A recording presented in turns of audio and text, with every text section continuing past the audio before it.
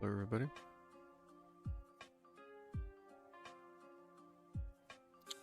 I am Thank You, Jackie. Hello, Pac. Hello, Cinco. Hello, Padrino.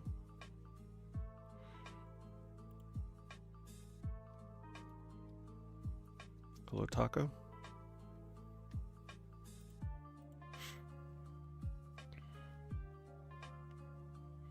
Look at that, $52 already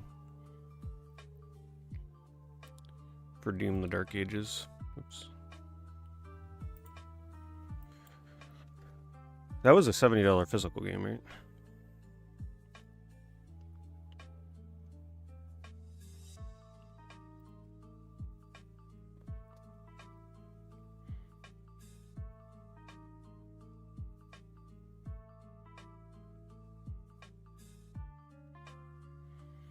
Stop playing Expedition so you can watch this.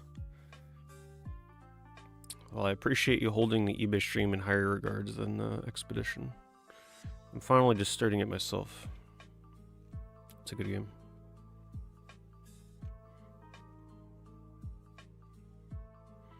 Is this right? This is not under ending scene.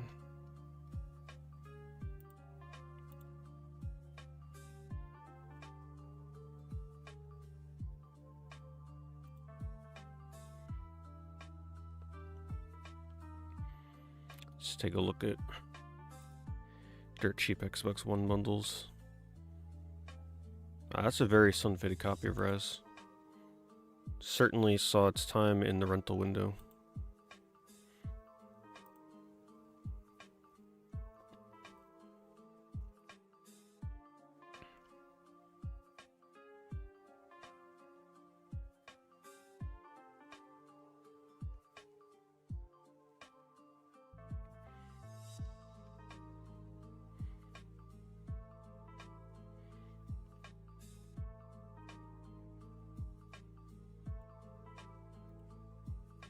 Actually, I like the way that looks. It looks like it's one of those games where you just like dodge left and right. I love this kind of games. I would love to collect these like weird little LCD games, but these things take up tons of room. Then all the batteries you gotta buy for them, yeah. I think I'm good. Oh look, finally one of the error misprints. I always keep an eye out for this.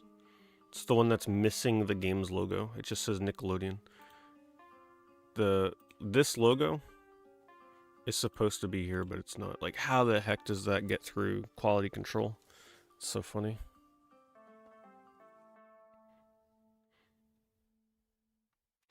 And as you can see, it's definitely more uncommon than the normal version, but it doesn't particularly make it much more valuable.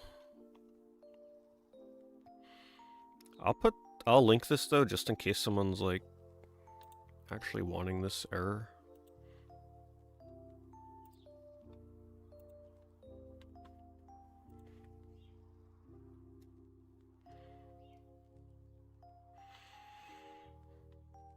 Hey, thanks, Video Gamer. Video Gamer with the biggest streak in the stream. Thank you for the 355 streak. Gotta get you to 365, so that way you can at least say that you never missed a year's worth of streams. Over a year's worth, though, right? Because that's only counting streams, like not days where I'm not streaming.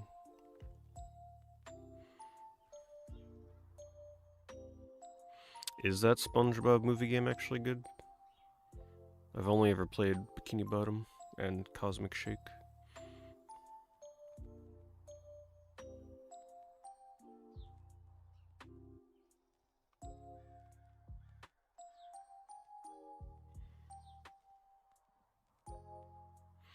It's supposed to be like Sega remix music, but I'm gonna be honest, I don't recognize this song at all. No clue what this is from.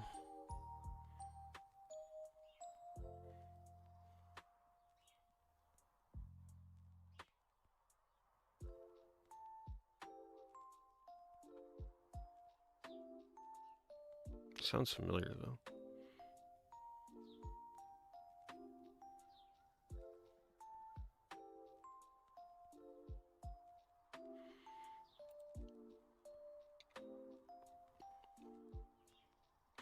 it's very similar to it.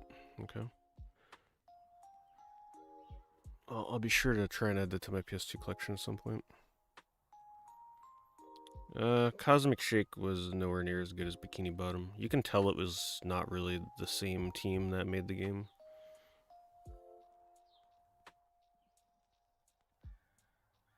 Bikini Bottom was like 9 out of 10, 10 out of 10 kind of 3D platformer. Cosmic Shake was more like a 6 out of 10.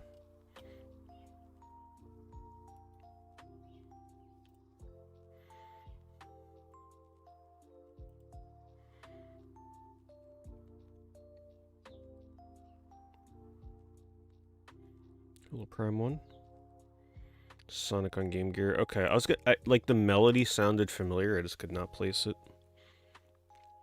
Hello, Grumpy Pear. Thank you.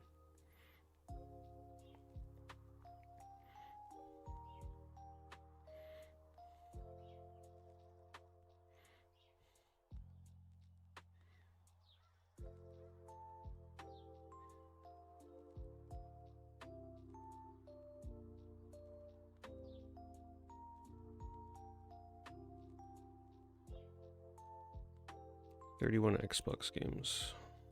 Oh my god. It's all sports.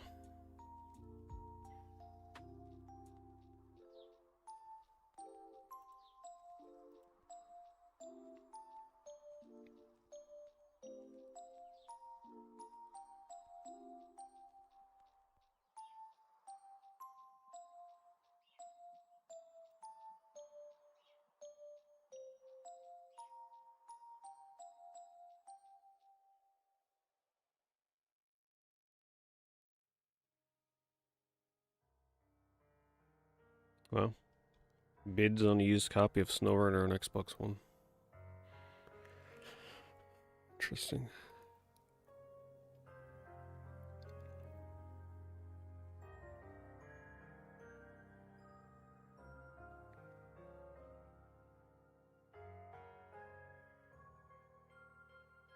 Physical copy of Eternal Cylinder. I don't think physical copies of Eternal Cylinder existed when this game launched. I was a bit let down by this game. I wish I liked it more than I did. I'm a big fan of Ace Team. And I really like the art style in this, but I did not like the gameplay loop. This is the one where the giant cylinder is like constantly rolling towards you. But it's got a lot of puzzle stuff, a lot of RTS kind of stuff going on. I wish I liked it more than I did. Some people really liked it though. I do recommend it. Just because I don't like it doesn't mean other people won't like it.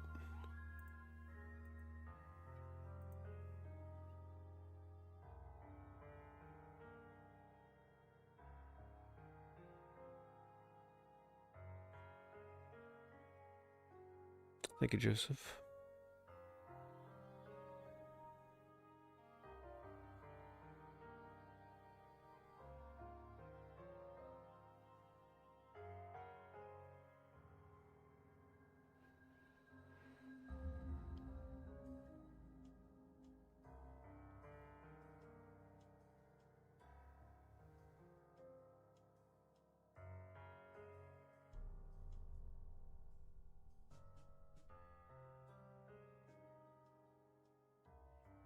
I remember I first played this game at a PAX event. And I was really into it at PAX, but then I don't think I ever bothered playing the full game.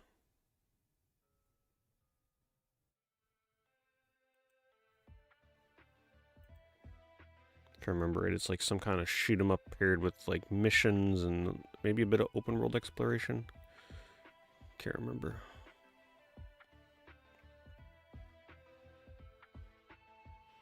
It's like I missed the days ago in the PAX and playing all the indie games there and stuff, but I don't miss it at the same time.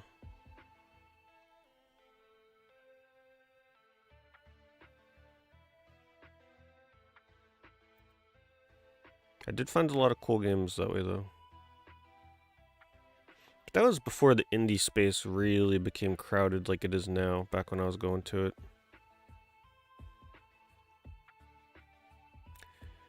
But, I mean, I do have a lot of fond memories. Like, I remember seeing Darkest Dungeon before it became super popular.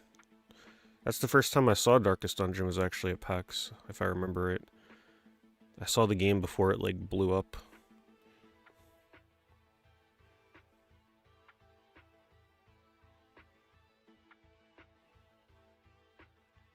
And you knew it was going to be popular because the booth was just packed with people.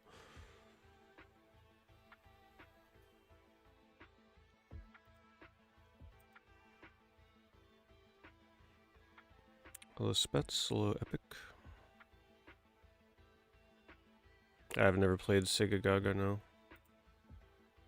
It always struck me as a game that would be very hard to play without knowing Japanese, if you're playing the original version. Wow. Anybody need 4 copies of Superman on Game Boy Advance? It's a weird lot.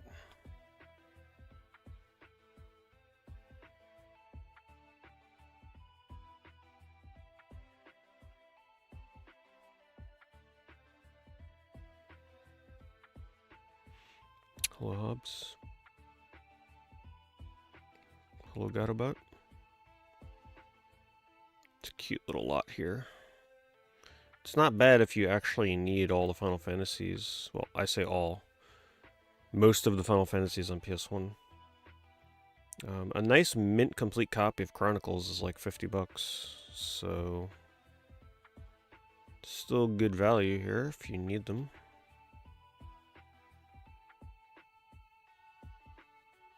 I'll link it. I would not recommend playing Chrono Trigger on your PS1, but some people may not mind. Unfortunately, that is the first time I played Chrono Trigger was the PS1 version. The cutscenes are cool. The 5-second load times every time I open the menu were not.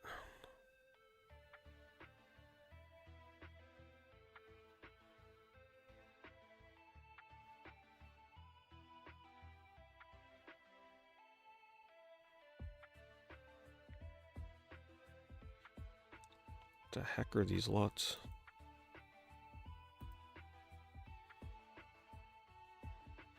Reseller's Dream lot. The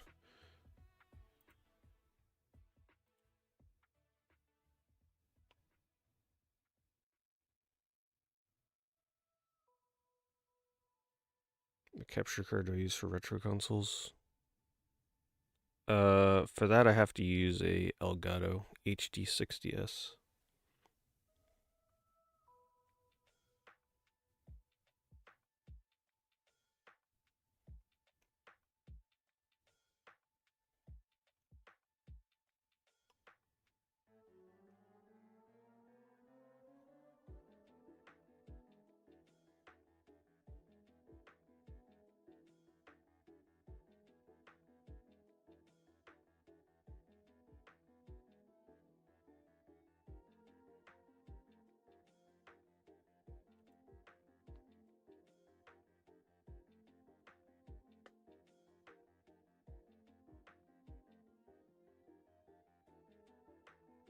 Well, talk, I'm feeling pretty good.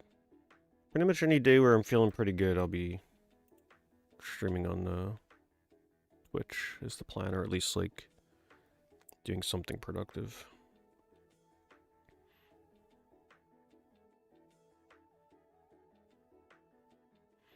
Took my nap before I streamed. Unfortunately, I still feel the urge to take naps in the middle of the day, but it is what it is.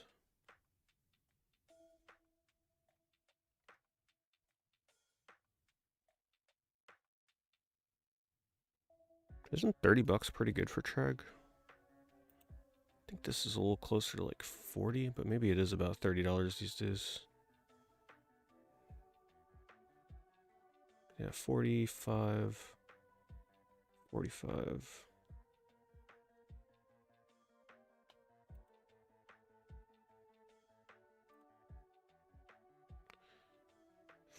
$42 with shipping. I think this price is pretty fair if you're okay with a disc that... Ooh, okay, maybe that disc is a little rough. Yeah, I would maybe pass on that disc. That's a little rough.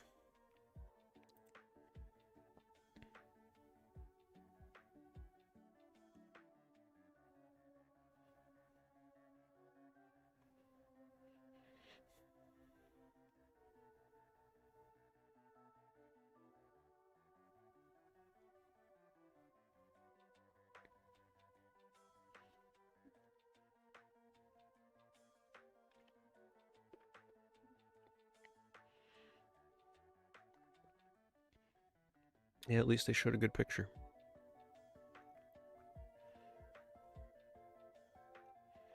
Nice and obvious.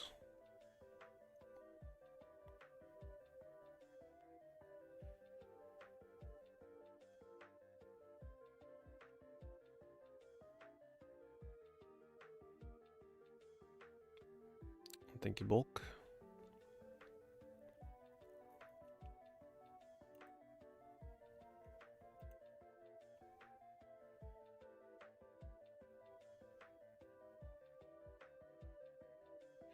Dino Crisis disc. And some other crap nobody cares about.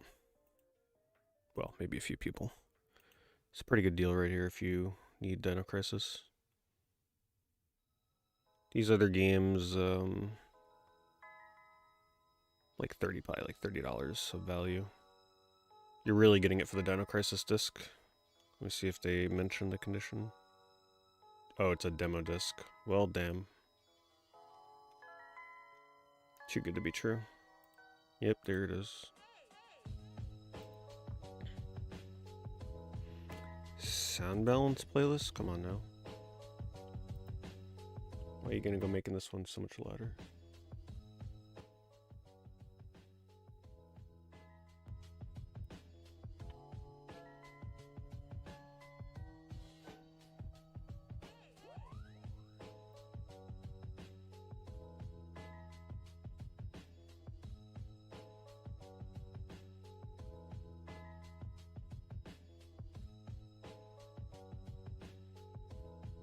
It's a good 3DS slot.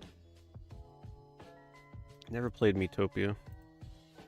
I was never a big fan of Miis. Never really got into any games that use them.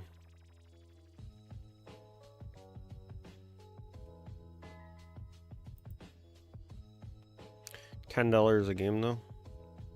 It's still pretty good. I'm gonna link this.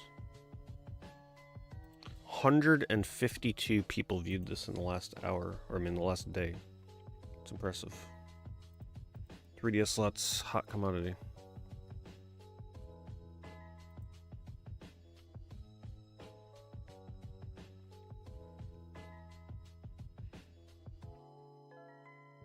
Oh, I did, since Parasite Eve here is reminding me of it. When I uploaded my playthrough of Parasite Eve to YouTube, it has a ton of copyright issues with the music, first of all. So I tried to like clean that up and it like broke the VODs so that the VODs had no audio whatsoever. And then I deleted the VODs. I did re-download my Parasite Eve playthrough.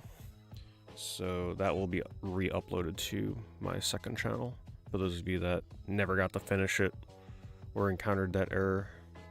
You know, the funny thing is with Parasite Eve on Twitch, when I sorted by like my highest viewed VODs ever, this was like one of my most viewed playthroughs ever on Twitch. Like for the highlight, like the archive of it. I guess it's pretty rare to find a first playthrough of Parasite Eve these days. Of course, that first playthrough now is like years old, but I archived it at least. It's been long enough where I would love to do a second playthrough of it sometime. And this time actually tackle that post-game dungeon.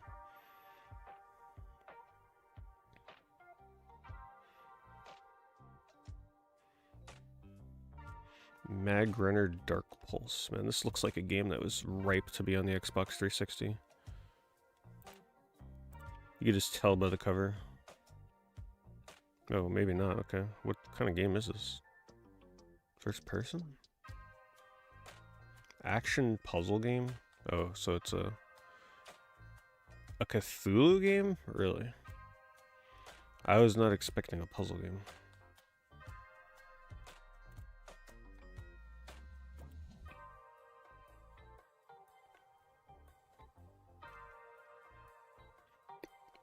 Splatterhouse 2 missing the manual.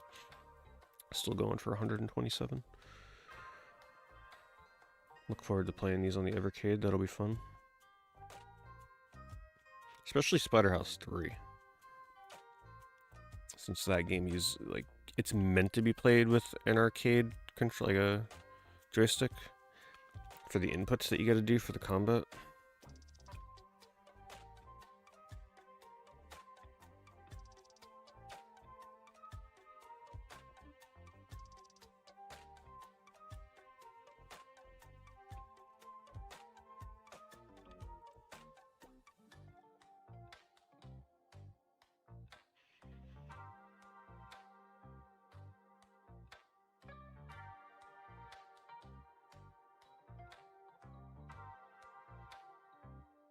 100 Wii games.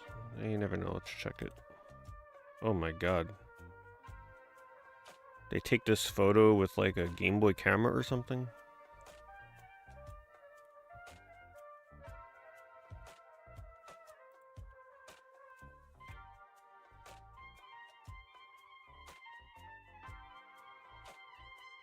This song is terrible.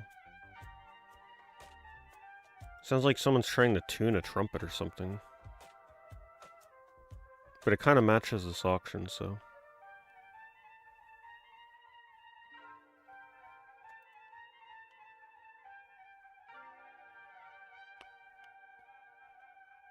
Oh my god.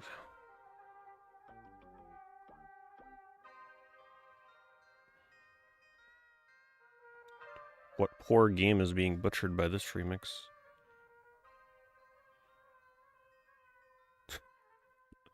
That was bad. Alright, there's Strike 1 playlists. You better not throw us another terrible song like that. Bush Rescue Bundle. I still never really played the Thai games. I think I dabbled in the first one, was it? Or the third one? I don't remember. I was forced to play one of them years ago. Mira, I know that you wouldn't ask this of me if there was any other way. Your death will not be meaningless. I swear it. Hello, Mid Grizzalum. I'm doing a lot better, thank you.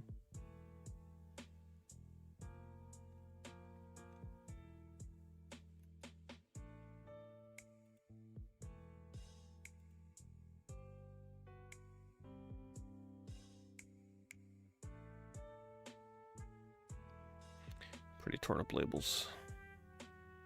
Ooh, man. Still $123 bid.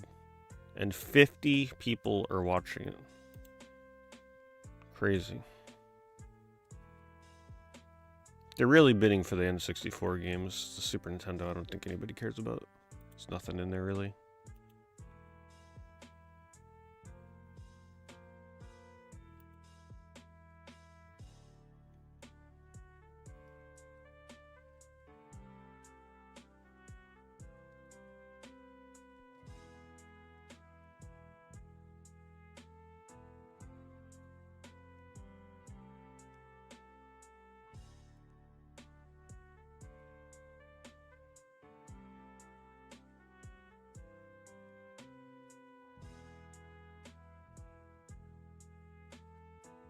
Suffering sequel.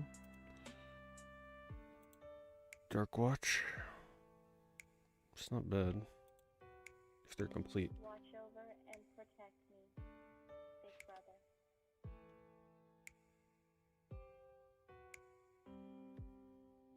They are complete.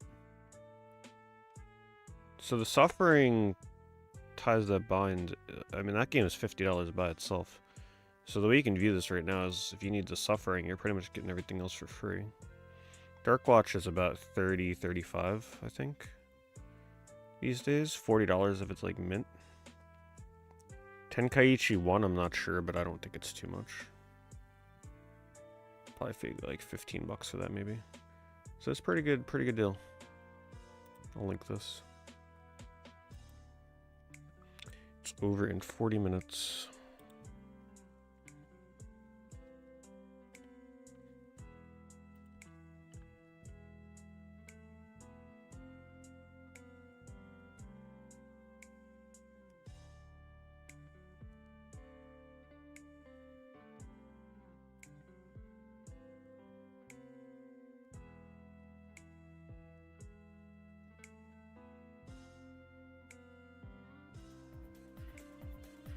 Thank you, Hi Thierry, for the 51-month resub.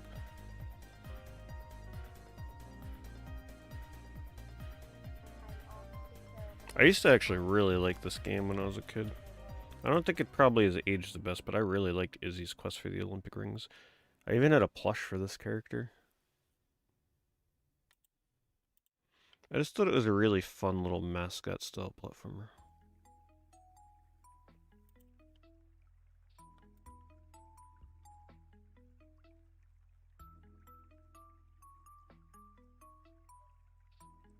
Yeah, it looks like we had a new sub on Twitch. They probably haven't pushed forward their notification yet, though. Thank you to whoever that was. Doesn't show me on my end. It says we hit that goal, but I don't see it on my end yet. Will they reprint Claire Obscure? Oh, I'm sure they will. I'm sure that's not the quickest process, but they'll get around to it.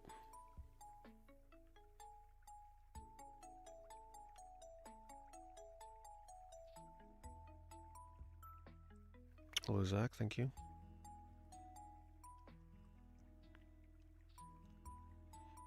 Man, it's been hard avoiding all these Mario Kart spoilers popping up, though. There's like so much gameplay showing up for Mario Kart. I still really want to try and go in without knowing too much.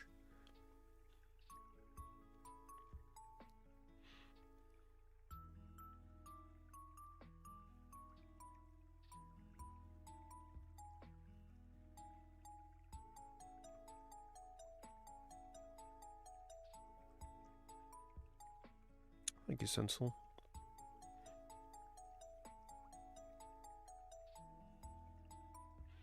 Eternal Champions, yes, I loved Eternal Champions. I was a big fan.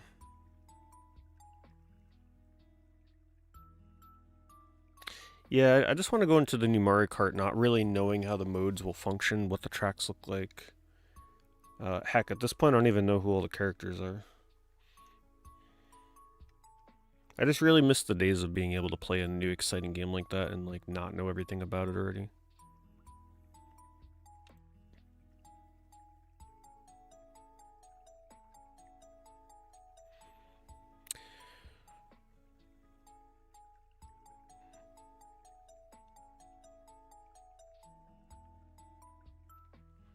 But stealing a game was probably the way that I got Jack Brothers on Virtual Boy. Because I got that as part of a Virtual Boy lot, complete in box. It was a near complete Virtual Boy collection. It was only missing a handful of games. With the console, it was about $300. And these days, if you just want to get the manual for Jack Brothers, it's like over $300. So yeah. There are perks to being into collecting the weird consoles that nobody cared about like 20 years ago.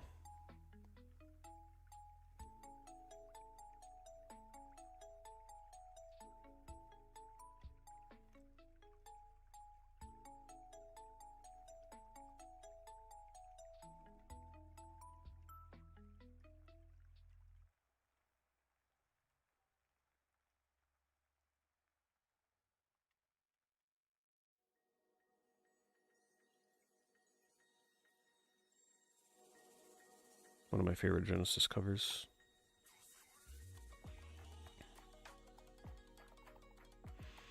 You saw this cover on a shelf, rental shelf or something, Toys R Us. That was grabbing your attention. They don't make game covers like that anymore, they really don't.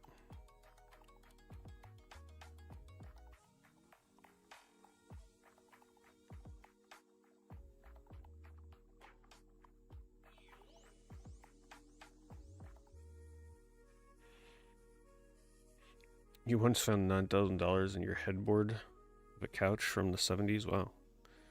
That must have been a shocker.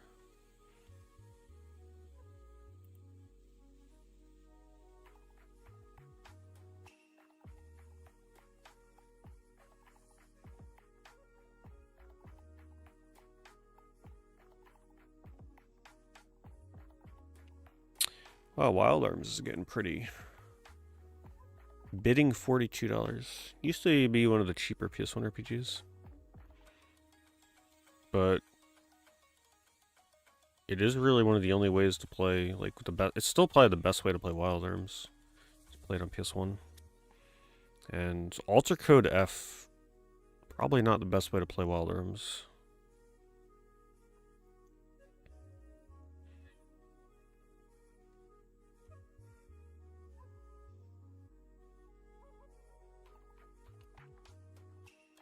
$7 shipping for this. Something tells me they're gonna regret $7 shipping.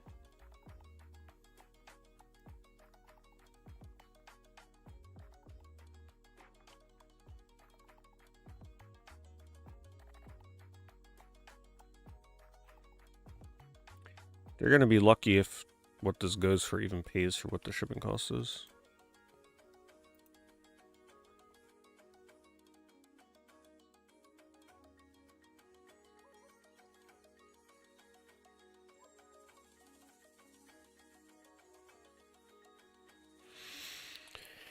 Can recommend games. I say is not worth the asking price. Son saying his copy of Conker's Bed for a Day, while fun, isn't worth the asking price. Well, that's certainly an interesting one to play, depending on how old your son is. I will say most retro games are probably not worth the asking price. Once a retro, like Conker's Bed for a Day, that's pretty expensive for just a cartridge. Once a retro game is starting to get over that like $100 mark, most of them are probably not going to be worth it unless you're like really into it.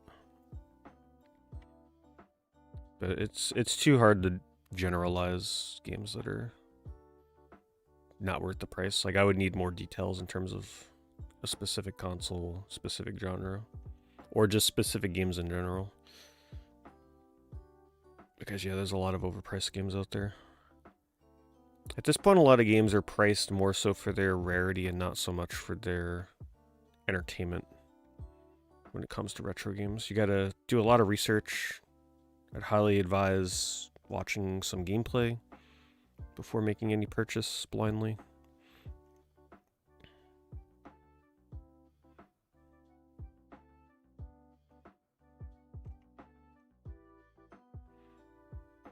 I remember trying to rent Conker's Bed for a Day from Blockbuster. They wouldn't let me. My Blockbuster was one of those kind of Blockbusters.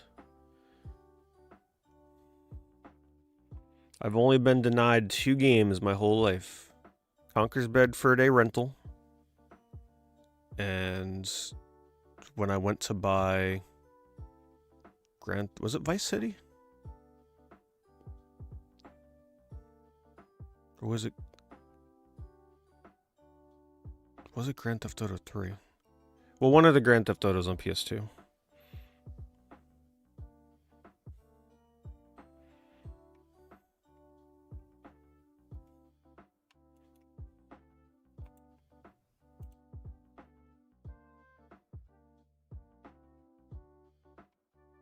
It's that demo disc lot.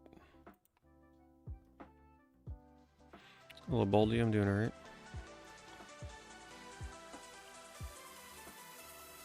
Turn down the sub music a little bit.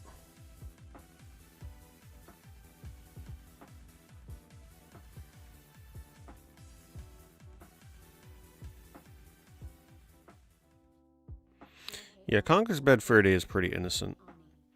But for its time, that game was very controversial.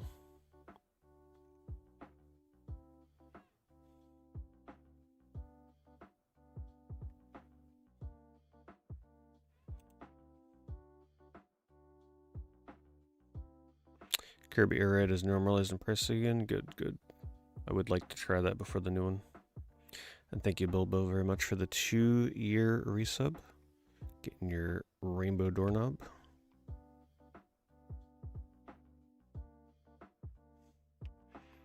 Yeah, I definitely tried waltzing in the KB Toys and buying one of the Grand Theft Autos when it came out. But they were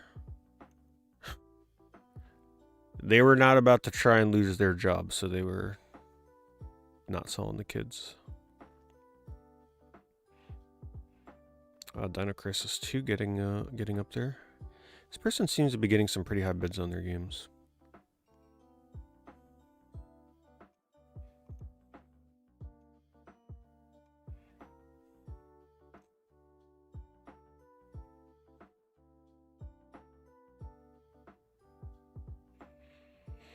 I did play Conquer Live and Reloaded, and I actually played it online too, a decent amount. I was pretty obsessive with the game for like a week or two. And that was it. No music. Can you not hear the music? can turn it up on your end a little bit.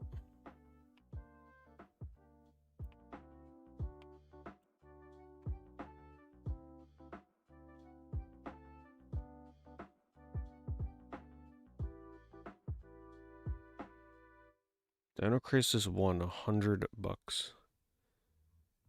This person's getting some very high bids. Pretty fortunate.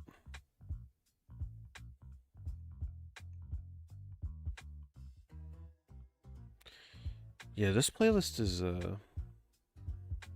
it's supposed to be remixed Sega music. Some real hit or miss songs on here.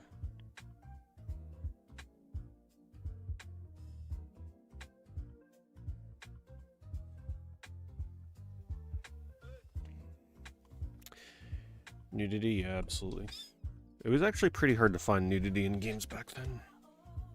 The only game you would have had to have avoided is BMX XXX, but I don't think any parent would be buying a game with a title like that for their kids. Still to this day, you are not allowed to stream that game on Twitch, which I think is bogus. Alright, let me see. Let me find a different playlist. Let's go with some Final Fantasy instead. It's a weird remix channel.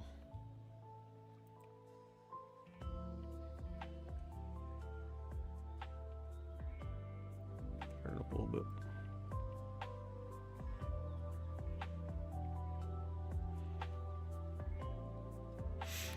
Well, what is it? I think 2027 is the 15th anniversary of no update on that Chem Dream, so I'd at least like to try and hit that anniversary first.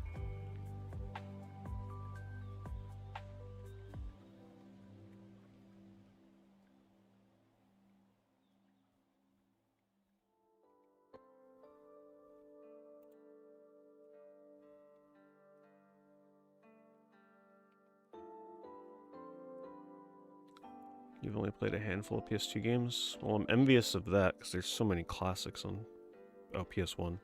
There's still a ton of classics on PS1.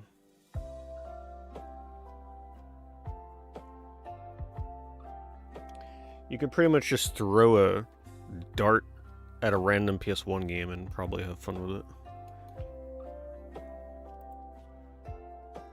If you like RPGs, I mean, you're gonna have stuff to play on there for years.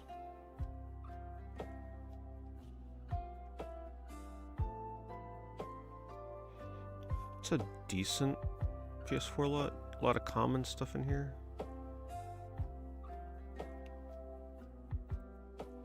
Decent. Oh my goodness. Former rental indeed. Premiere video.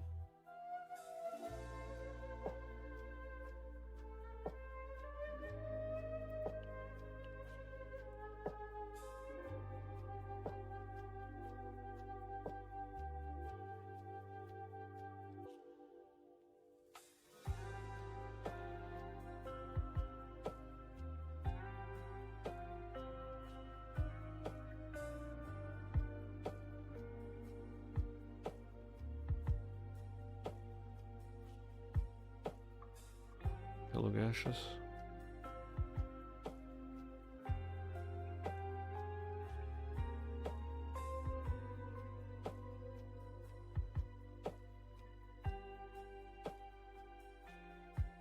Did you really buy it by mistake? Yeah, BMX XXX is probably one of the only games where if you bought it there... Well, that and... Well, there was that Leisure Suit Larry game on PS2. Which still to this, like, I'm blown away by how crazy that game was. I think that is the most over-the-top M-rated game I've ever played.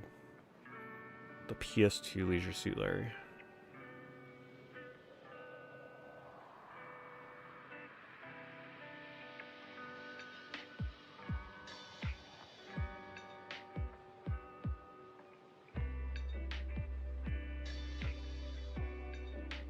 Yeah, you had it thrown in a little bit with like God of War and stuff, but it wasn't like a focus of the game.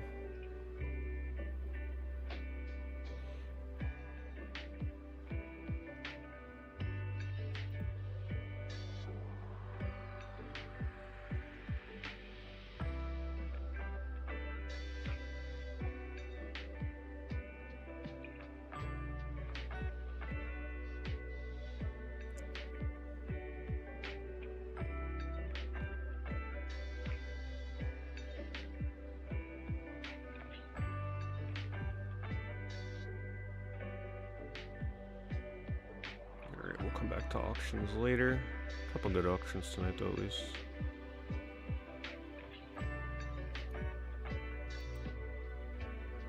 It's a very random lot.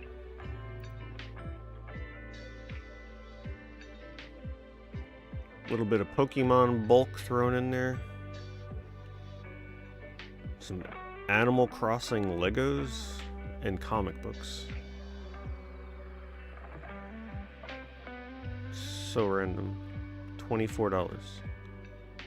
But you know what the crazy part is? All this stuff thrown together with that Atari and everything is probably worth 24 bucks.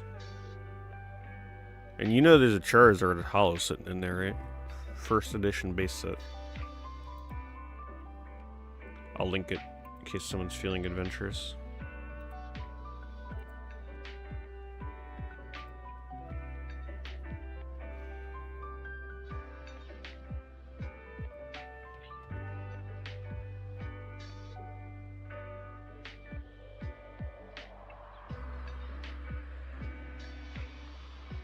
You picked up. So there's nothing wrong with Sonic Superstars if you can get the game for like 20 bucks or under. But that game at $50 was not right. And the online was an embarrassment. Shouldn't have even been included. But if you're getting that game for 20 bucks, it's definitely worth playing for 20 bucks.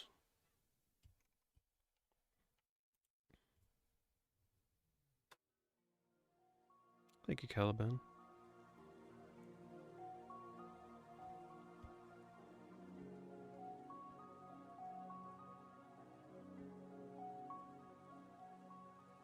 Why are 5200s known for starting fires or something?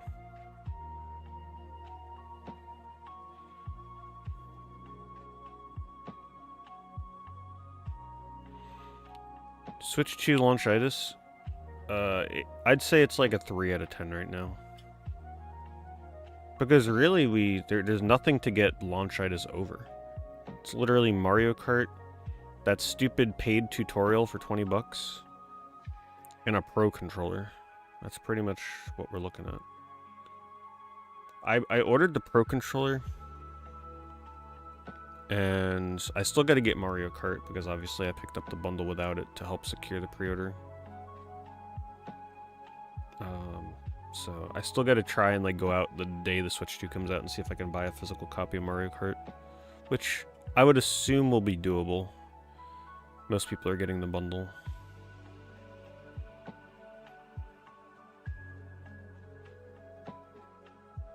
This is pretty good if you're in Canada.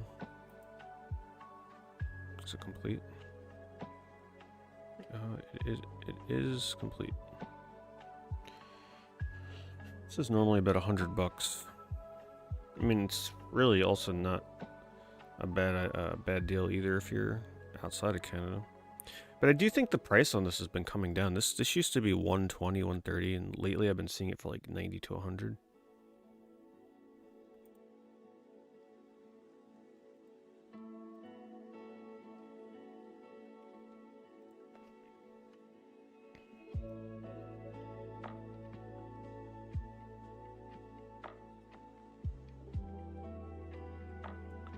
I don't even know what Skibidi toilet stuff is. Like, I understand it's some popular meme or something, but I still don't know what that's all about, to be honest. Am I still collecting original Game Boy? Not really actively. Original Game Boy, I collect cart only. Game Boy Color, I collect complete in box.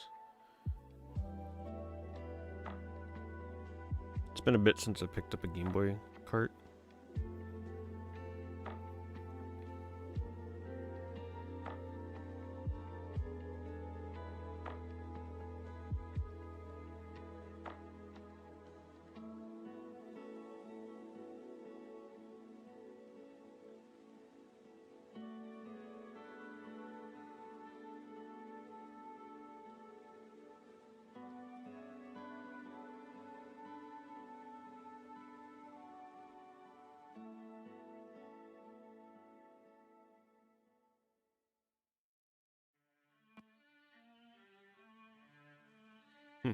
It does make me wonder, actually, for Pokemon Let's Go.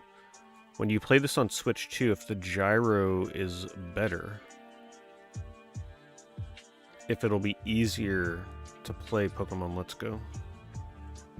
I'm a big fan of Pokemon Let's Go. I know that game gets kind of hated on a lot, but I'm a fan. I like it. Just for the sole fact that it's technically a remake of Red, Blue, Yellow.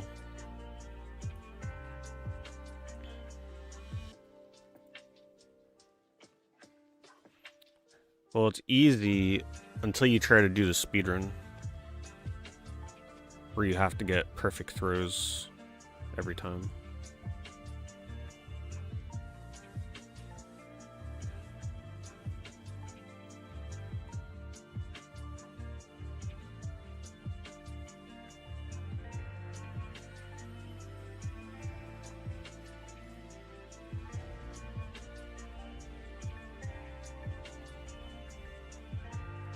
I have not played any Spider-Man games on 360 and PS3 to my knowledge. I may have done one of them on 360 for achievements actually, but I don't remember which one.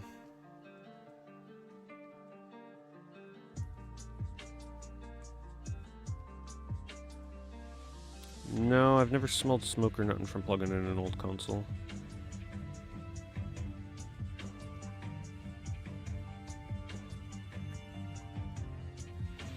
I don't have any plans to play the new Fantasy Life right now. The only thing that I'll be picking up and playing, which is the Switch 2 and whatever games I get for that, but Switch 2 is already paid for.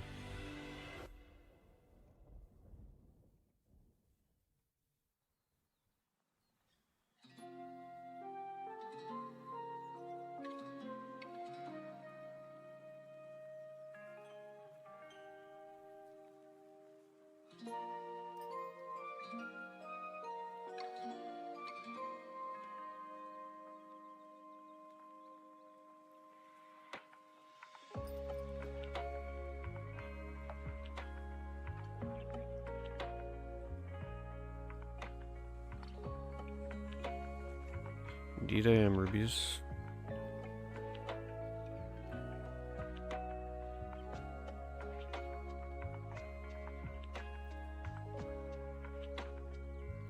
$365. It's got some good games in here. Water Damage Nightmare Creatures.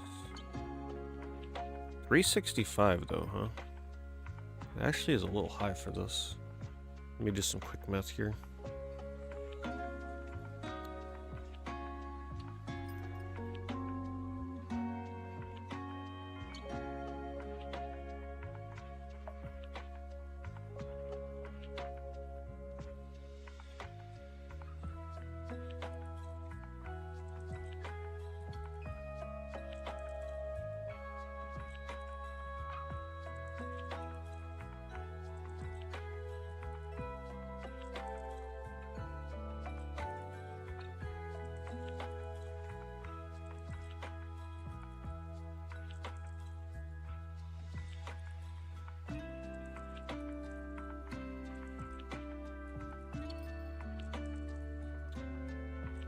If you were to like buy most of this stuff individually, not in a lot, you'd probably spend about $430. So in a way this isn't bad, but it's still very high. That's a very high bid for something like this. Normally this would go for much cheaper. Interesting.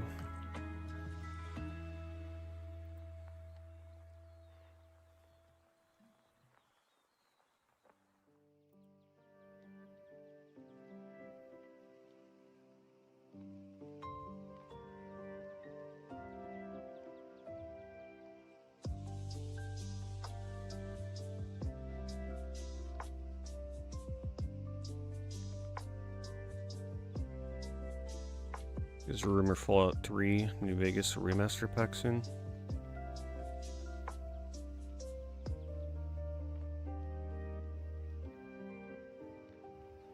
I'd play Fallout 3, not New Vegas though.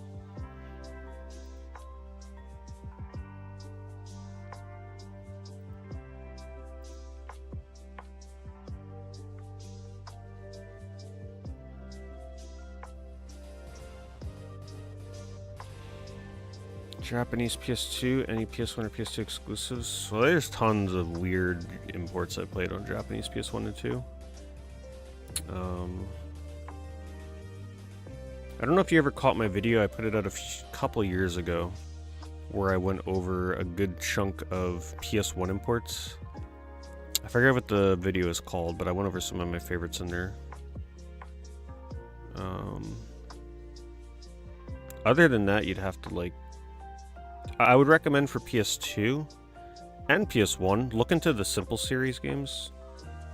There's a lot of like nice, cheap, exclusive... Not all of them are exclusive, some of them got ports, but there's some nice little cheap import-only games in the Simple Series games that you'll have a lot of fun with.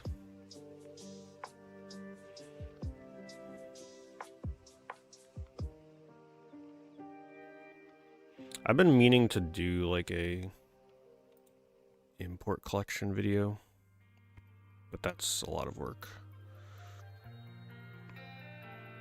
because I have a lot of import games. I don't think I'd be able to show gameplay for them. It would pretty much be a very specialist kind of video, whereas like if you don't do imports, the video will probably be of no interest to you.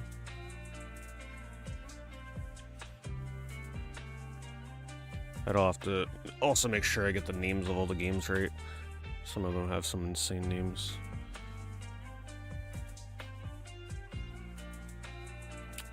Thank you, Crumb. Thank you very much.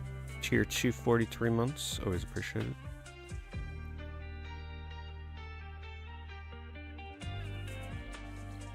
I'm looking forward to the Switch 2. I am.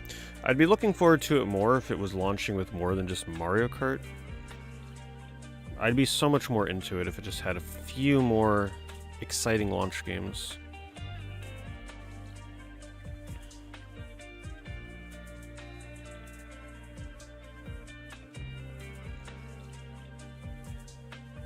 Like, I'm excited for it, but my excitement level is definitely pretty low. Because it really is just Mario Kart. So... which I'm excited for, don't get me wrong.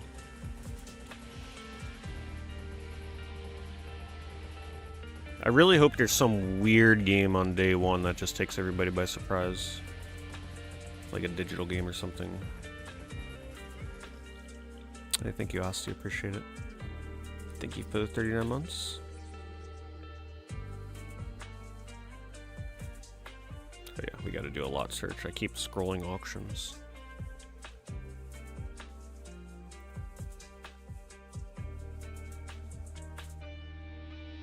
Cabal screen? Yeah. But it's hard to recommend that though, because like not everybody's into the really weird stuff.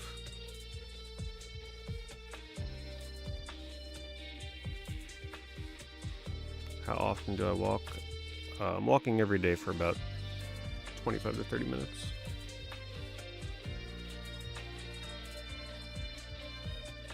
Hello, Kinetic.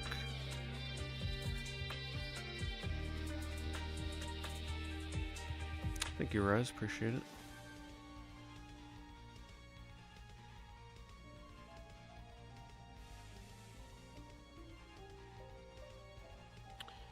If you like timed hits.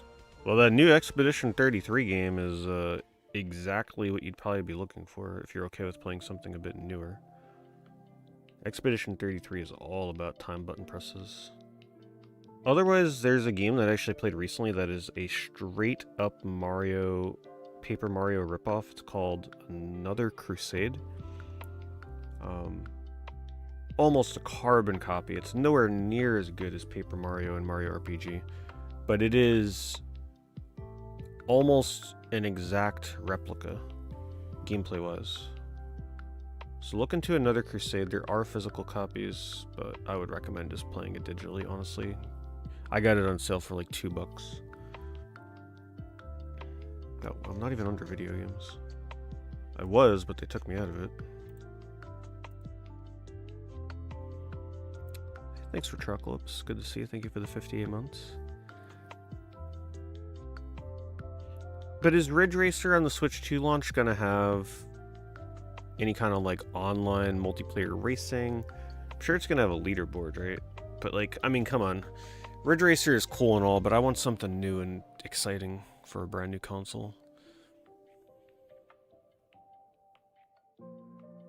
Thanks for Truck Lips, appreciate that.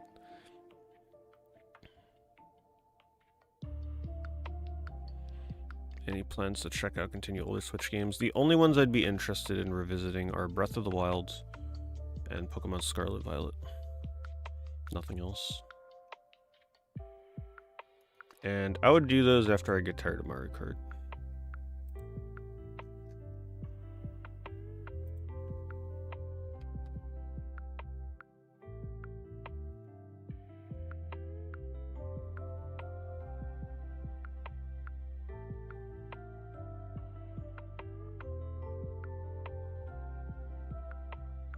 I am also on Twitch, yes. That's very kind of you, thank you, Chardo. Which, don't forget, on Twitch, if you don't normally use Twitch, they have that Amazon Prime thing, where if you have Amazon Prime, you can link it with your Twitch and you can sub to somebody for free. The only downside to that is you got to do it manually every month. It doesn't like auto-renew, so you'd have to remember to do it every month. But that is something that a lot of people that don't use Twitch often are not aware of. Let me just catch up on chat real quick, I'm falling behind. Have you started exercising post video? I was always exercising, but not as often as I used to. But yes, I've only missed one day of not going out for a walk because it was freezing that day. And I was very tired. But yeah, I'm trying to do a 30-minute walk every day.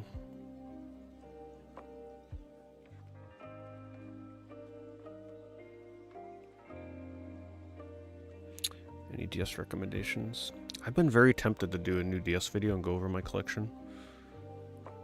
There's so many awesome little DS games. It depends what you're looking for, though. It's like you're looking for an RPG. Depends what you're looking for. Because there's just so many games on DS that they don't really even fall into a genre. But the original Ridge Racer is coming to Switch 2. It is a port.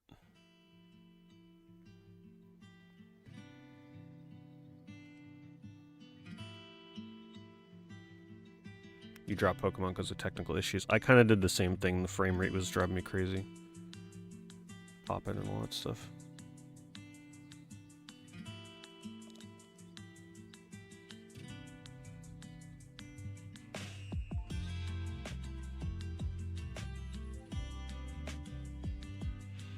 I don't own a Polymega.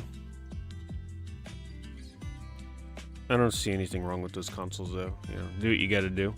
If you're okay with the emulation, nothing wrong with it. I wouldn't judge anybody getting one of those things. It's very expensive to get all the official consoles otherwise.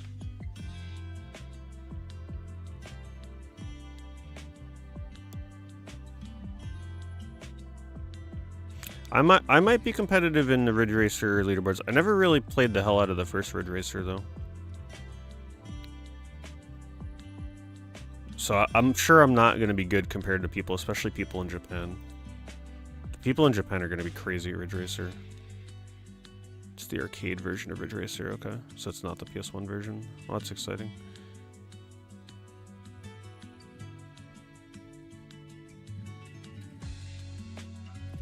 Not yet, Thomas. I'm waiting a little bit before something like that. Still trying to catch up on this chat.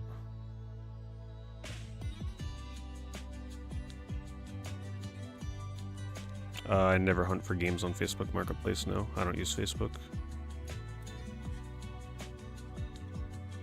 Ridge Racer is also coming to PS4 and PS5.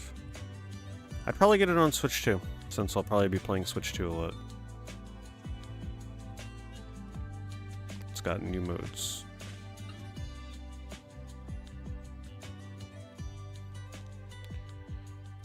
Well, hopefully it sells a ton of copies and tells Bandai Namco that people still want new Ridge Racer.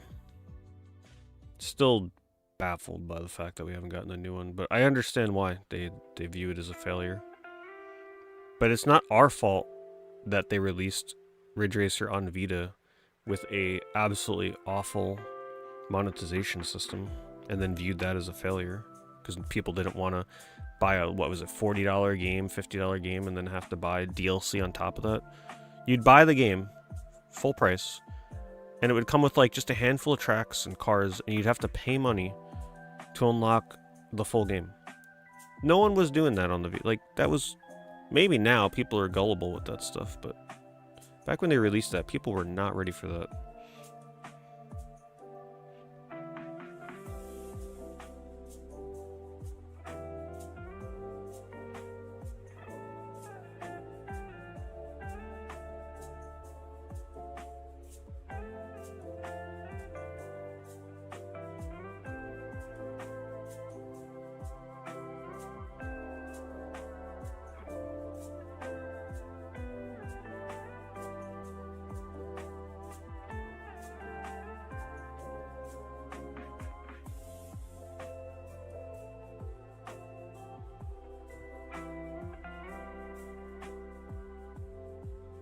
Battle Network games after the collection came out. I'd say just go for the collection. The amount of money you would save yourself with that collection is just staggering. And just the convenience of being able to play it on your TV. It's quite nice. And if you get the PlayStation version or Switch version, you can still take it on the go. If you have a portal.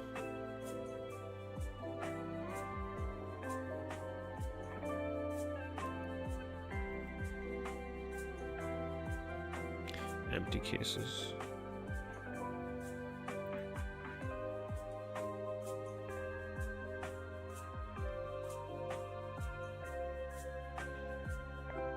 What game am I going to stream next?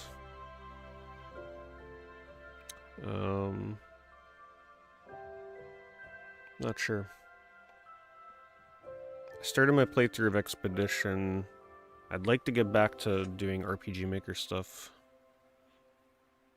Have a sponsored game I gotta do in the next couple days, which I don't remember the name of. It looks cool, I don't remember the name of it. Some kind of like horror adventure game or something like that. I don't remember what it was.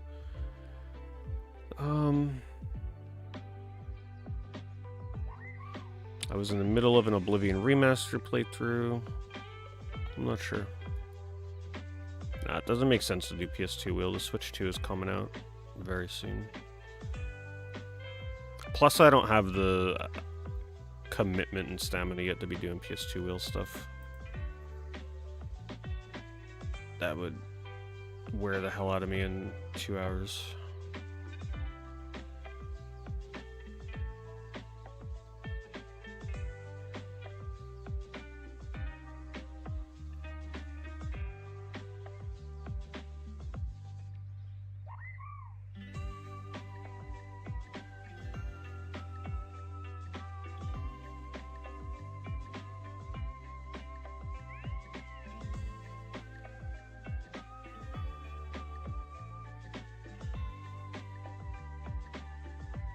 I have not played the Mega Man Legends games.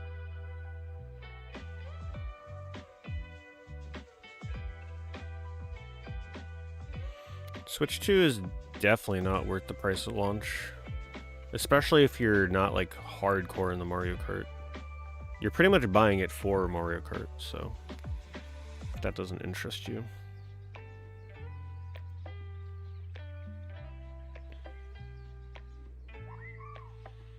What am I currently collecting for?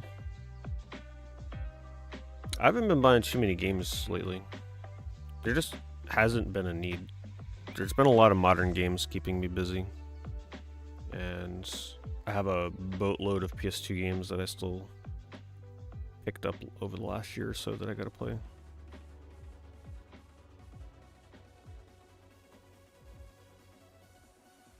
Thank you, Thomas. Thank you for that Prime sub.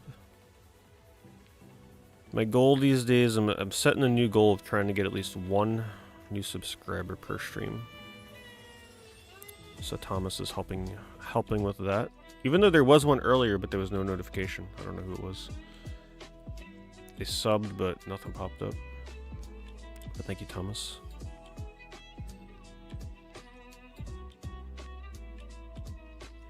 Am I gonna get this From Software game on Switch 2 when it comes out? Probably. I'm sure we'll be desperate for Switch 2 exclusives at that point.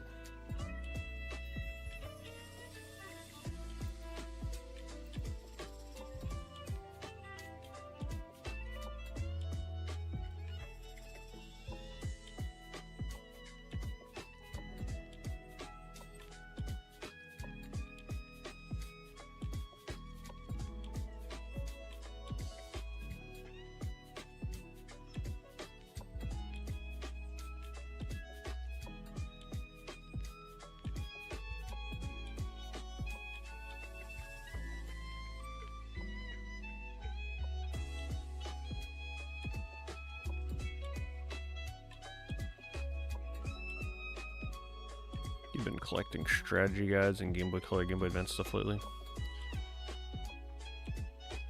Strategy guides are always cool to collect, but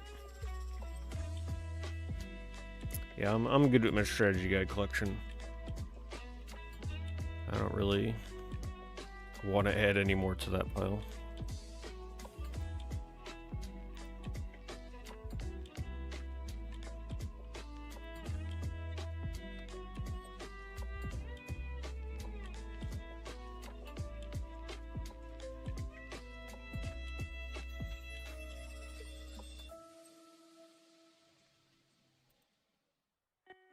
$72 games, $550. It's like most of them are coming with manuals.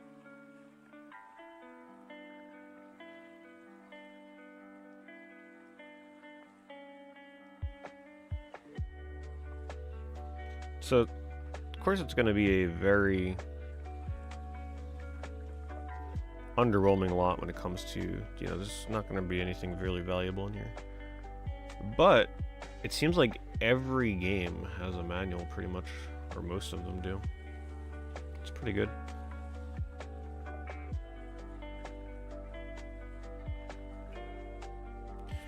You got some decent little like $20 carts in here too. It's not all garbage. This is a very good like kickstart your NES collection kind of lot. Most of the games have sleeves and the game manuals. Yeah, it's pretty good. Pretty good. I'm gonna link that.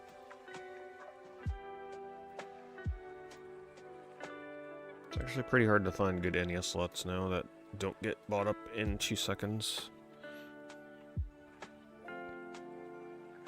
If you do a cost-by-cost basis with the manuals, it's pretty fair.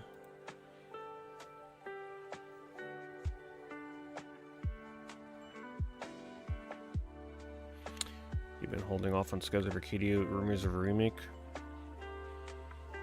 I don't think I've heard those rumors. But with Sega like going back into a lot of their older dormant IPs and series and stuff, yeah, I would not doubt any rumors coming out of Sega right now.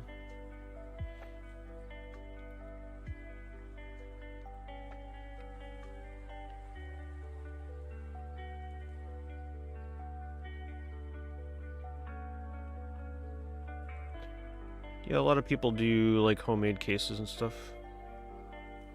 Cover project kind of things. Some of them look really good.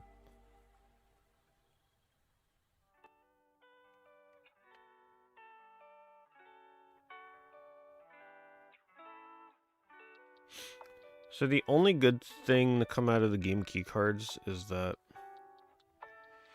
if they were to be digitally released only or give you like a digital code inside the game, at least with the digital, like the game key card, your game can still retain resale value and be able to trade it and sell it.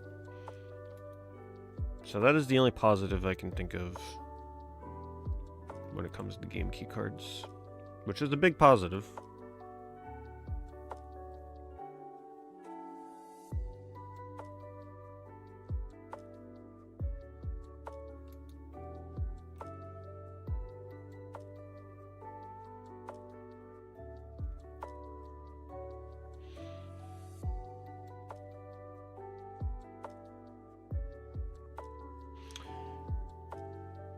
Every other game worked, but Sonic Adventure. Interesting. Could be the laser going.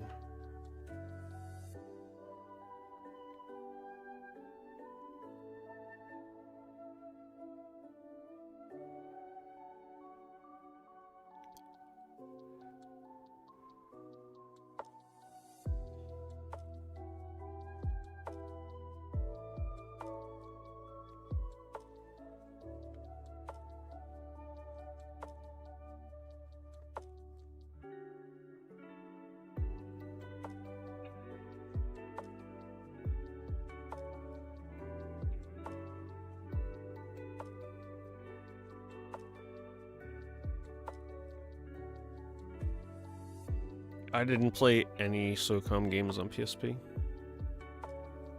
I had no reason to. That wasn't SOCOM to me. You had to play them with like weird controls because there was only one analog stick, if you even wanted to call it that. I didn't want to bother with any of the ones that were co-op focused. I was very competitive with SOCOM. I wanted nothing to do with SOCOMs that were all about playing co-op.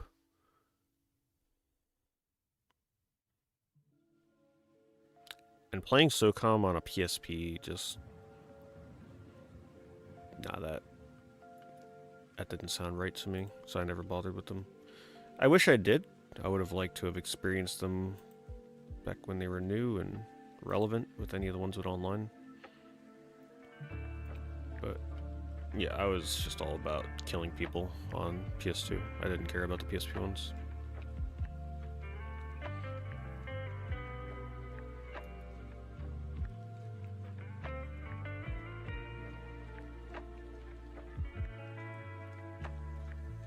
Taiko Drum, and I don't own any of the drum bundles for Taiko games, not since the imports I bought on the Wii. If I play a Taiko game now, I just play it on a controller. I can't really do Taiko games anymore though, unfortunately, the Taiko no Tatsujin on the TV and stuff. It gives me that terrible, like the speed at which the notes move on the difficulties I would play at.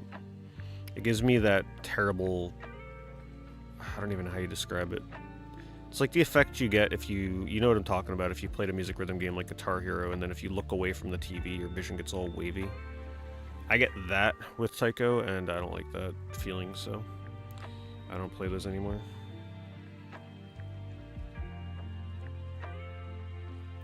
That's why I had to stop playing Guitar Hero back in the day. I don't like that effect on my eyes. And also, it was very uncomfortable on my wrists. Yeah, it does the thing where everything's like warping and scrolling afterwards. Do you not like that?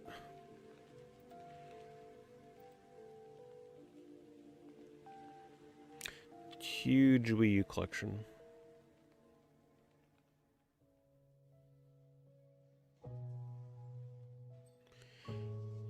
$84 games.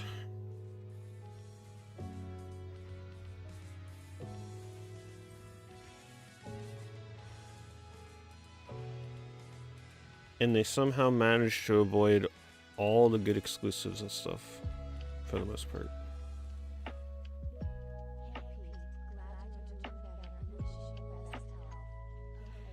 $700. If you do the math, it's probably worth it on an individual game basis. You're getting a big chunk of Wii U games out of the way with this. It does have make an offer. Someone here may want to make an offer on this if you're looking to get like a huge portion of the Wii U library. Yeah, you ain't gonna find Devil's Dirt in this slot. Let's see here. Tokyo Tiger. Thank you, Tokyo Tiger. Thank you for the 41 months, and thank you for the message.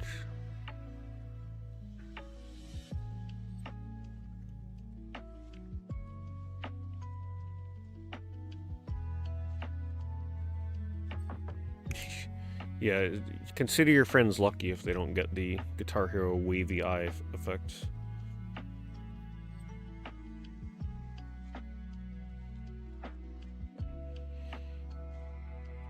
So I think it's best to sell modern games in a lot or individually. For modern games, well, for best possible value, selling games individually will always be the best way to go, but the thing you got to factor in with that is it worth your time, materials, and shipping? Because if you're selling games like separately, each one's got to have an envelope. Each one you got to drive to the post office, unless you like put it in your mailbox for the mailman to pick up or something. Each one you got to print the label for, unless you're handwriting. Each one you got to pay that individual shipping costs, which may or may not go over depending on if you're doing calculated. So that's why a lot of people do lots for modern games, because they just don't want to put up with the time commitment to sell them all individually.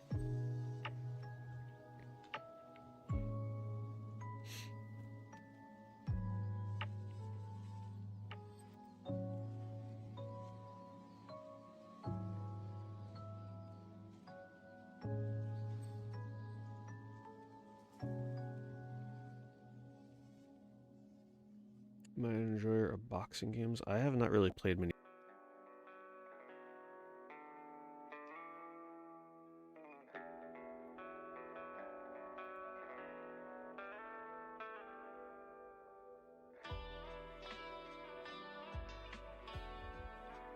Am I getting Switch 2 key cards? I'm not really too concerned with it. Like, if that's the only way a game is going to be available, then so be it. I haven't really even looked into what games are only on keycard or not. I'm still not even 100% what all the day one launch games are, to be honest with you. I don't think I've seen like a solid list yet of like day one confirmed games.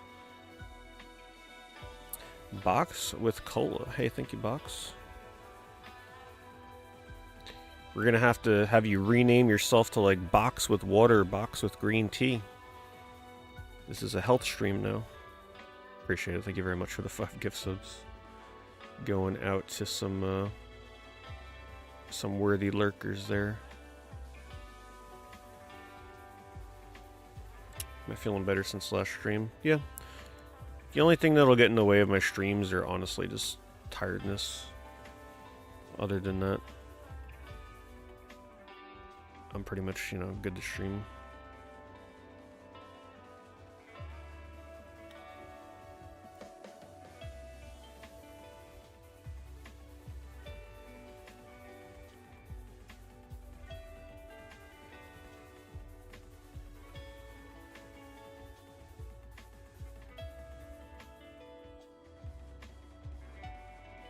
Sega is only doing keycards on Switch 2. Yeah, I mean, it is what it is.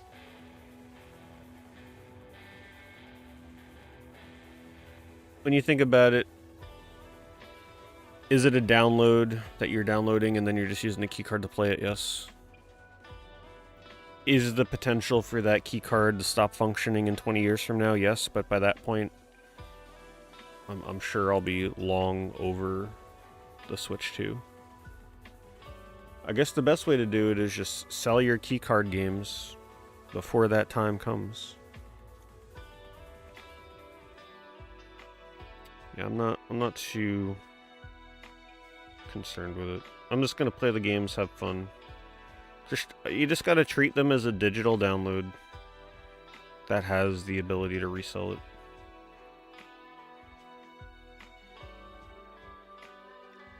It is what it is. That's just the way the industry is moving, for better or worse.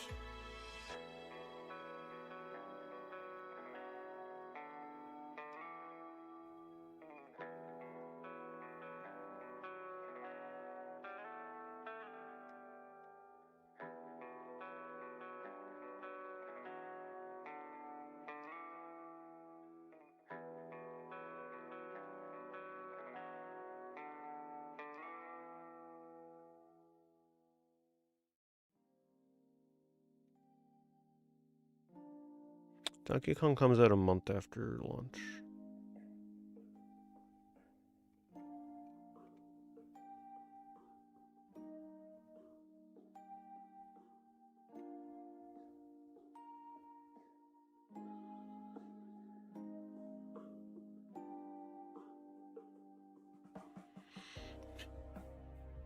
Well, the game I'd look forward to trying out the most on Switch 2 is Donkey Kong. Thankfully, which is not too long after the launch, because it's hard not to get excited over a new 3D platformer. But I'm definitely excited for Mario Kart, but there's really not much else to look forward to as of right now in the near future in terms of games that'll be releasing. Metroid Prime 4, I guess, whenever that's coming.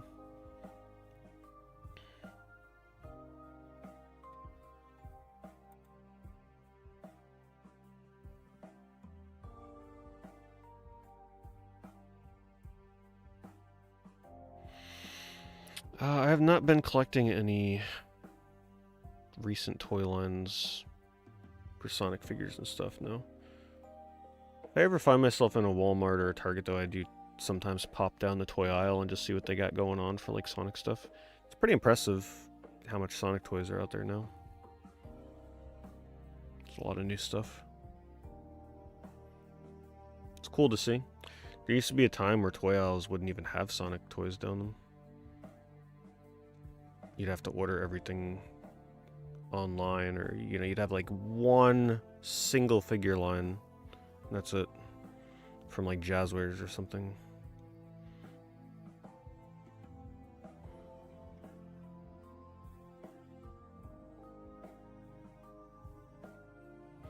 Video game steelbook lot. This is why I don't like steelbooks.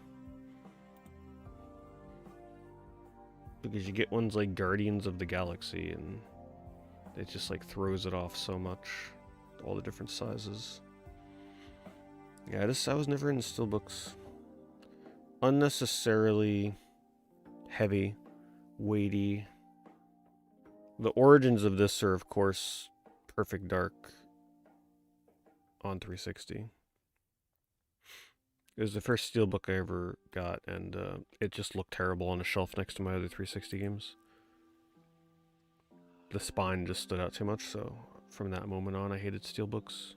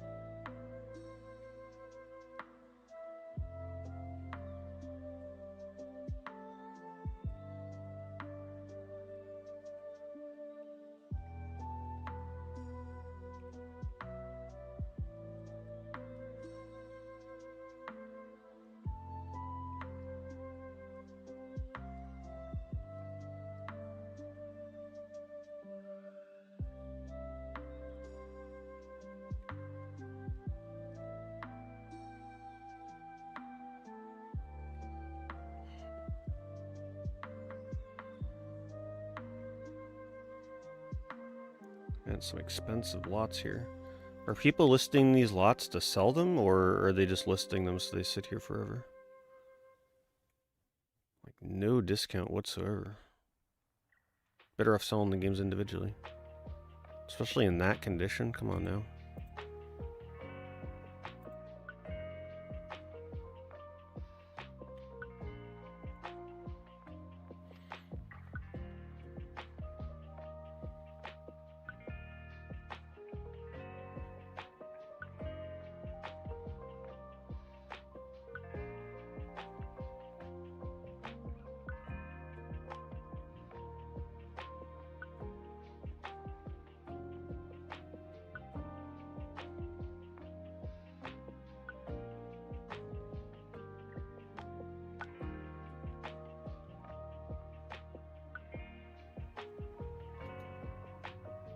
$49 discs. Do you mean games or discs? $300. Okay, there's a disc book there.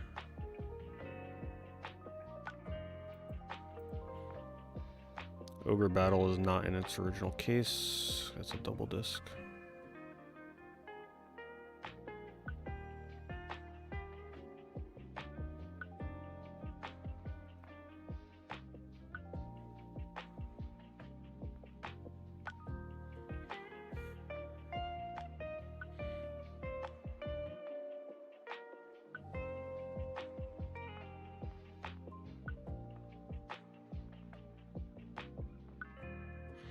If only they kept all their cases and manuals for these games.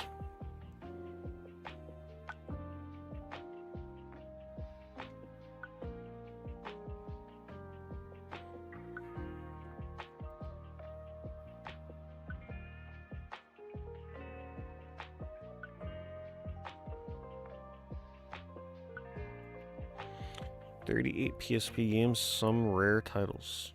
It's actually very hard to find a good PSP lot these days.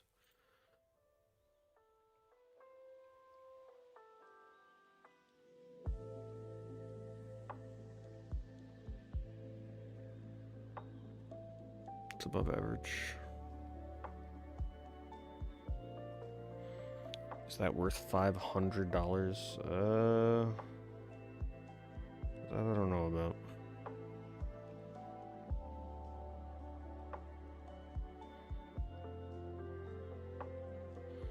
Thing is, most of these games, if you were to buy them individually, you could probably get them for $10 or under. So if you do the math on this, it's not worth it.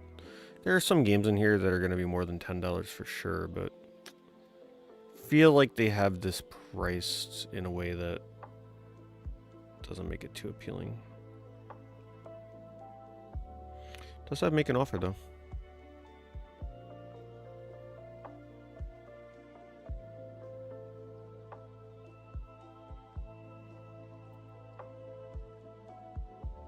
I'll link this for any PSP low ballers out there feeling adventurous.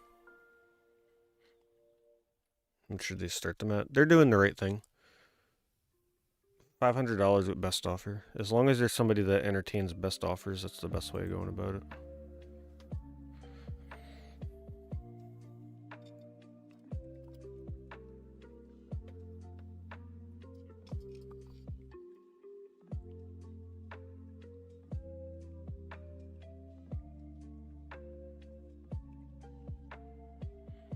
Am I going to get and play GTA 6 when it comes out?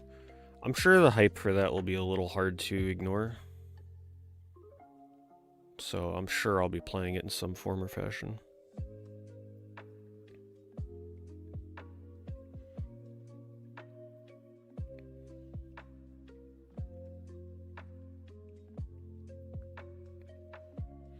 Game Boy lot with boxes. There had better be more games than just that. It doesn't look like it.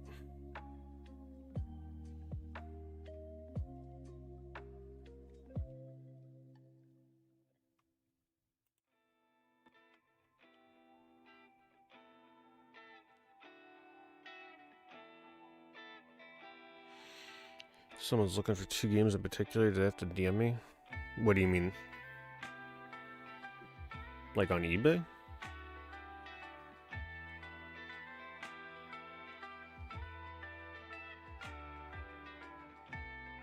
You're stuck at the airport, 30? Well, at least you're stuck on a Saturday night with eBay. Hopefully we can help you pass the time.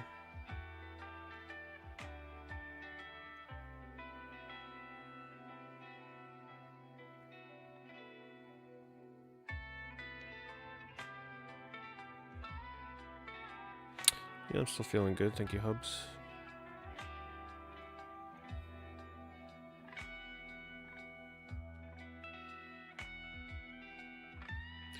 Case only lot on those Xbox games. Okay. NES lot of 20. See, this is why you always look at the title. You don't just look at the pictures because you notice that price is crazy.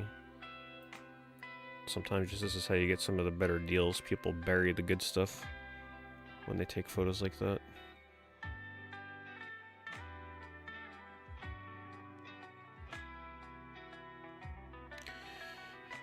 But in this case, I don't think you're missing anything.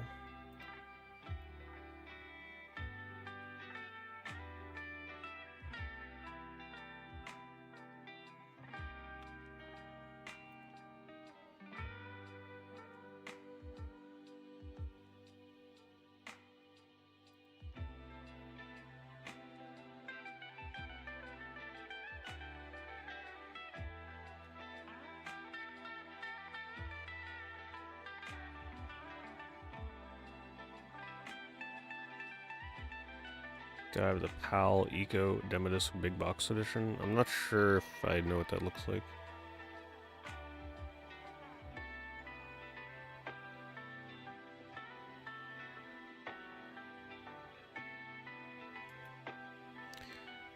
PlayStation 2 game lot with Doom. So these are the people you gotta look out for. The people who have no clue what's going on. So they do have Silent Hill Origins in there, which these days is like, what, 150? It's like $180 or something. But this person is apparently decently aware of that. Because everything else is almost valueless except for Doom. No manual in Resident Evil File 2. Yeah, probably not worth your time. This person also has 88% feedback.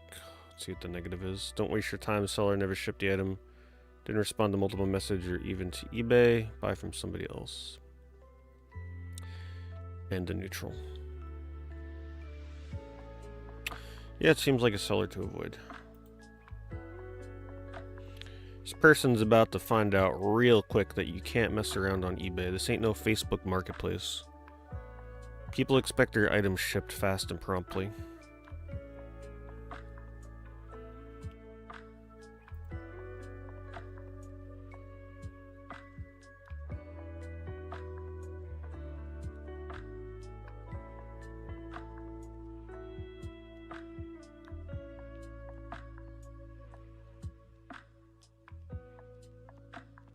$61 empty cases.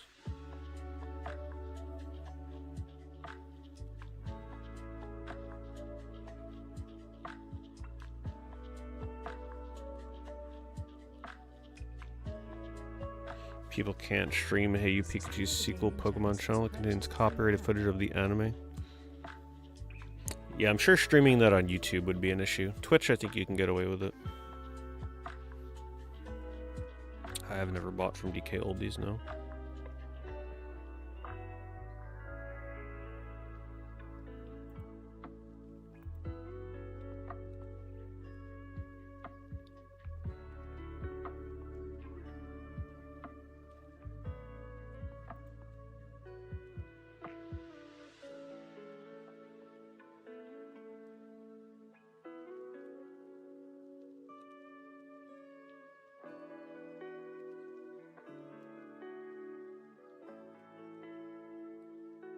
Cabela's Monster Bass Hollywood Video Edition. But I wouldn't want to take on the burden of all these Madden games.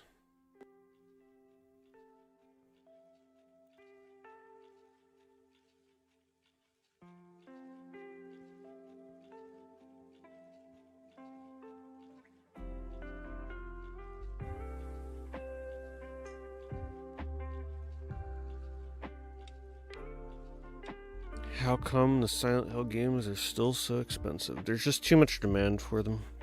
The Silent Hill fan base is massive. There will always be an audience that wants to buy and own the original Silent Hill games.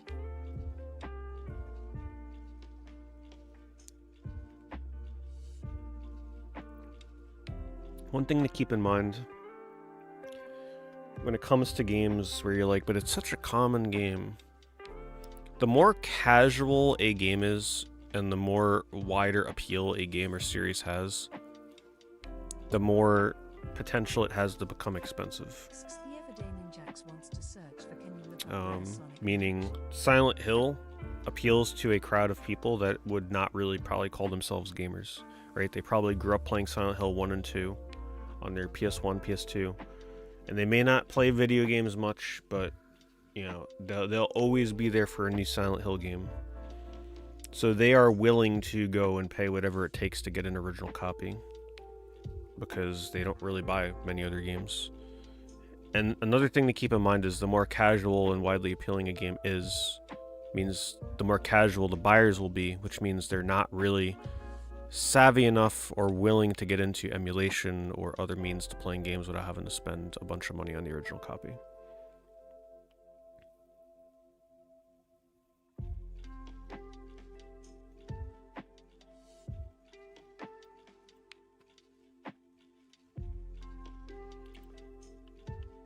Hey, thank you, Ninja. I don't think I heard the notifications for that. But thank you for picking up the Streamloots packs. Search requests.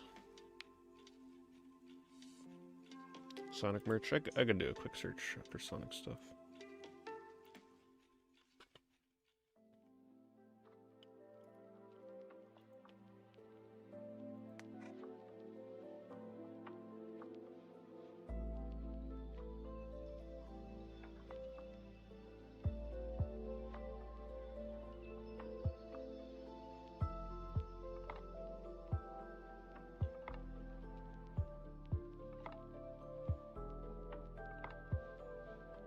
this grid view.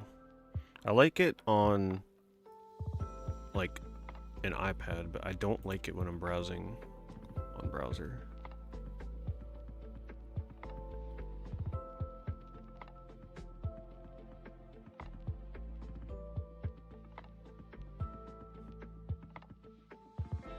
Yeah, this was one of the original.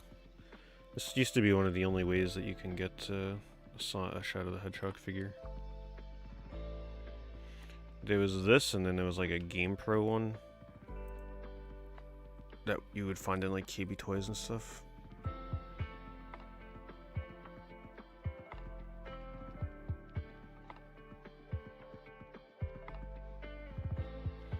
So many new figures now, I can't even keep up with it. That looks hideous. You can see they're getting really experimental with the things they're making. Korea exclusive Shadow Plush. Not a big fan of that. Feet are way too big.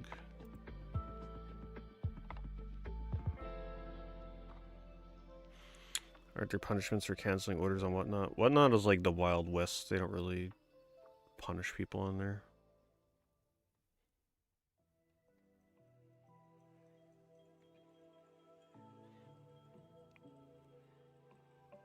The hell? What are they doing to Sonic? What is going on here? Year of the Snake. What are they doing to my boy? What are they dressing him up in? This is what Sonic merchandise has become.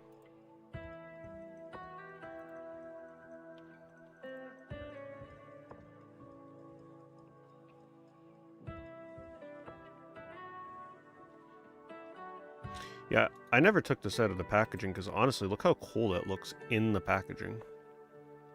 Right? It's like he's in the containment area in the blister packaging. It's really cool. These are like the older Jazzwares figures. Before things started blowing up and they started making everything under the sun.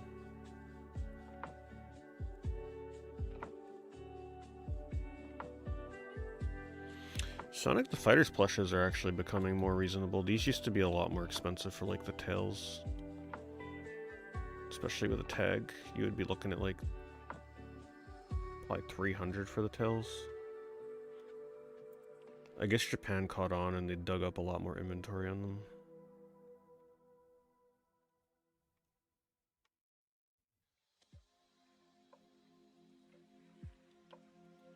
If you ever need to sniff out fake Sonic merch though, it's not that difficult. Not that difficult. The master painter took the day off in China. They called in little Billy down the street to paint this day.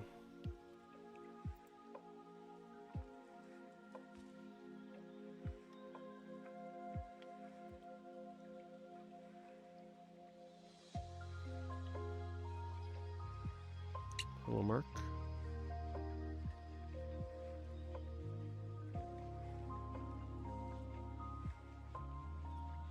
Thank you, Historic Travels.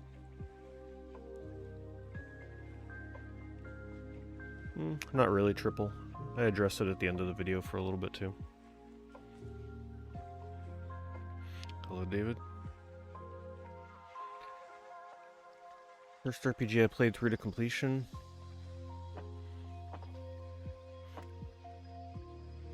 Well, if we're counting Pokemon, it would have been Pokemon. Other than that, Final Fantasy VII or Wild Arms. I didn't really get into RPGs until like 98, 99.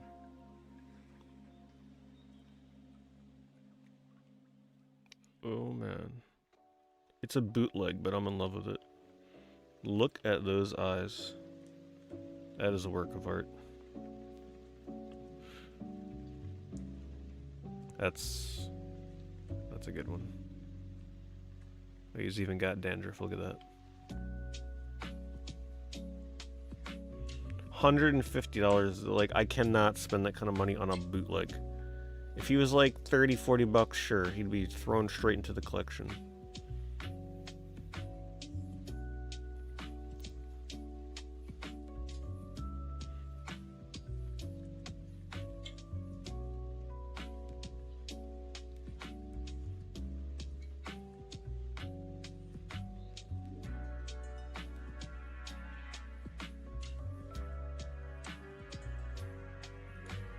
Do I own a copy of Illbleed? I do, yes.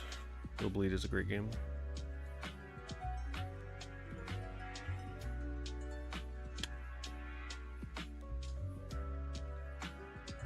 Thank you, just on.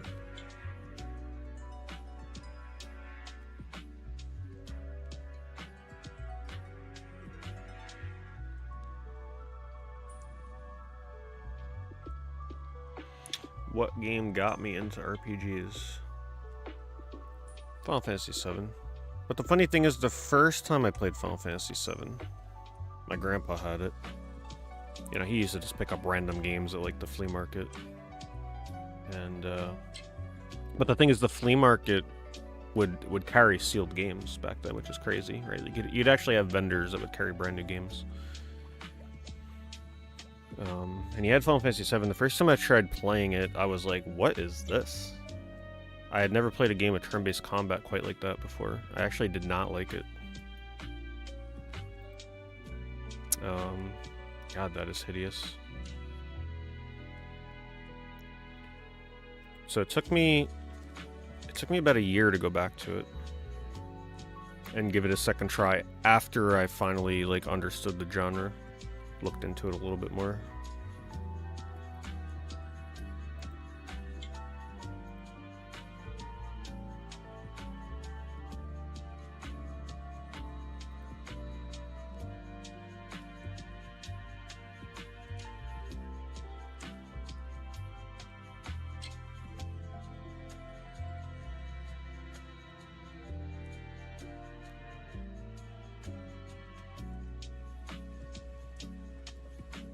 Chow backpack plush.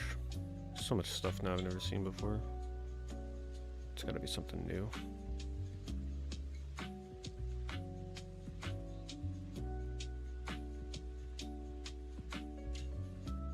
Thanks, Shimizu. I've played Shadow Hearts 1. Covenant I stopped playing. I honestly didn't like it as much as the original. It lost that kind of like horror tone and the horror spin to it. And to me, that's what made the first game so special. God damn. That's a very special Sonic.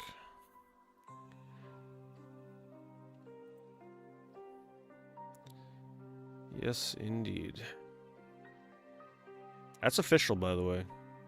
I'm pretty sure this is an official one.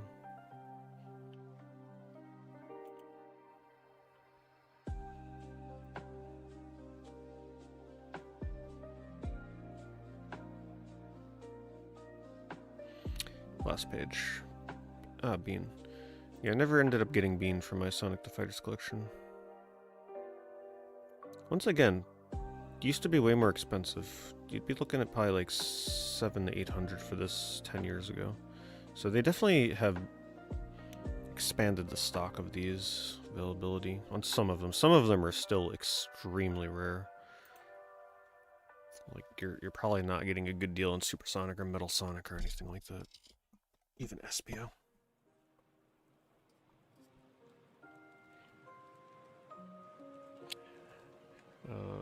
Give me 1 second.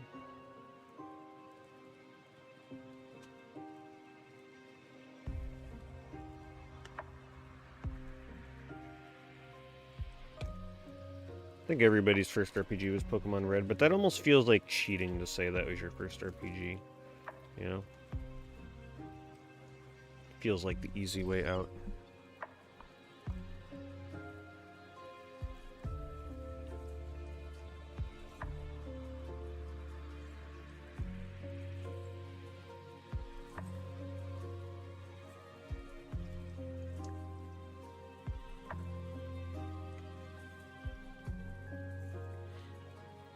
I do wish that I had discovered RPGs on the Genesis or the Super Nintendo, but back then I was really just playing platformers and action games and racing games.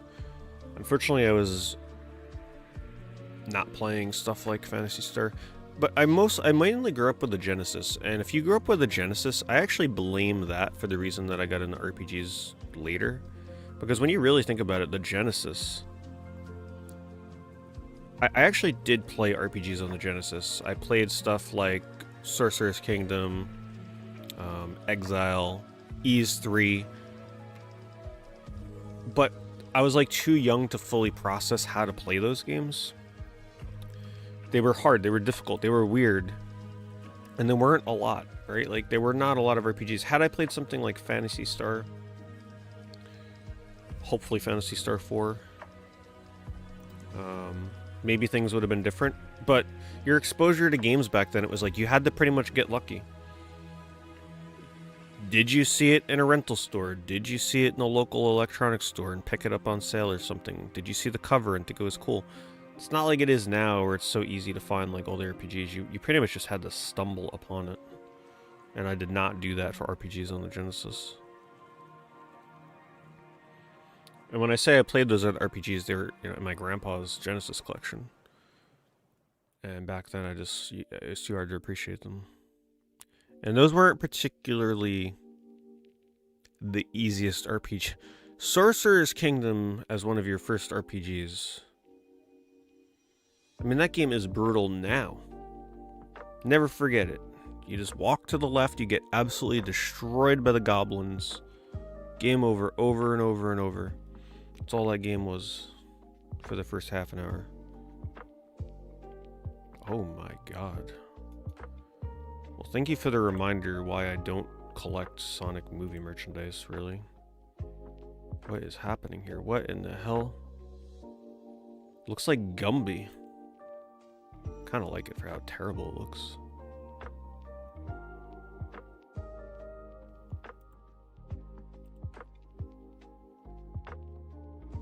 Speaking of Genesis, we should do a Genesis search.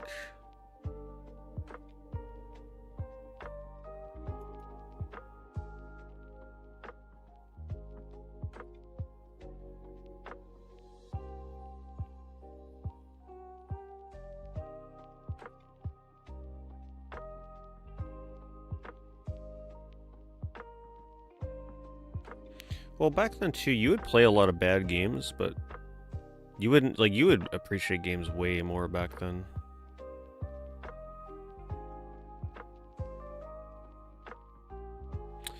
Thrift store and yard sale, pawn shop? No, I don't really do those kind of things.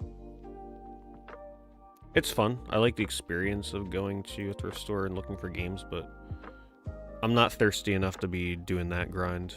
Thrift store, pawn shop, game hunting is just like, it's a whole nother beast.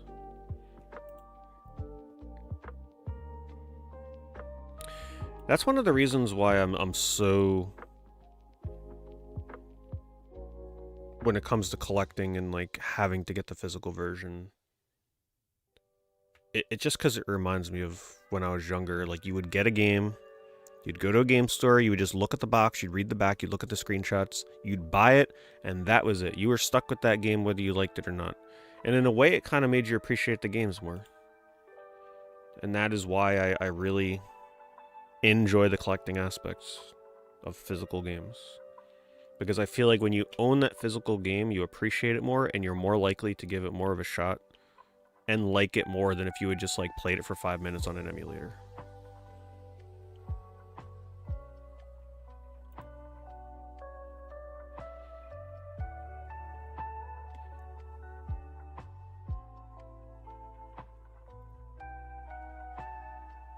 That happened to me with Earthbound. Earthbound was very hard to track down, very expensive. It was the one and only time I ever downloaded ZSNES specifically to play Earthbound, see what all the fuss was about. Keep in mind, this is like, when was this? About 22, 23 years ago. 20 years ago? Yeah, 2022, it was in high school. And I remember downloading ZSNES just to play Earthbound. And I did not like Earthbound on the emulator. I played it for like 10-15 minutes. I'm like, ooh, I don't know about this. Wasn't sure about like the way the battles looked and the music. But then when I got the physical copy of it, and I'm like, alright, I'm pretty... When you get a complete in-box copy of Earthbound for like whatever it cost, $200 or something back in the day. It's like, alright, we're into this now. No more like 10-minute emulator session. That's when I started to really appreciate Earthbound. because I felt like I was tied to the game at that point.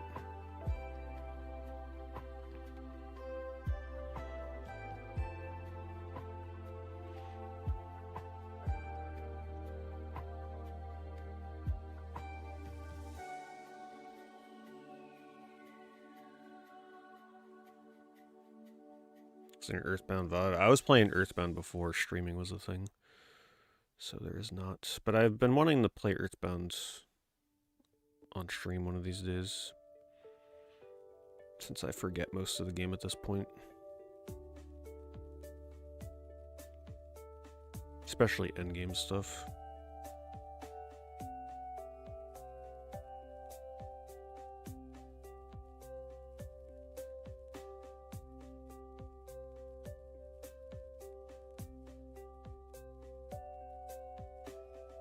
Lurk.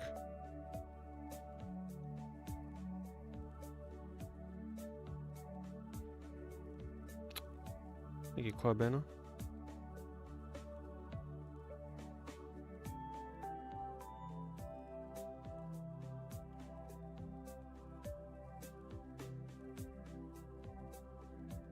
Xenosaga episode 3 for $20. Yeah, that's definitely a scream-worthy moment for sure.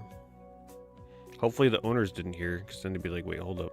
Oh, if it's a thrift store though, like a Goodwill, they don't care.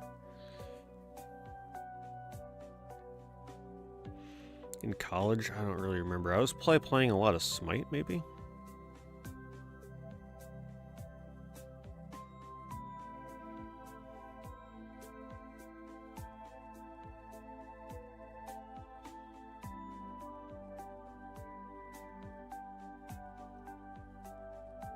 Good old Smite.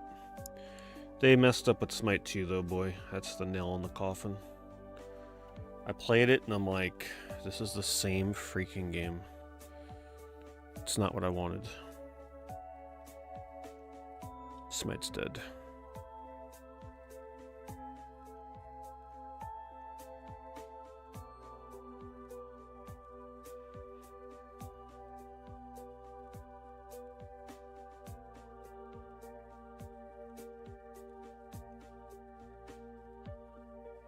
So I have the guide. Yeah, I got the full complete Earthbound package. It's one of the best guides ever. The guide for Earthbound is legendary. Luketti. Thanks, Luketti. Appreciate it. And thank you for the resub.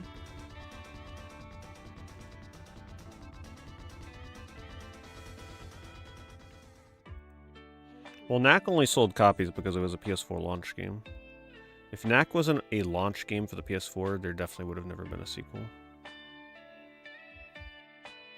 They thought people bought Knack because they cared about Knack. No, they bought it because it was a launch game.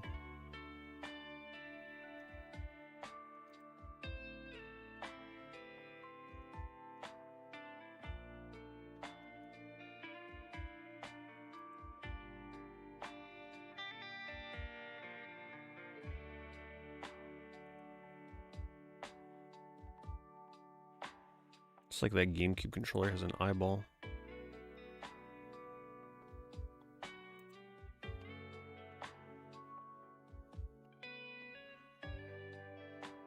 What is the most addicting game I've played? Well, there's only a few games that would probably hold that mantle. Final Fantasy XI, SOCOM games, Let It Die, and maybe like RPG Maker lately. Really any online game too. Like the ones that I really got into that had really good online. Hearthstone was very addicting back in the day because that's just like so easy to pick up and play. It's hard to put it down. So that lasted for a few years. Smite was very addicting. Smite was especially addicting because matches, depending on the mode you were playing, would last 10 to 30 minutes. So it was one of those games where it's like, all right, one more game, and then you just never get off.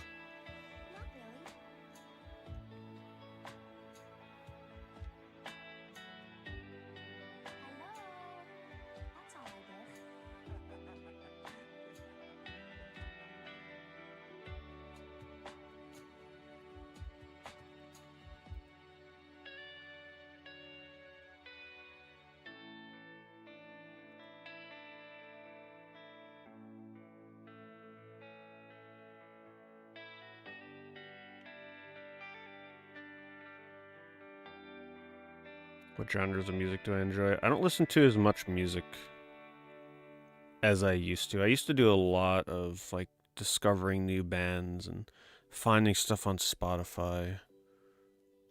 But lately I haven't really been doing that a lot. But when I listen to music, I listen to power metal. Lately I've been really enjoying going back and listening to like some bands that I used to listen to in high school and haven't listened to really since I was in high school. Like I started listening to Saves of the Day again recently. Abandoned Pools. Static X. Sometimes I get on a kick on YouTube like super late at night when I should definitely be going to bed. I'm just like, hey, you know what? Let's like look up a live concert, see what the band is up to these days. And then there I am up until like 5 or 6 in the morning just listening to music. Happens occasionally.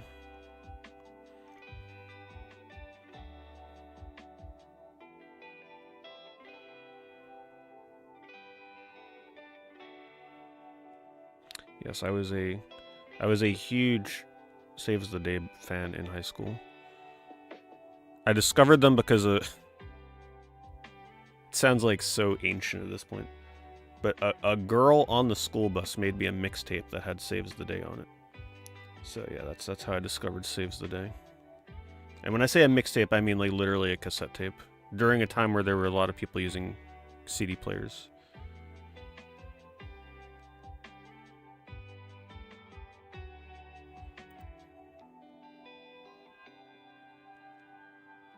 Yeah, I much preferred Stay What You Are for Saves the Day, and I was actually a big In Reverie fan.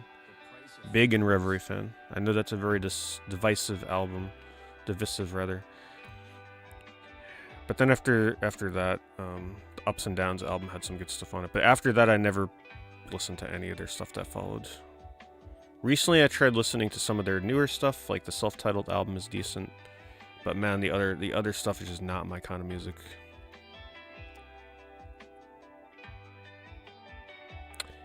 The entire Humanistic album from Abandoned Pools is really good.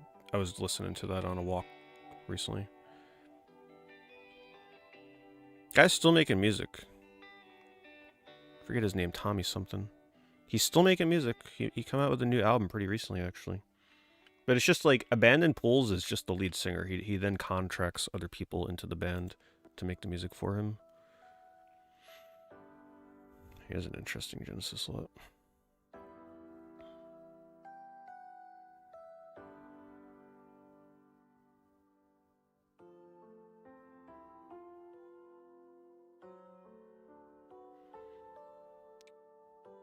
It's got the original printing of Legend of Wukong.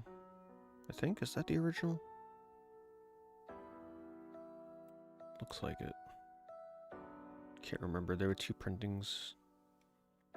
Still never played Legend of Wukong. That's funny enough on my Evercade.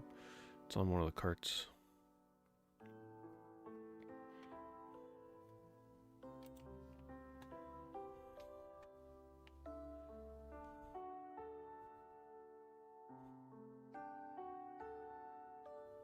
I never really listened to Nine Inch Nails. No, I never really listened to them.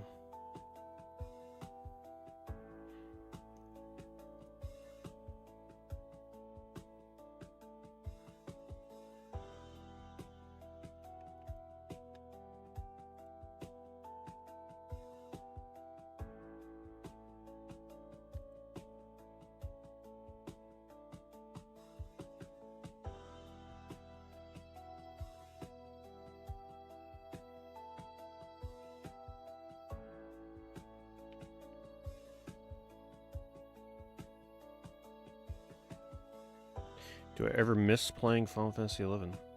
I do, that's why I go back and play it. Private servers exist. I've actually played Final Fantasy XI several times over the years.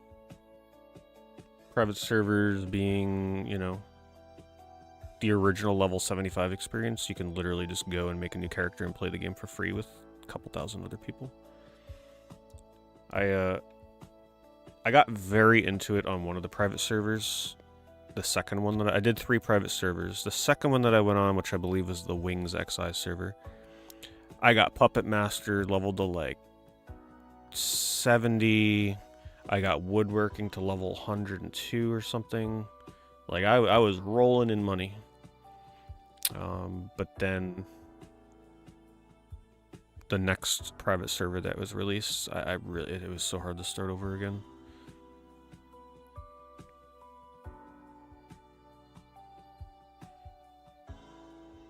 I plan on going back to Final Fantasy XI again at some point, maybe this winter. I don't like playing MMOs in the summer. Just feels wrong. Play White Mage this time. Never really took White Mage beyond level 37. $200 Final Fantasy lot.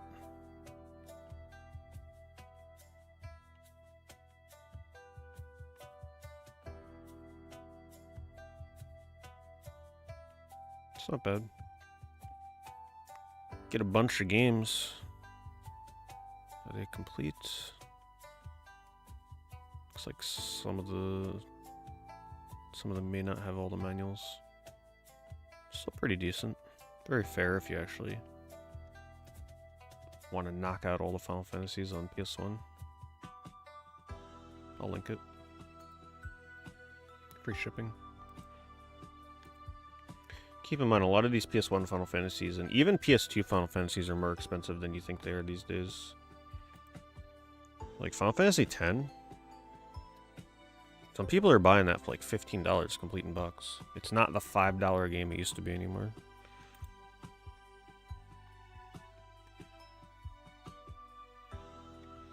Catch up on the chat. I fell behind here.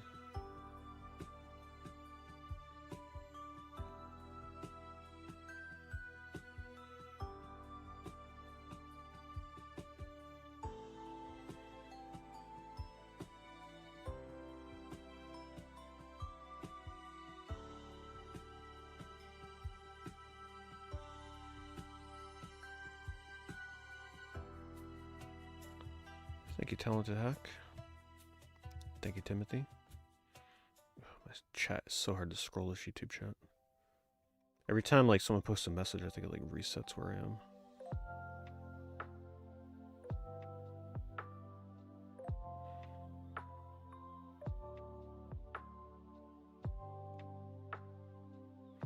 Thank you, Hidalgo.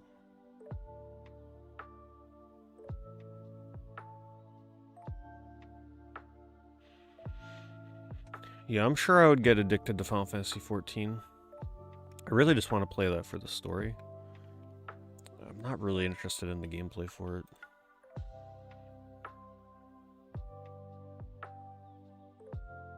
But it's just such a commitment at this point. That game is just so massive. It's like crazy time commitment. I'm really curious to see how the mobile version turns out for Final Fantasy XIV. That they sacrificed the 11 mobile version for. So pissed about that.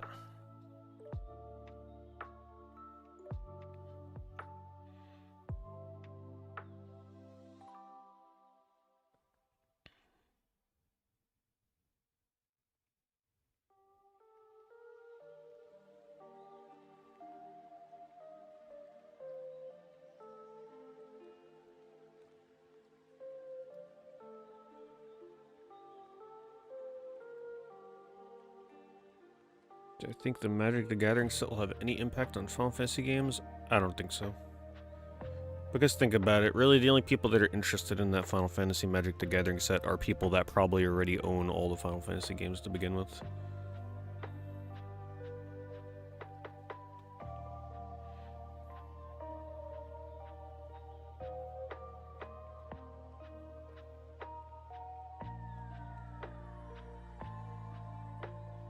Never hear me talk much about Castlevania. Yeah, I played a handful of the Castlevanias. I played the DS Castlevanias, Symphony of the Night, obviously.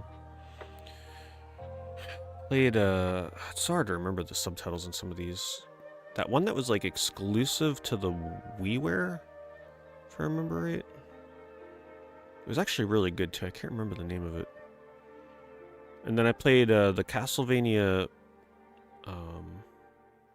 like the port of the arcade version or something on the PlayStation Chronicles version. Played that a few years ago during October. That was really fun. And then I played I never played actually the online Castlevanias that they released on Xbox Live Arcade. Wish I did when those are still relevant. Lament to Innocence, it's a good one. But yeah, I mean, I like Castlevania games, but I'm not obsessive over them. I wouldn't even put Symphony of the Night in like my top 50 games of all time. It's a good game, but I don't hold it in that high of a regard like some people do.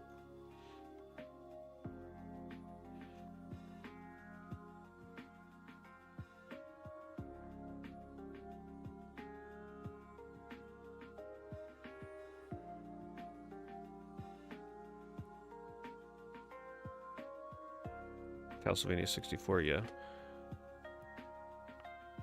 Legacy of Darkness. I played that before I played 64. Legacy of Darkness was fun.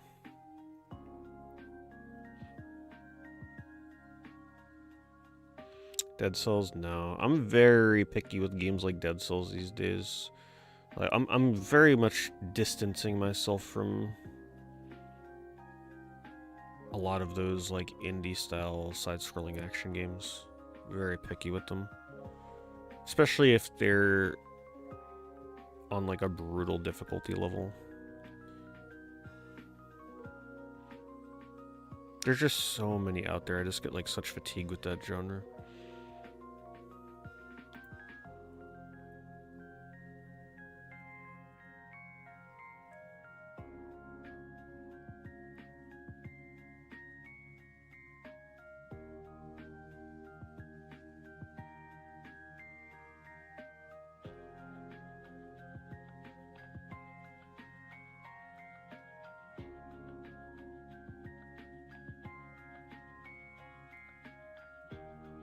You want to know what my first Genesis, well, one of my first Genesis games, this game. People that know Chacon, you know the brutality of this being one of your first ever Genesis games. I got this with Sonic Bundle. Oh my god. Turned me into a gamer real quick, I'll tell you that. If you've played Chacon, you know.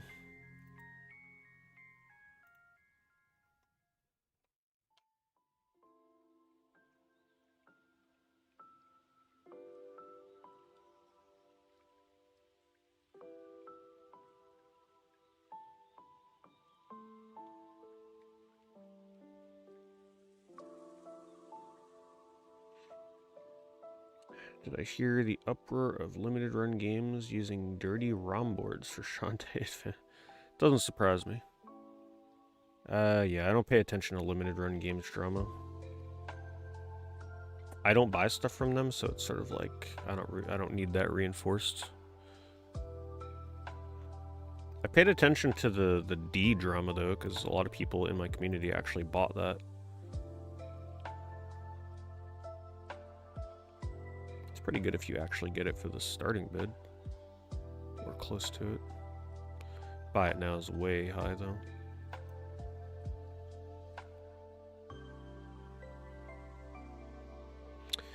Can I explain Final Fantasy collecting for a complete beginner?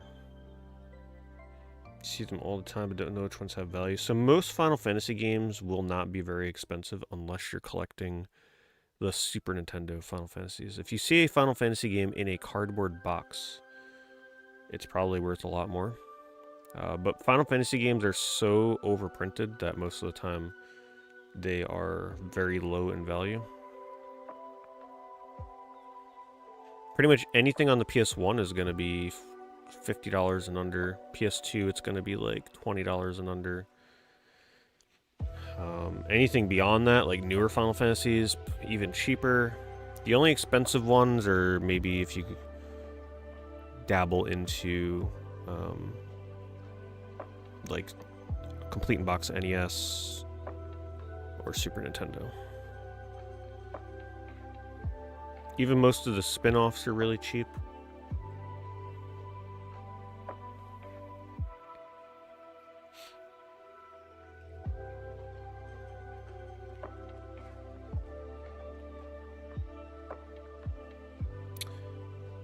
Is there any game that's so addictive I refuse to play it? I refused to play Overwatch when it first came out because I knew I would have gotten addicted to it. And I didn't want to destroy my streams by getting addicted to Overwatch.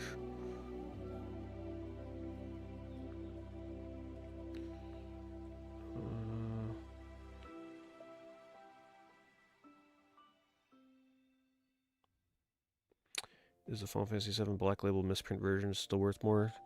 Not really. If you point it out, it may go for like $5 or $10 more, but it's still pretty common.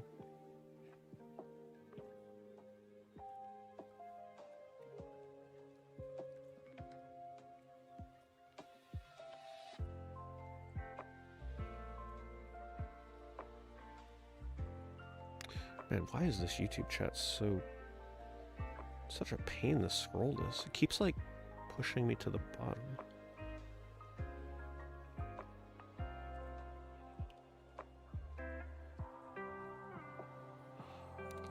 Personal computer, the Getaway. I still have not played the Getaway series. I've heard good things though.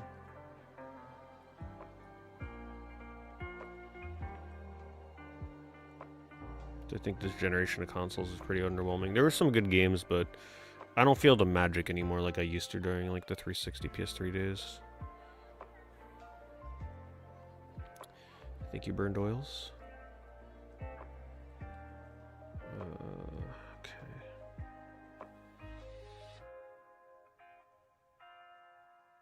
Still catching up on this.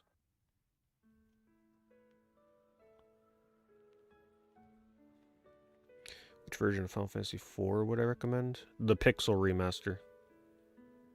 Absolutely go for the Pixel. The Pixel Remasters are so good. Which reminds me, I really got to get around to playing the other Pixel Remasters that I have not played yet. I did 4, 3, and most of 2. But the Pixel Remasters are just amazing. If you're not into the Pixel Remasters, then you know, whichever version probably wouldn't matter too much. DS version's fine. I like that version. Hey, thank you. There, G String is back. Thank you, G String. Thank you for the super chat, and I appreciate it. How do I feel about Final Fantasy 12? I think I'm caught up now. I really liked 12 when it first came out, because don't forget, I was fresh off of playing 11, so the combat system was pretty much like a single-player Final Fantasy 11. The one thing that held that game back for me entirely, though, was a 3-person party. Pet peeve to the extreme for me. If Final Fantasy 12 would have had 4 party members, it may have actually ended up being like one of my favorite Final Fantasies, one of my favorite RPGs ever. But I just could not get over 3-person party. It really needed a 4th member. And I think that was reinforced because I had just played Final Fantasy 11, which, keep in mind, 11 is pretty much almost the same exact style of combat, but you have 6 party members. The customization was just so good. You had your tank, you had your healer, you had your support, you had a couple of damage dealers, and then maybe like a mage, or you had a flex spot. It was just so much fun to build parties in Final Fantasy 11. So you go from 6 to 3. That's drastic. So I plan on revisiting Final Fantasy 12 with the Zodiac Age. I never played Zodiac Age version. And I think that will help me more clearly make up my decision in my mind on Final Fantasy 12.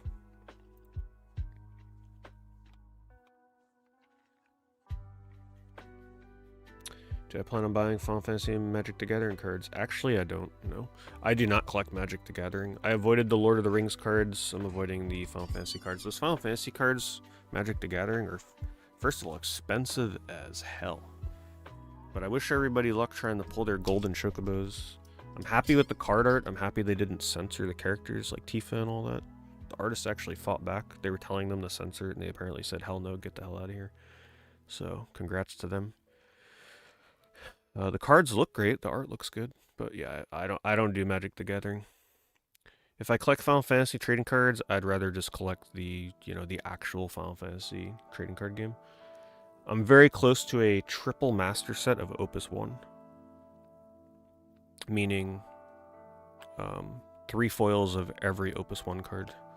Do I have any of my Opus? 1 card's here. Hold on. I think I do. It's under my N gauge. Only I would keep Final Fantasy cards underneath an N gauge. Let's see what we got here. Yeah, here's some of my Wave 1. If you know what Wave 1 Opus 1 cards are, you know what I've got here. Show real quick. Yeah, so if I'm gonna collect Final Fantasy cards, screw Magic the Gathering. We're going Opus 1, Wave 1. Here's just like some of my loose ones that will eventually maybe get graded. So a lot of these are Wave 1, which is the first printing. So like some of the earlier ones, the art, some people don't like because it kind of conflicts. But look at that foil, that 90s spot foil. I got a really good one in here though. Let me see if it's in this pile. A very rare one.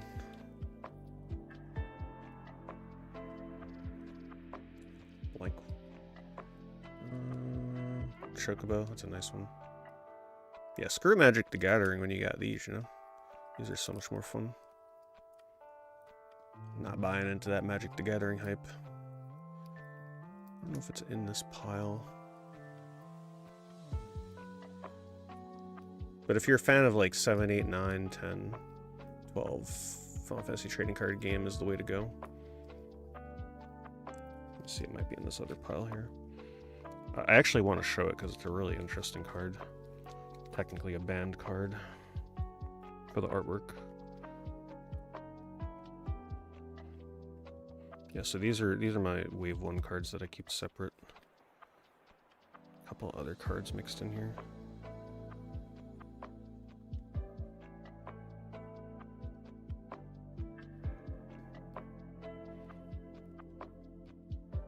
If you know Wave 1, you know how rare some of these can be. Ooh, do I not have him in this pile? Oh, there he is. Is that a foil? Oh, that's a non-foil. The foil should be in here. There it is. That's okay, so I have a foil and a non-foil. So check out the artwork on this Squall. Very rare card. This is the first printing. This is Wave 1. But if you notice, Squall's blade is over the neck of his portrait in the background. Like slicing his neck. And this was seen as very offensive in Japan.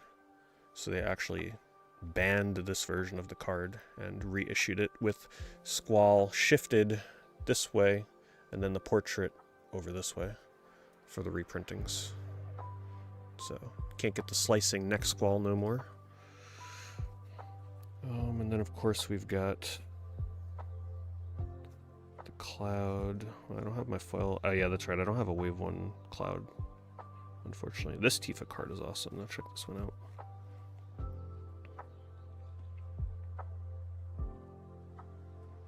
Love the foil on that. So yeah, that's why I don't care about Magic the Gathering Final Fantasy, because I've already got the, in my opinion, superior Final Fantasy cards.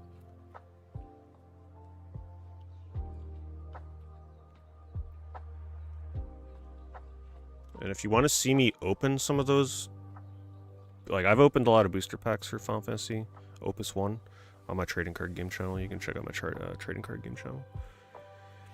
It should be in my link tree. You can find it there.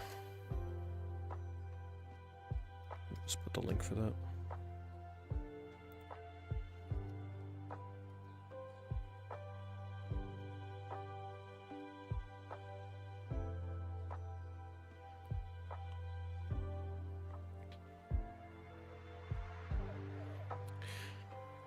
Lisa isn't a Naked Misty. I do have the Naked Misty. I actually pulled that card from a Japanese pack back in the day. I used to buy Japanese Pokemon booster packs at flea markets. I actually pulled that card from a pack. I don't think I'm opening Sorcery anymore. Yeah.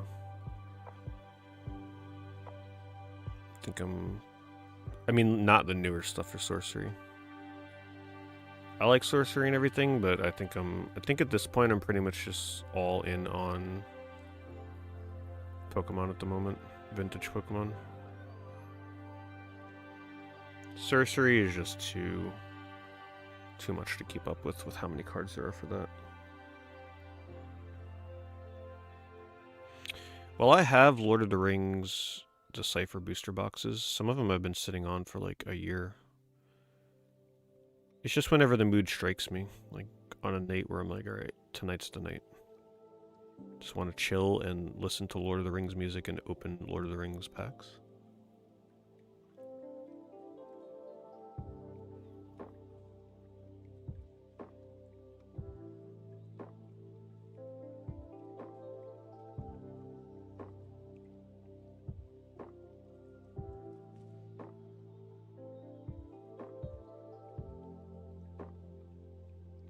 Appreciate it, Jackson.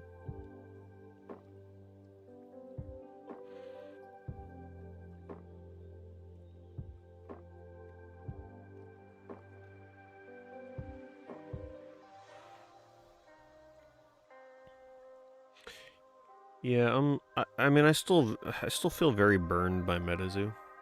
I think I'm still recovering from that whole ordeal, which is why I haven't been like super into all the indie TCGs lately.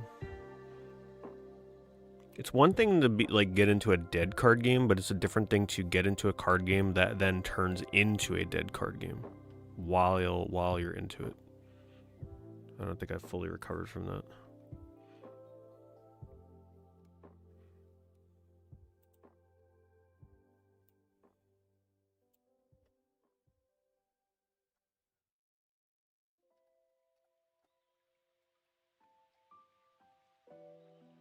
And I'm not the biggest fan of the new MetaZoo. Trekkie 313 wants to search for Sega 32X. Trekkie wants to search for Sega 32X.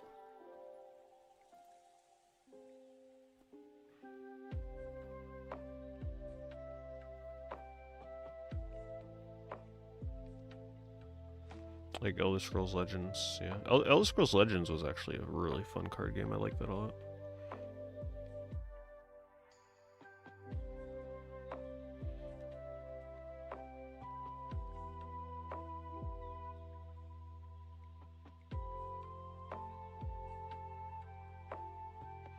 Yeah, you should still give it a try, Jackson.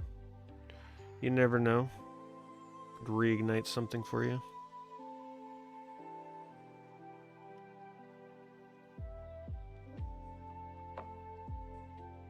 But I appreciate you coming in and wishing well.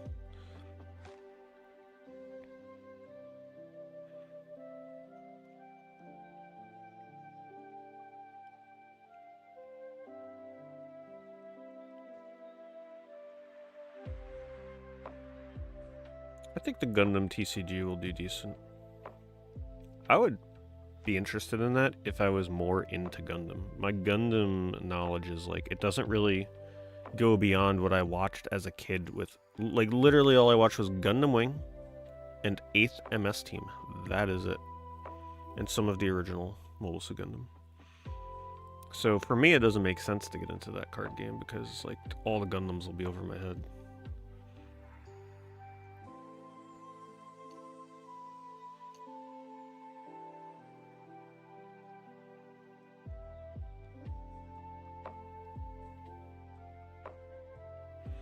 Knuckles Chaotix prices.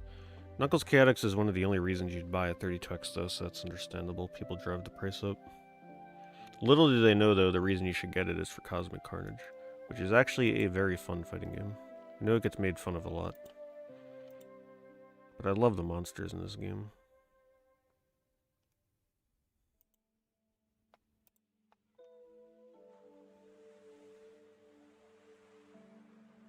I remember when 32X units were like $15, $30. That's kind of how I got mine. I got it on discount from Electronics Boutique.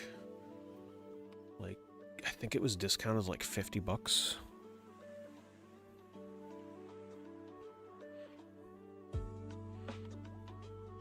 And I loved my 32X.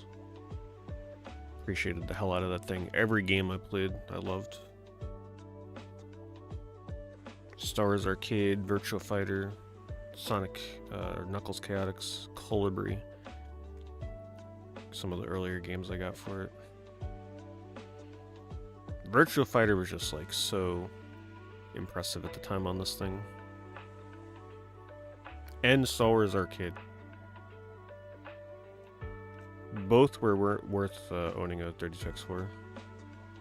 Doom, I even played Doom. Okay, I will say Doom may not have been the best, but that was my first version of Doom on a home console. Unfortunately, the music was abysmal.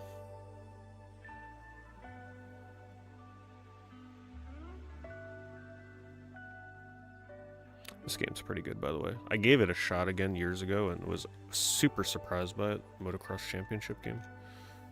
It takes a bit to get used to the visuals, but once you get it down, it's actually super fun. Very fast-paced.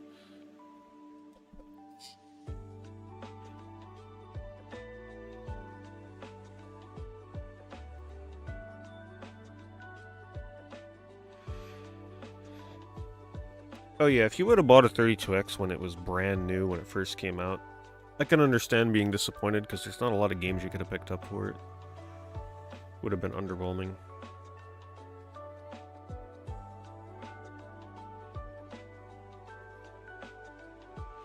And then porting things on there like Pitfall didn't help. Pitfall is probably one of the most underwhelming games visually on that thing. Didn't take advantage of the 32X really. The games that did were impressive.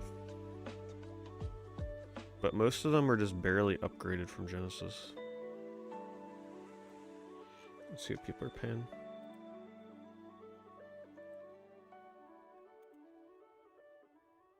I'm holding up a right loose, thank you. And I love the Spider-Man game on here, I really do. People on Twitch know why. But yeah, Web of Fire is a fantastic Spider-Man game.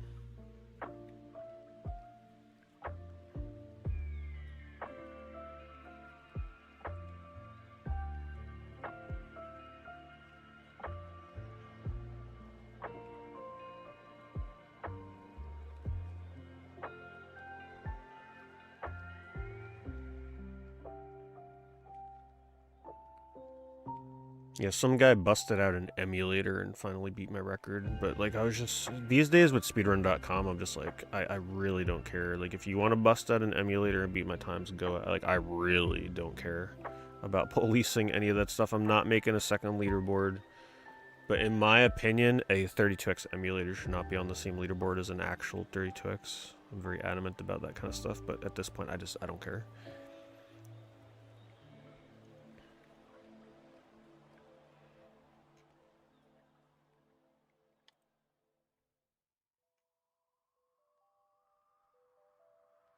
Shadow Squadron is one of the games that I never really played too much. Oh, they got the original receipt. Let's see. No RPGs on 32X. Nope. Closest thing was like one of those Nobunaga Ambition games that came out in I think like Korea only or something crazy.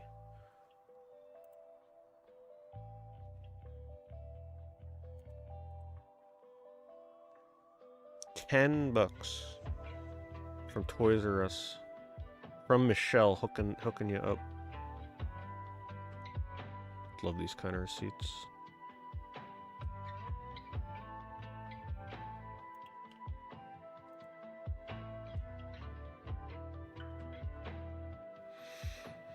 I don't really regret trading in or selling any gaming stuff.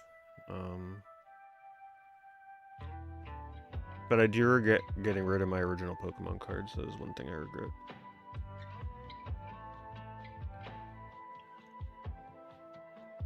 I don't really like to think too much about games that I may have gotten rid of over the years. It's not a good habit to get into because then you'll never want to get rid of anything.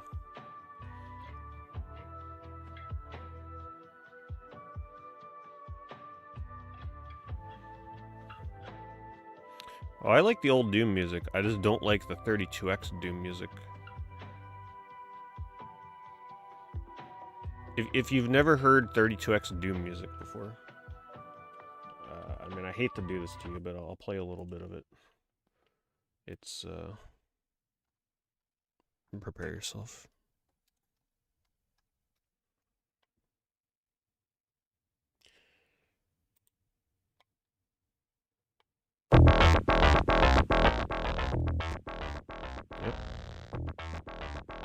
Imagine this being your first Doom.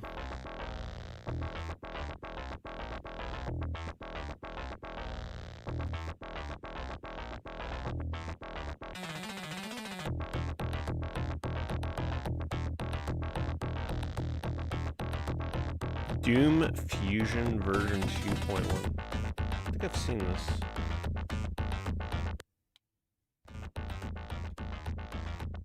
It's like an improved, vastly improved version. And then if you put it in the 32X CD player, it changes the music.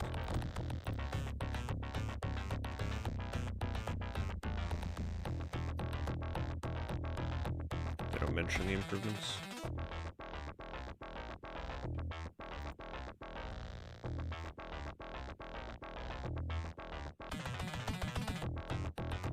Blackthorn was always good. I like the way that they handled the sprites in that version. Sort of like a hyper dense pixel. I don't know what the best way to describe it would be. Sort of like how the sprites looking like experts on Genesis.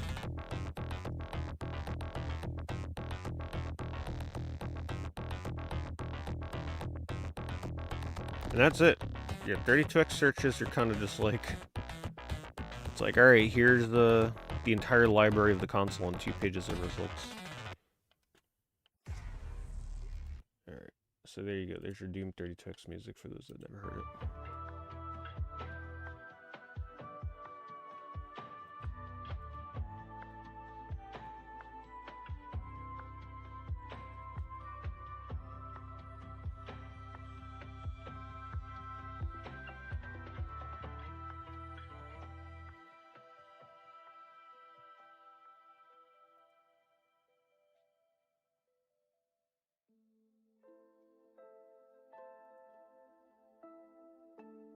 Appreciate it, Hugh.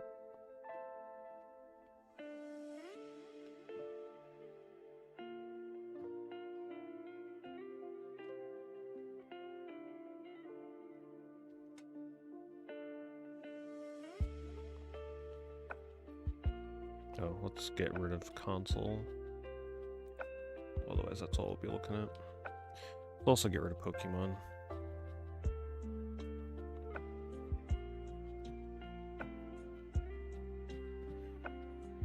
Wow. Just took out 120,000 listings by filtering Pokemon. And there's still going to be Pokemon games that slip through the cracks.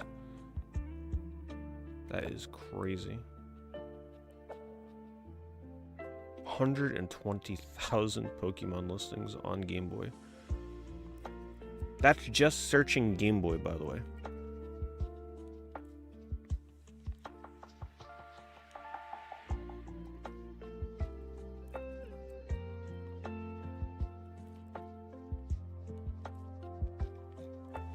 I remember Kirby's Dream Land was like a pivotal game when I first started really getting into collecting. I had a cart-only copy of this game, and I specifically went out to like Kmart, I think it was, to buy the game brand new while it was still brand new in stores, just so that I can get the box and manual. That's how dedicated I was. Couldn't have a cart-only in my collection. Get out of here. You know, it's Kirby. Gotta get that complete in box.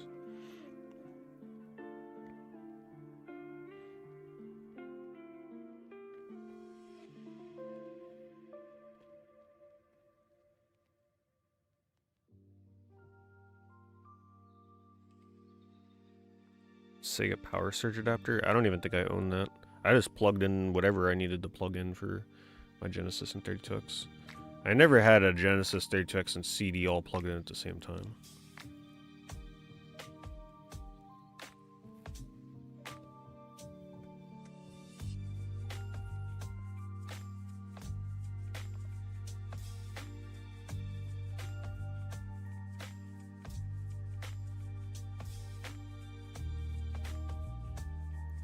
How do I feel about Sonic CD? It's one of my favorite games to play when I was younger. The idea of playing a Sonic game that looked like, you know, a slightly improved Genesis Sonic game with a CD soundtrack was really cool at the time. And as a kid, seeing Amy in the game like that, and Metal Sonic was really awesome as well. It just had such a dark, scary tone to it. Sonic CD was definitely one of the scarier Sonic games out there, just from the music alone. Just the atmosphere was very dark at times.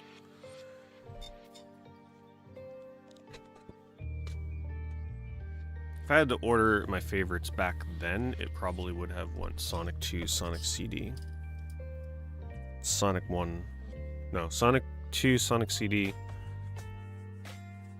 Sonic and Knuckles, Sonic 1, Sonic 3 probably.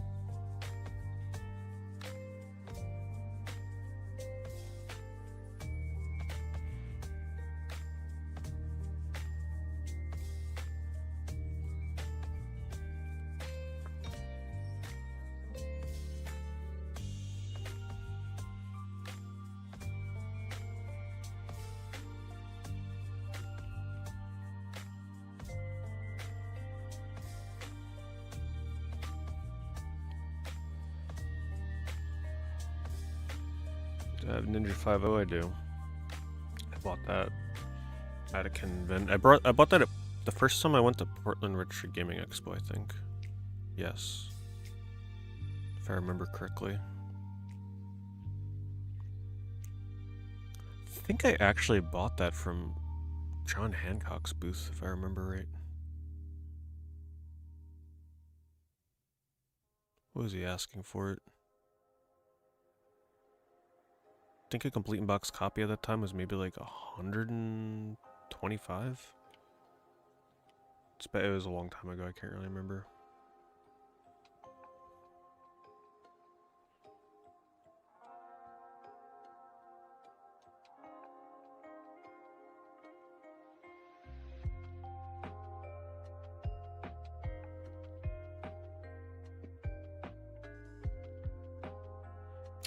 Hello, old cat. I am, thank you.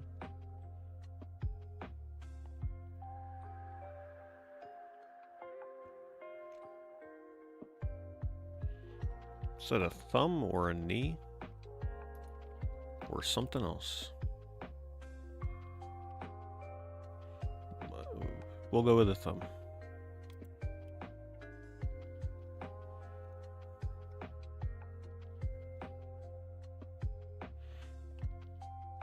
This is a fun game. This is like a shoot 'em up, right? Am I thinking of the right game? Where it's like a light gun shooter almost on your Game Boy. Yeah. This is fun. I like this. Light gun shooter on the Game Boy. That's like so hard to find.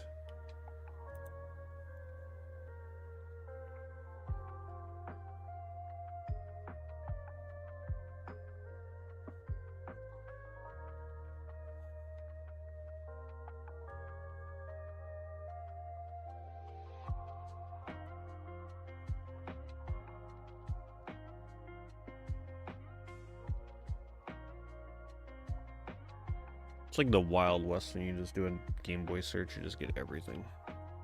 Normally I focus it down a bit, but whatever, this is fun.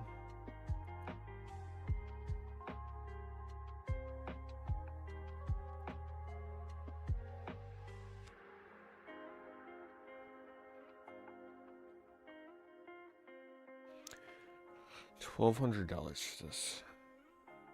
Yeah, I don't know about that. It's definitely a make me an offer price.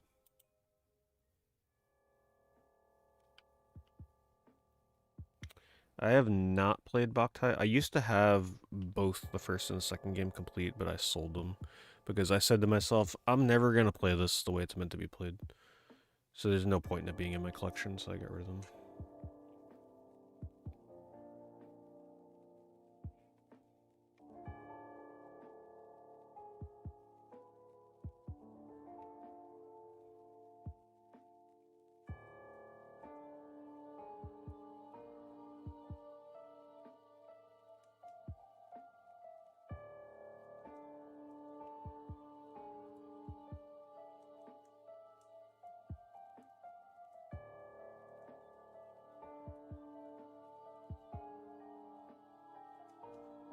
I think a Pocket Adventure.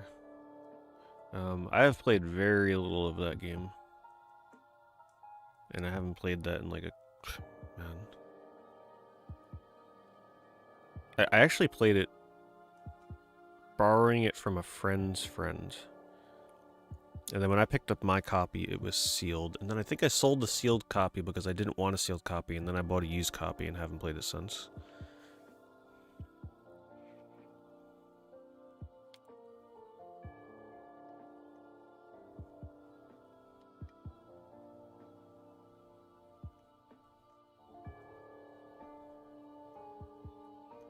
Yeah, there was one kid that actually had a Neo Geo Pocket Color. So rare to actually see somebody that had one of those, like, when they were brand new.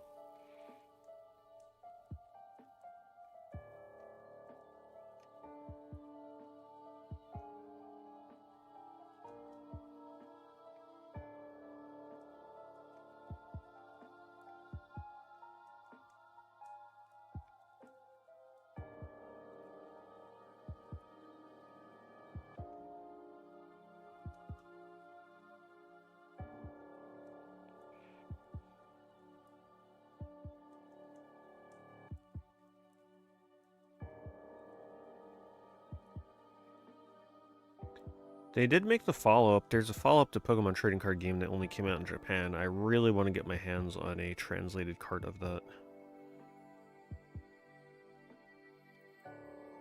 But yeah, it's disappointing that they don't come out with a game like that, quite like an experience like that again with the Pokemon Trading Card Game. Thank you, John.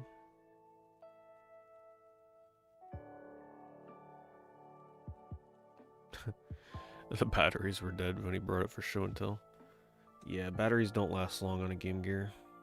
You can argue that a Game Gear was like one of the most expensive handhelds, game consoles ever, just because of the amount of batteries you'd have to go through to play it.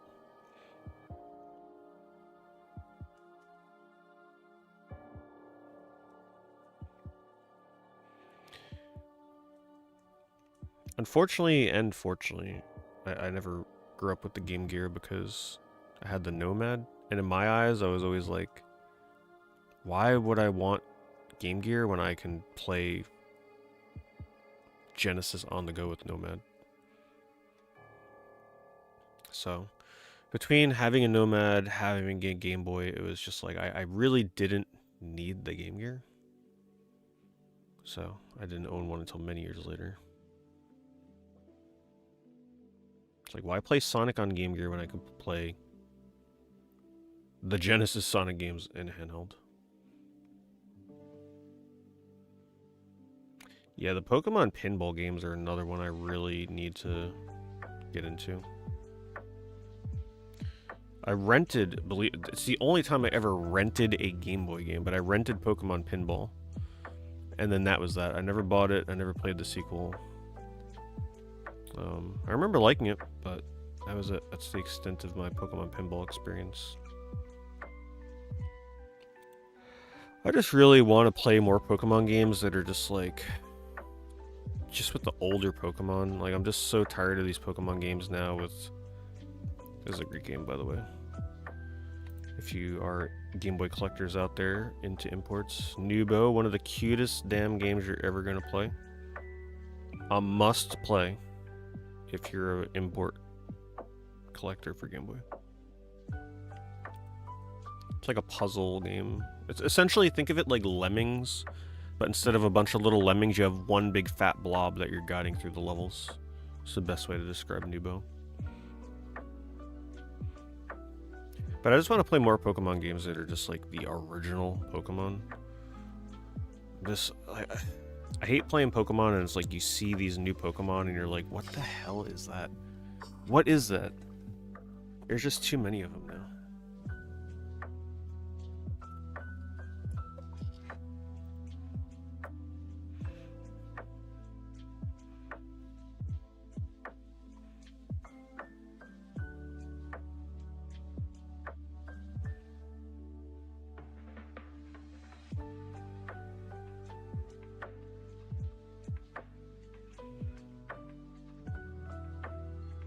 I like the cart label on this. Saga 150. Almost looks like Torok there.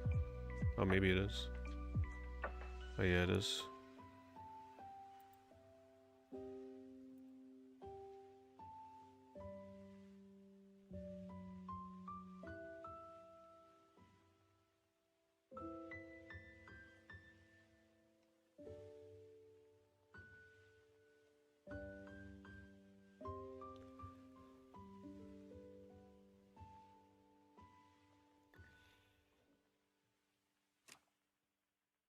What do I expect for a new gen game? I want them to remake Pokemon Gold and Silver again.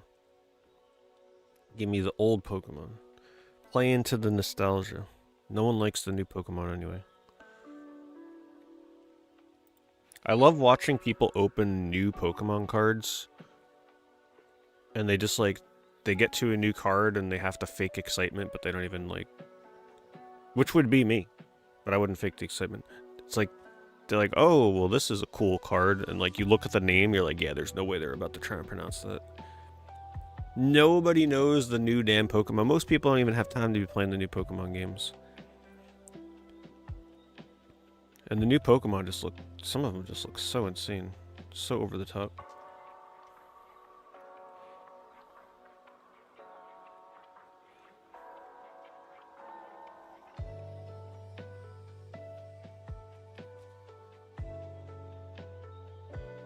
Keep in mind, I am filtering Pokemon right now. Took out 120,000 results. And we're still seeing this much.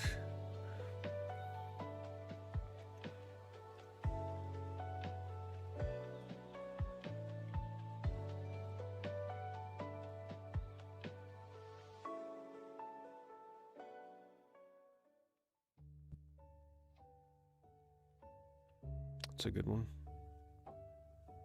Vattle Juice. Probably not how you say it. Very detailed backgrounds as a shoot 'em up. A vertical scrolling shoot 'em up. Not a bad price for it.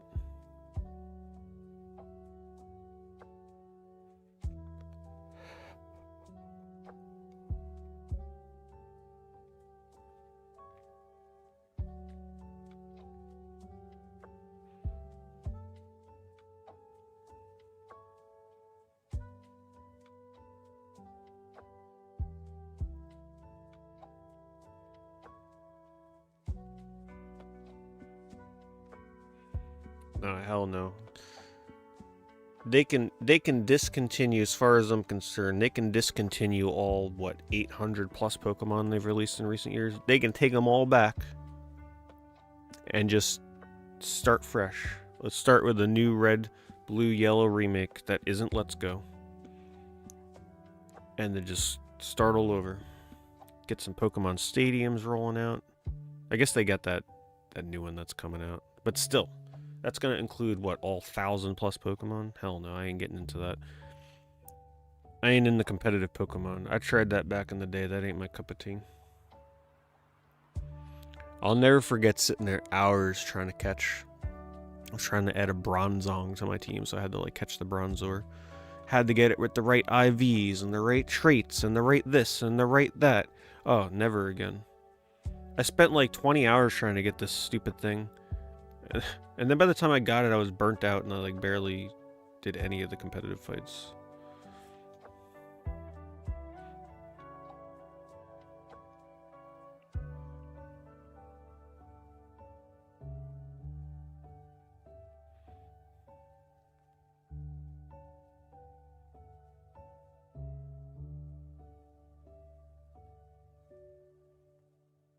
It's a slime.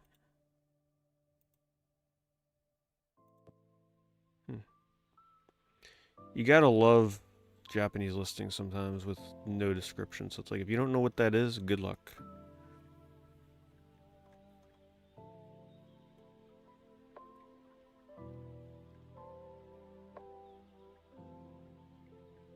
I don't think Digimon has that many, no.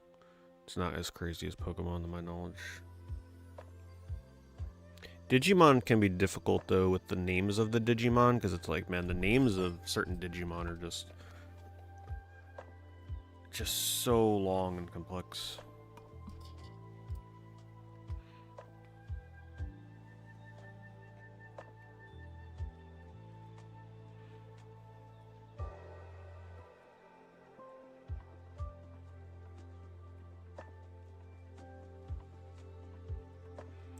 Well, I've been doing these eBay streams every Saturday night for, at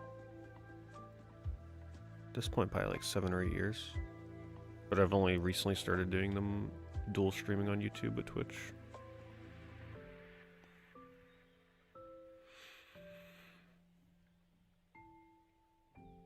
I recently, because Twitch recently deleted all old backups and archive video for everybody.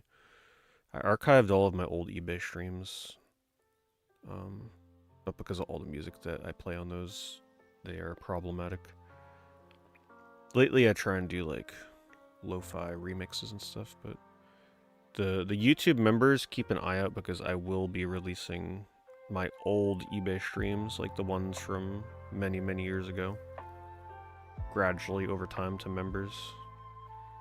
So it'll be fun for you to watch, like the old prices and stuff. The old school days before I used dark mode on eBay. Bright and burn your eyes out.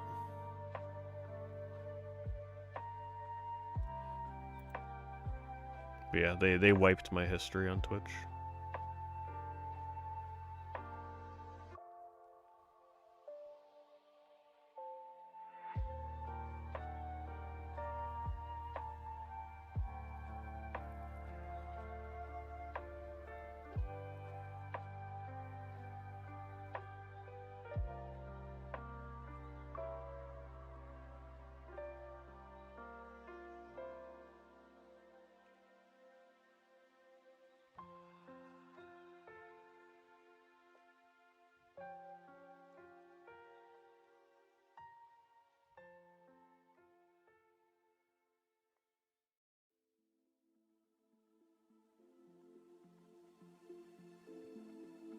My top 10 games of the decade. Wait until they see my top 10 games of all time.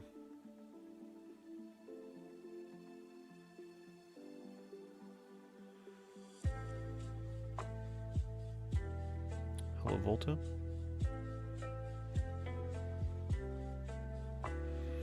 Oh yeah, the top 10 games of the decade. The top 10 games of the decade video is legendary. I don't care about whatever criticism people give on that. That's nothing. There's people that are still pissed that I like Bubsy 3D. It's like, they really still thinking about that? My goodness.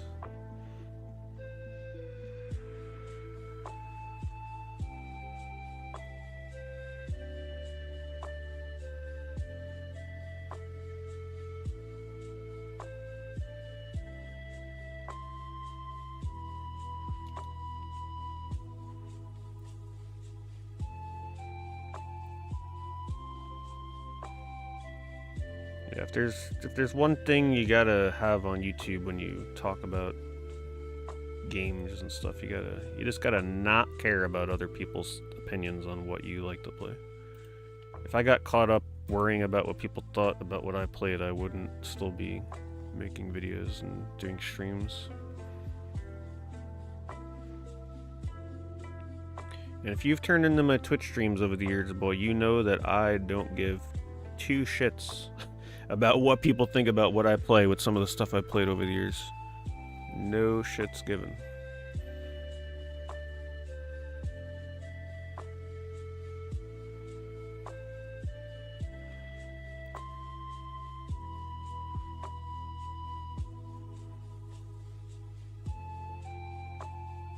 Is my Ring playthrough on YouTube? If it isn't, I have it backed up.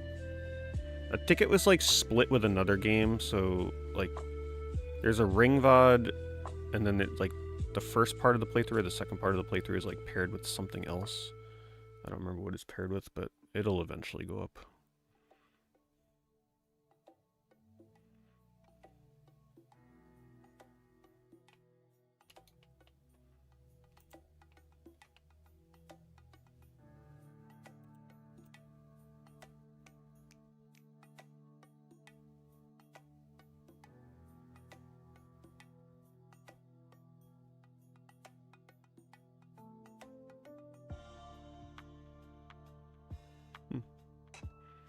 Sounds like an interesting little game.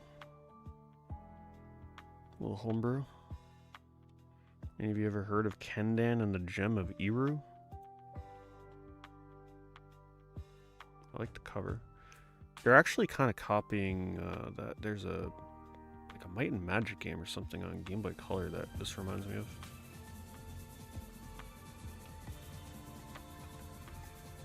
Or no, not Might and Magic, Towers. Yeah, there's a Towers game with a cover with like a logo that looks similar.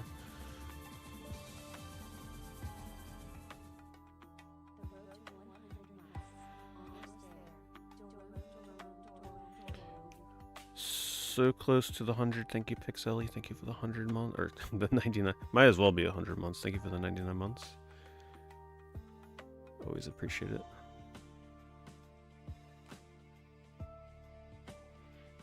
That's not a bad price for Rayman. Not terrible. I always love what they did with the sequel cover. It's the same cover, it just has a 2 on it and it's red. Pretty clean copy. I don't think anybody here wants that though, right?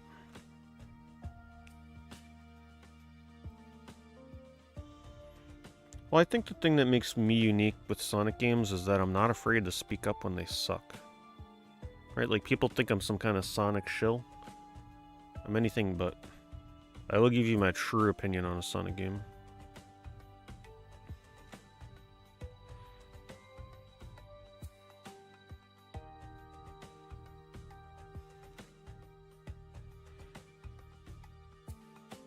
Alright, I think my opinion on Sonic Superstars and my current opinions on Sonic Crossworlds definitely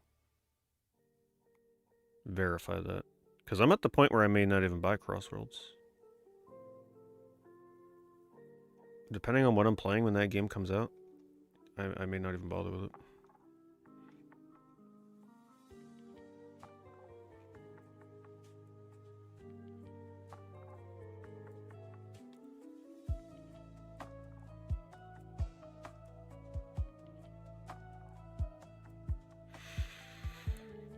Have I heard of the game Mad Panic Coaster? Yes, yeah, I streamed that a long time ago. So here's the thing about Mad Panic Coaster. Visuals, amazing. Presentation of the game, like, awesome. It just looks so different. The music is over the top. However, through playing the game, I found a pretty big exploit that just ruined the entire game for me. I won't say what it is in case you ever play it, but let's just say that there is something that you can do in that game that just pretty much trivializes the entire experience. And you just coast, no pun intended, through every level. Bosses are no problem. It just makes the whole game go from like actually really challenging to a pushover that it just becomes too easy. And knowing of the exploit once you know what to do, it's just too hard not to do it. So I won't tell you what it is in case you ever play it. You can enjoy it, and then just hope that you never get the same idea that I had.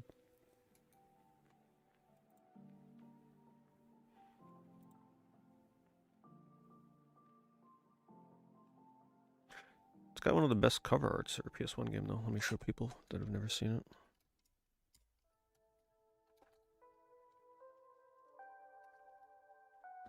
Check out this cover art. Now that's what I call PS1 box art.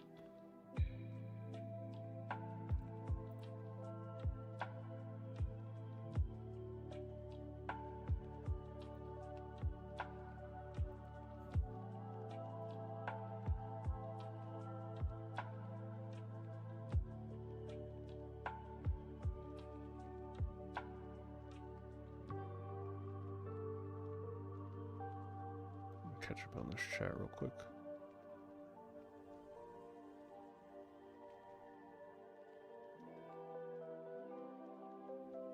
Hello, Capcom fan.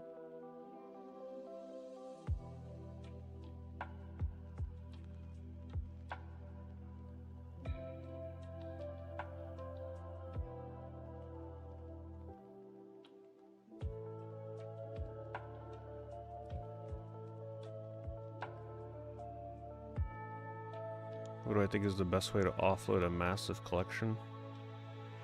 Individually. Sell the games individually if you have really rare games.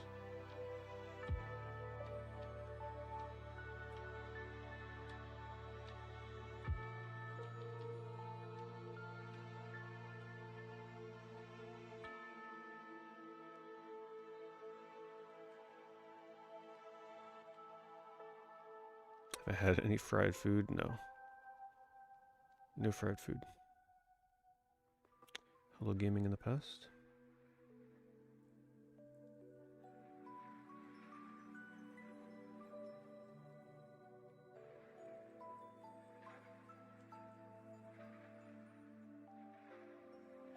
I have not seen that stuff existed. Sorry, your name is like really hard to try and pronounce.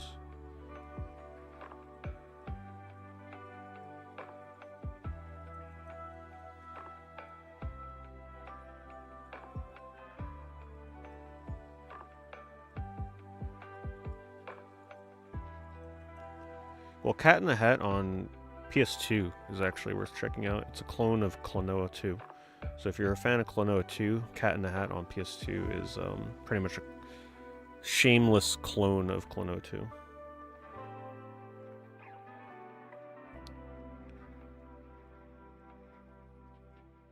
I appreciate it.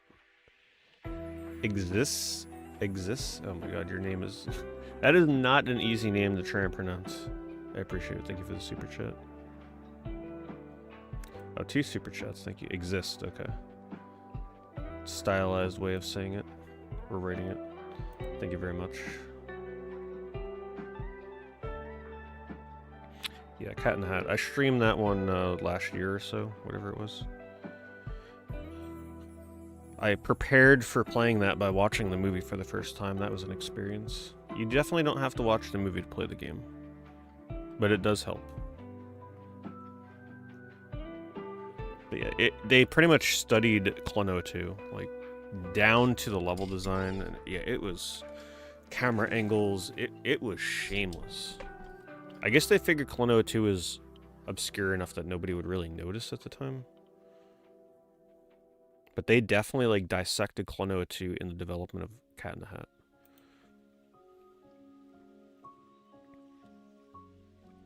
Have I ever done a video ranking my favorite game consoles? I have not.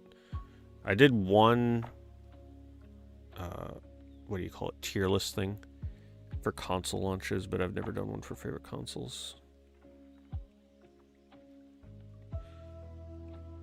Which I'm sure I'll do one day. Gonna do another one of those tier list videos. That was fun.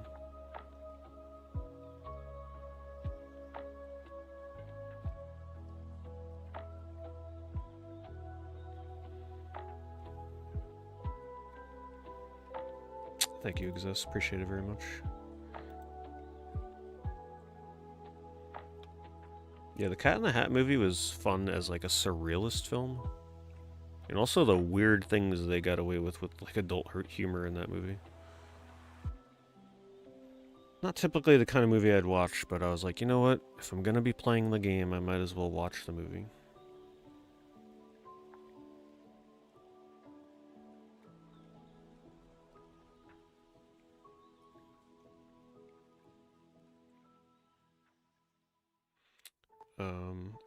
Oh yeah, I forgot to mention it earlier. I posted it in the Discord. Before the whole debacle thing happened earlier this month, I applied to be on the front page of Twitch, and they accepted me. First time I ever applied, and they accepted. It's gonna be June 3rd. The time slot is between 7 p.m. Eastern and 3 a.m. Eastern. 8-hour time slot. Obviously, I'm not going to be streaming that entire time. I don't think I'm going to be streaming until 3 a.m. quite yet, but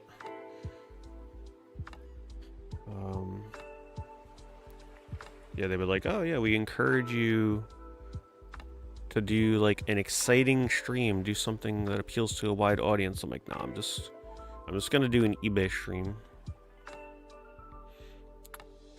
I told them that I was going to do an eBay stream searching Nintendo stuff because it's June 3rd. It's like a day or two before the Switch 2 launch. So I figured we can get excited for the Switch 2. Unfortunately for the front page though, I have to play remix music. I can't do any copyright music. I also can't do any advertisement for anything. And the unfortunate timing for that is June 3rd is the Figgies launch day, like the early launch day.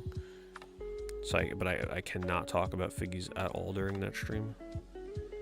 Which, by the way, I haven't mentioned it this stream. I want to try and do it like once per stream. For those that don't know, on the YouTube side, it's a pinned comment at the top of the chat, and then Twitch, you guys got the command that you've probably seen popping up all stream. For those that are unaware, I am partnered with the new toy line from the creators of First Four Figures, these Figgies. So, I guess I'll grab the Sonic one. So these are a new toy line that is coming out June 4th, but if you use my link, you can pre-order on a day early, which makes a difference because these are serialized, limited figures that are only going to have 100 each. They're magnetic PVC figures that have rare chances of coming with very high quality metallic backing plates. So this is the gold, which is a 1% chance to get. I still have the little baggie on there to protect it. So they have like video game lines, they have anime lines. The launch is going to include Sonic and Banjo-Kazooie and Shenmue, Frieren, and Cowboy Bebop, I believe, are the 5 for the launch day.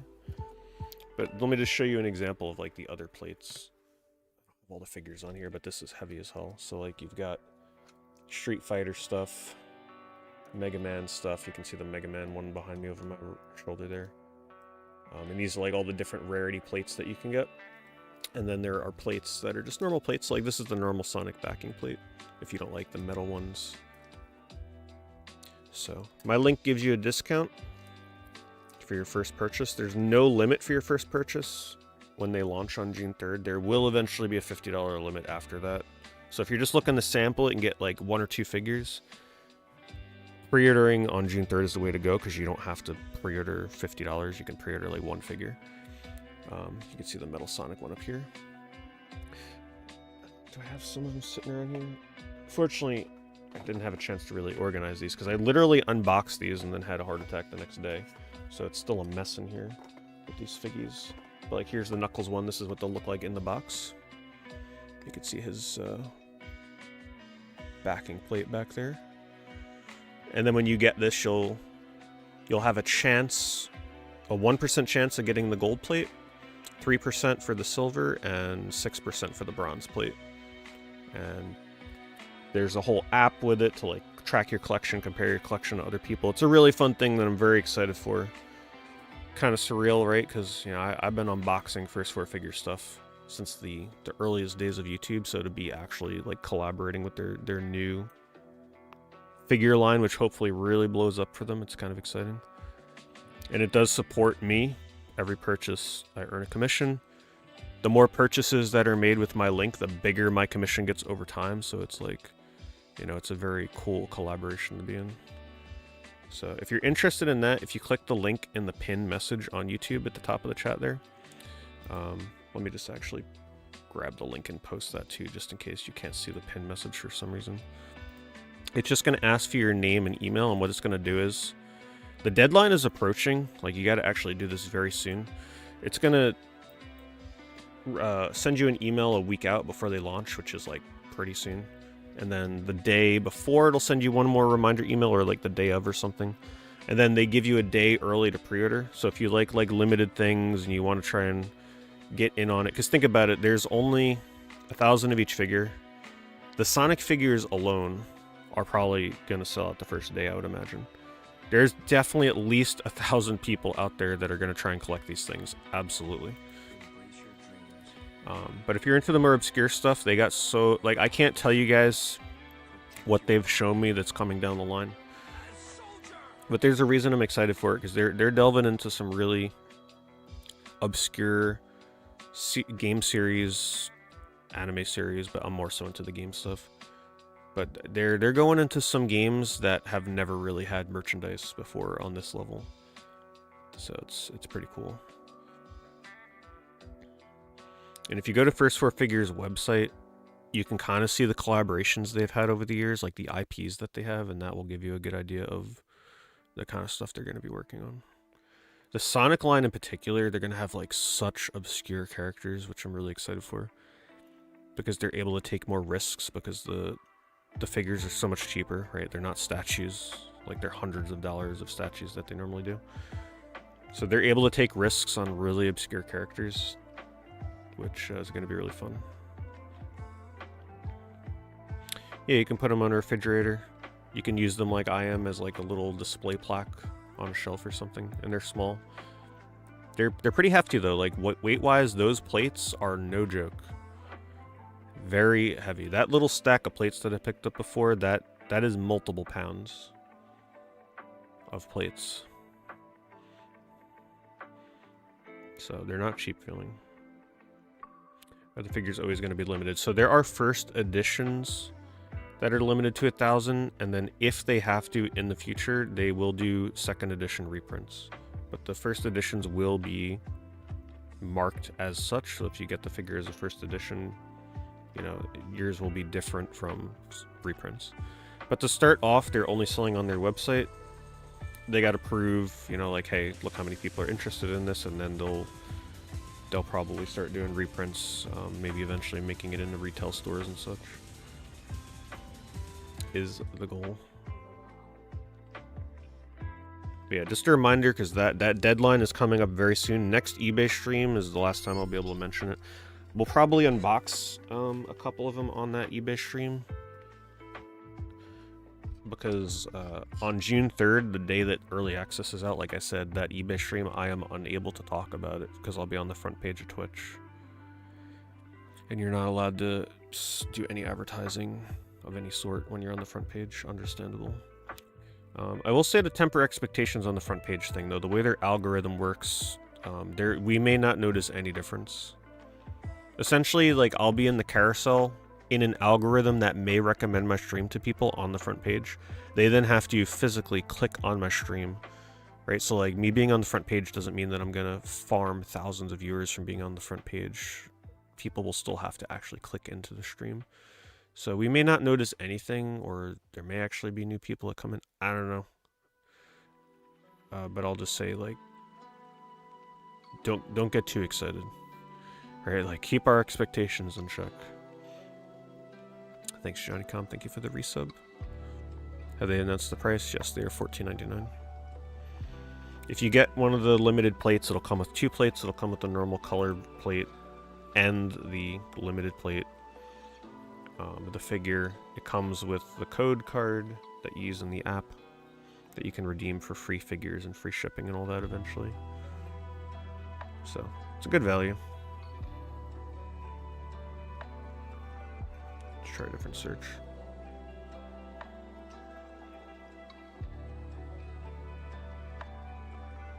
Make it rain figures, yeah. Yeah, people have definitely been very generous with the signups on that so far. It just sucks because I missed a couple of weeks of getting the word out there on them. But it is what it is. It's a cool opportunity. It's something that I myself would collect, especially the Sonic line, so...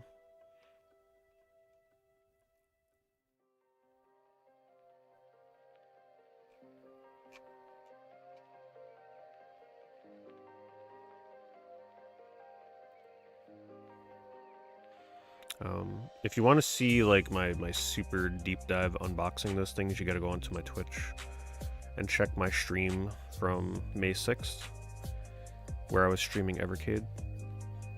I did a 45-minute unboxing of those things in that stream.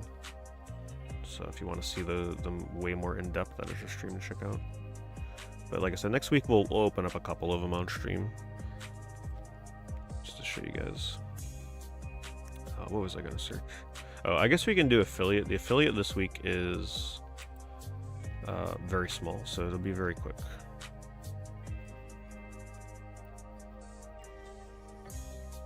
So this is between May 9th and May 15th.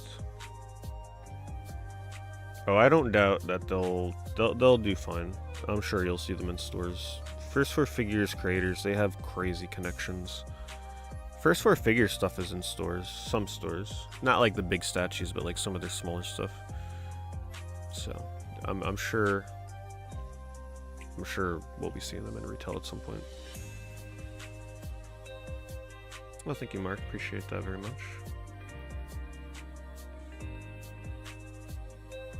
Sorry for the typos in the super chat. Oh, no problem. Oh, the London slang. Understandable. Thank you. Thank you, Exist. I can understand it just fine. Tips on PlayStation display signs. So are you only looking for official PlayStation display signs, or are you, if you're okay with like new ones that are manufactured recently, there's tons of them on eBay now at very affordable prices.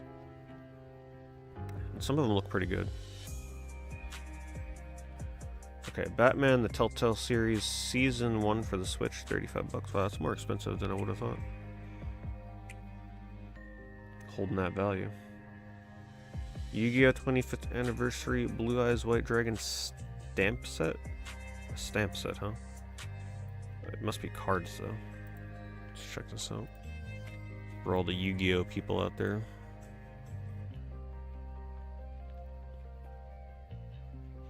Oh, wow. That's nice. It's a nice folder set. I never really get into Yu-Gi-Oh! Much. Kind of thankful on that, because that's a very expensive hobby. Yu-Gi-Oh! Especially if you're playing it, that is no joke. I don't think I'd be playing Yu-Gi-Oh! though. Thank you, Chemdream. Original or non-OEM is fine, mostly for room decoration.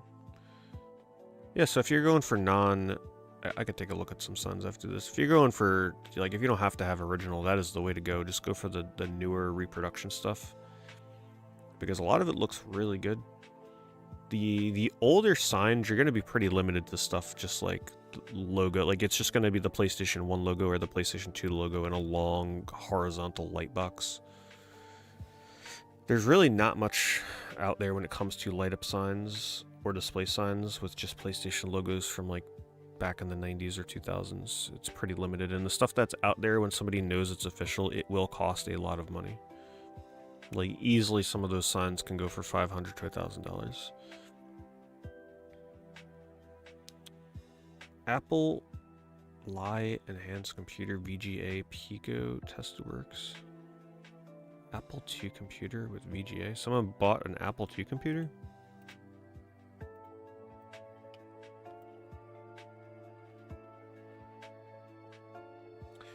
Indeed they did. It's the first time someone ever bought that with my link, that's for sure. Wish I was more savvy with this kind of... I would love to stream some of that ancient stuff, but not my forte.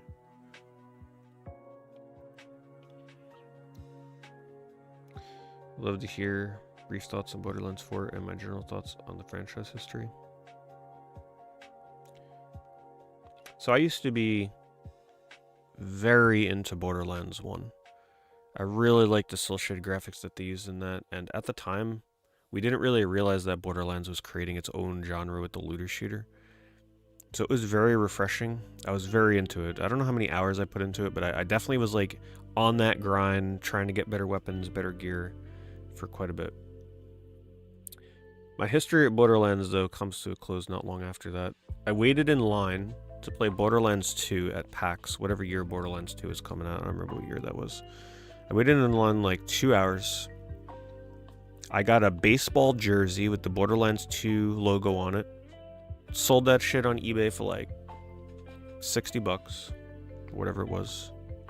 $80? It was a good amount.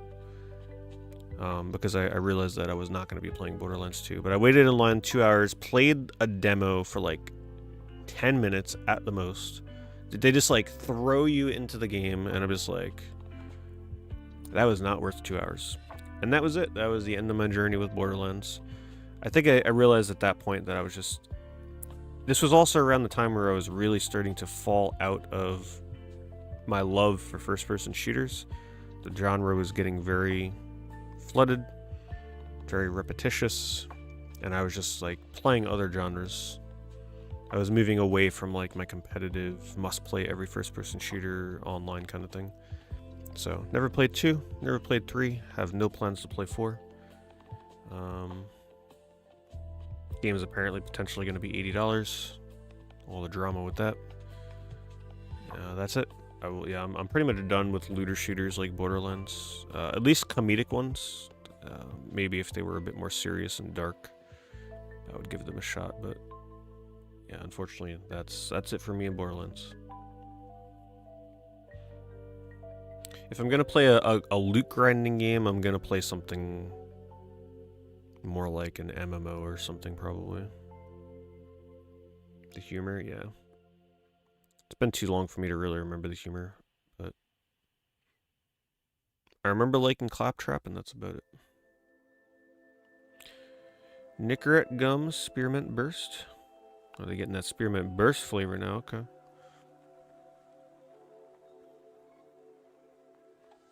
Zebra Mechanical Pencil Lot. Breaking out the variety for this affiliate review.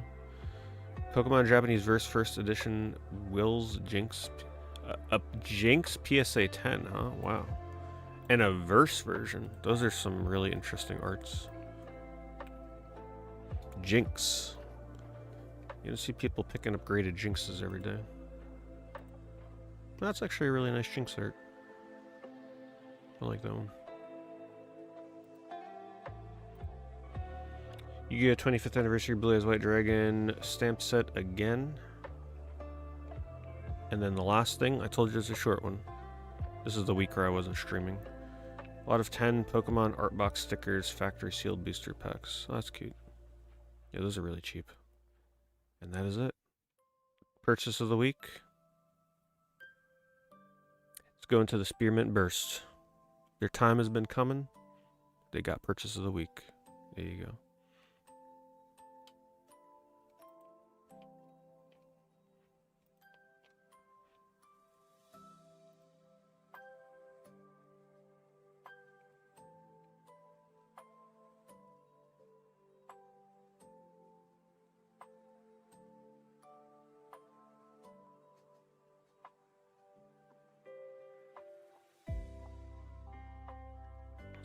Yeah, the thing about Borderlands 4 is it's probably going to be more of the same, right? So why fix something that's not broken that people obviously enjoy the series? But if you kind of take that stance of just keep doing more of the same because people love it, eventually that will become stale.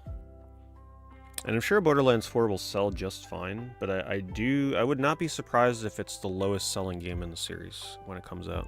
I think at this point a lot of people are kind of tired of the same old formula over and over. You'll have the hardcore fans that get it and play it regardless, but there's just so many more options out there now for people to play. You've been playing Final Fantasy 11 retail again? Well, yeah, I don't think that's a grind I can get back on. For me, it would be Legacy Server or nothing.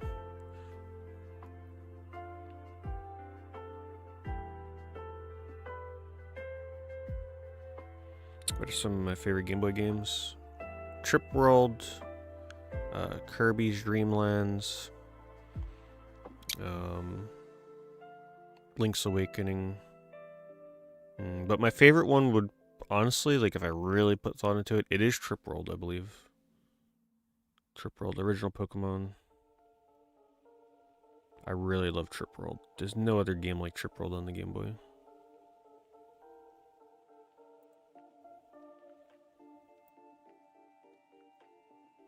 And also, oh my god, what was the name of it? What is that game that I got super addicted to? With the amazing music. Hold on. The one with the ball.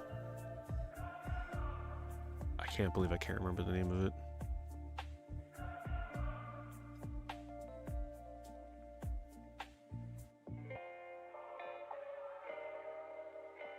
They even remade the game recently, actually. Hold on, I almost have it. Ghosts? Bubble Ghost. Love Bubble Ghost. God, that song is catchy as hell. Let me see if I can find it. It's probably gonna get my stream in trouble.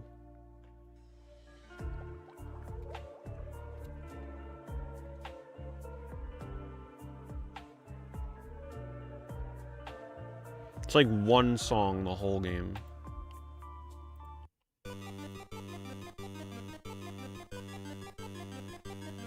So catchy. You'll see.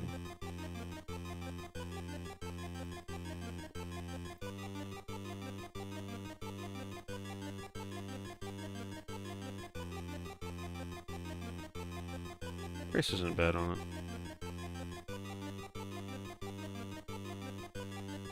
Well, cart only, obviously. You don't want the complete box one. Gets crazy.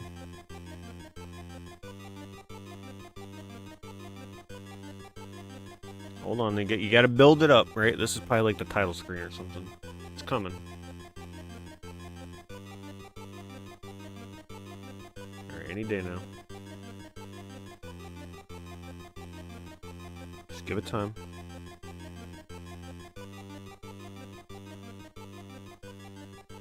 Here it comes. It's loud on the speakers. Yeah, I can turn it down.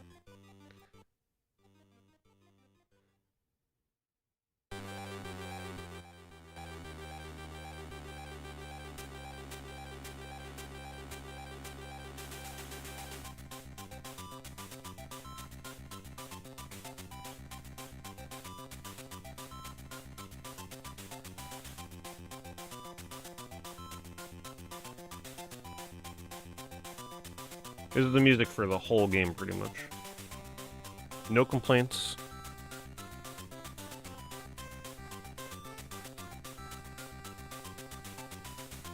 Yeah, the breakdown was the best part.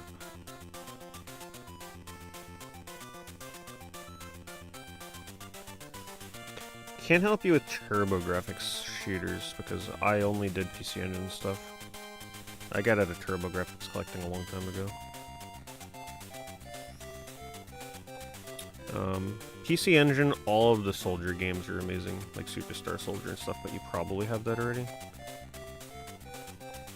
Mr. Heli is a really interesting one. If you want to shoot 'em up, that's a bit more of like an actual free roam shoot 'em up. I don't know how you would even describe it.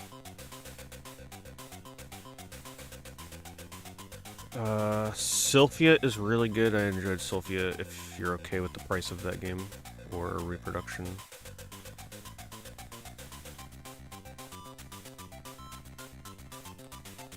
Nexer is also really good, but once again, very expensive.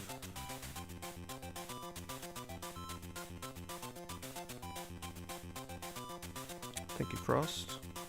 Thank you for the raid.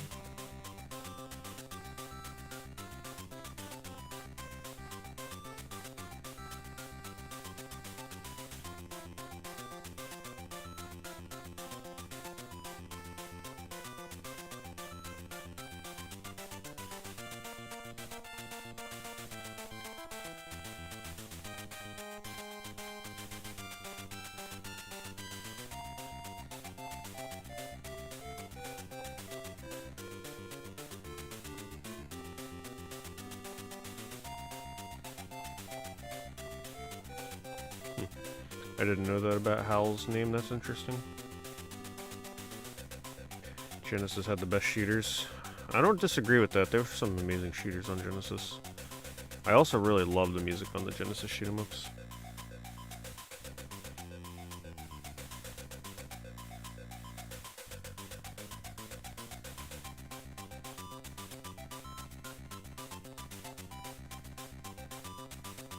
Is that the new Goemon game for us? Or is that one of the older ones?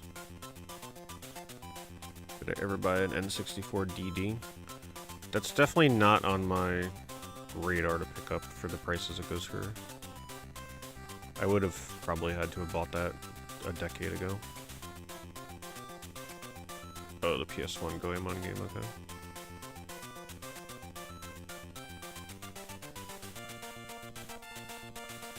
That's cool to hear. Appreciate that, Reptar.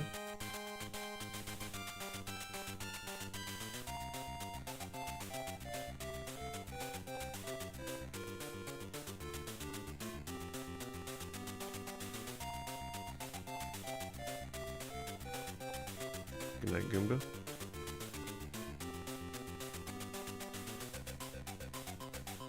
It's surprising how cheap Shining Force is. You would think that something like a Shining Force game on PS2 would be more than $25, but did have a pretty high print run. Also not highly regarded. Shining Force Neo.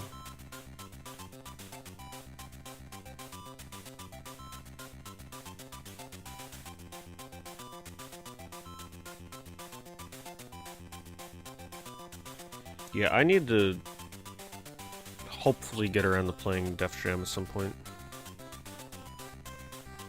The music will be a problem streaming that game, but whatever. I mean, they delete my VODs now anyway, right? So what's the big deal?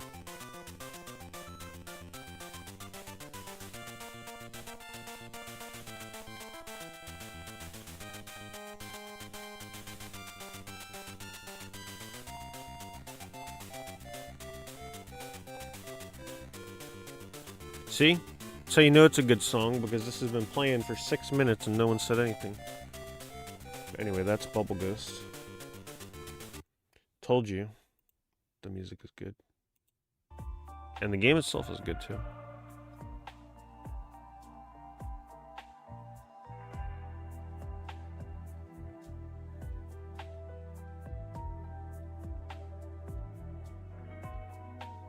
Thank you for watching so long, Kremik. Check my pinned comment.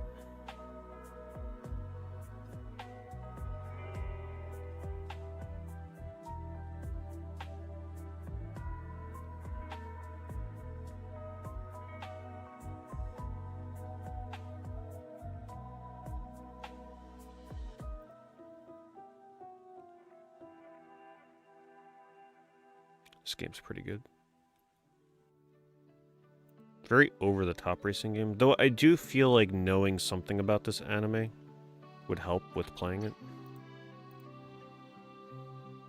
Wow, we're almost there, 2049. Almost, we're gonna be racing on top of mech suits.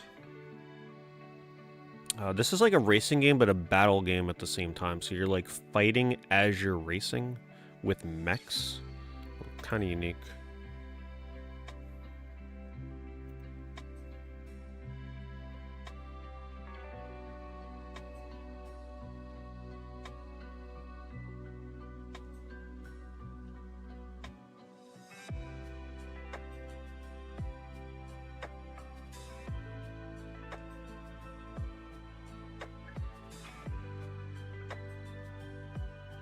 I feel like Mojo is like that one PS2 game that you see all the time, but nobody has played. You ask somebody how's Mojo, everybody's like, I know the cover, but I don't know the game. I think I still have yet to even play this. Yeah, this doesn't. I don't think I played this yet. It's that one game that everybody's got in their collection if you've bought PS2 lots over the years, but you still don't know what it's like.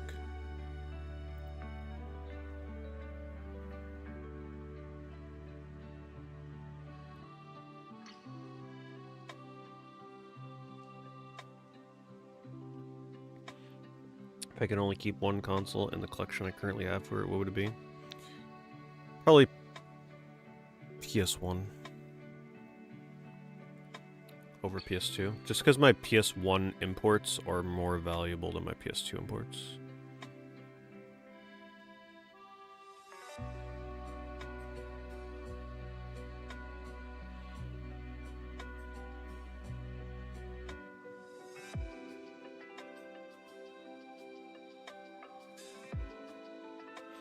Yeah, the stream ain't too far behind. I just pretty much looked at it.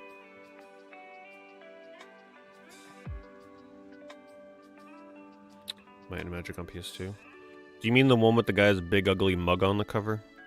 The Warriors game? I did play that. It's okay. If you like, you know, mid-2000s era action games, it's actually okay. Worth picking up and playing for the, like, $5-10 it goes for.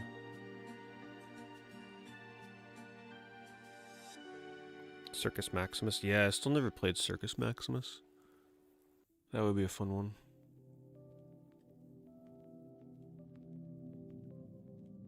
This terrible rubber banding. Well, maybe the rubber banding is in place because they want it to be more of a combat game than a racing game. But yeah, I still never played Circus Maximus.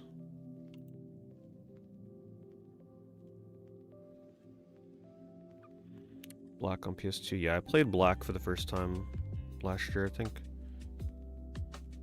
It did get skipped, but I played several hours of it and really enjoyed it. Very technically impressive game. Like, amazing graphics, especially for PS2 at the time.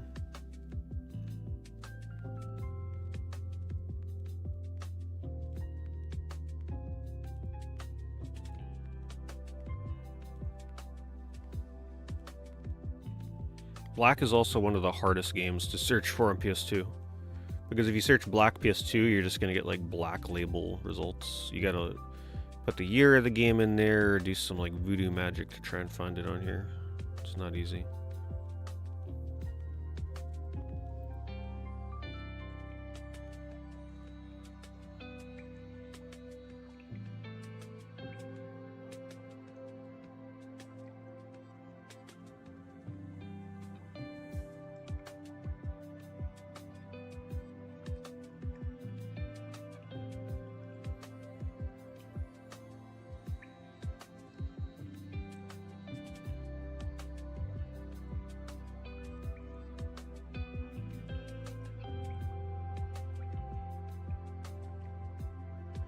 This is a good one.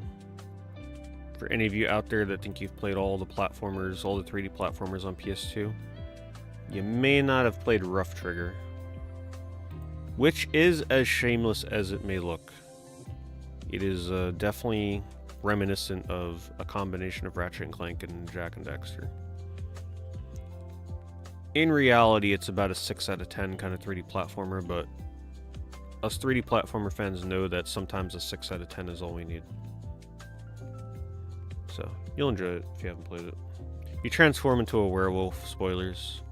Sort of like Altered Beasts, right? Like you turn from this little dog guy into a werewolf, which is kind of fun.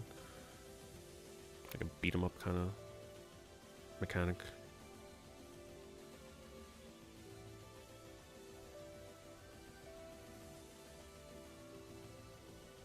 Harvest Moon. Yep. Yeah, Natsume put out a lot of different games. They weren't just Harvest Moon style games. Holy Beard. Thanks, Holy. 1 year resub. Really appreciate that. Thank you. Yeah, the Rough Trigger, Devil Trigger, essentially.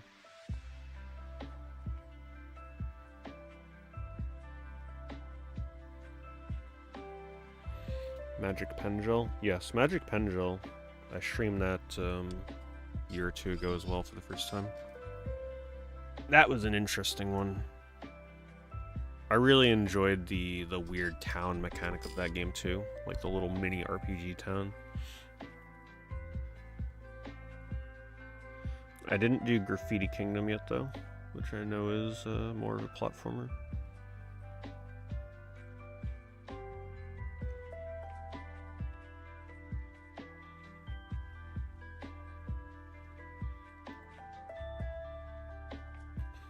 Yeah, I agree. Vex blew me away the first time I played it a few years ago. I was very disappointed in myself because I had always avoided that game because the cover was very unappealing to me. I didn't like the way the character looked, and I always thought it just looked like some kind of edgy wannabe action game. But no, the game is actually super solid. It is certainly a true collectathon platformer with some amazing level designs with like really well hidden collectibles and nooks and crannies to explore.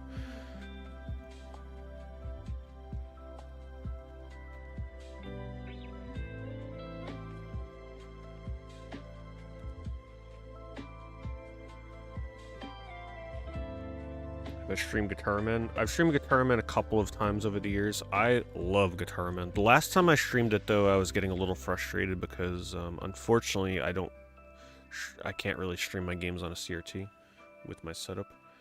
But I do have a little tiny mini CRT TV that hopefully at some point I want to hook up and play some of the games like Guitar Man that I can't normally, like music rhythm games that I normally can't play on HD TV because of the input delay. Guitar Man is easily one of my favorite games of all time. Probably my favorite music rhythm game. The only thing that would compete with that is like, if you consider Rhythm Heaven, Juke Beat, but the problem with Juke Beat is it's a mobile game that you can't play anymore because they pretty much shut the game down. So it's kind of hard to say that that's still my favorite when I can't even play it anymore.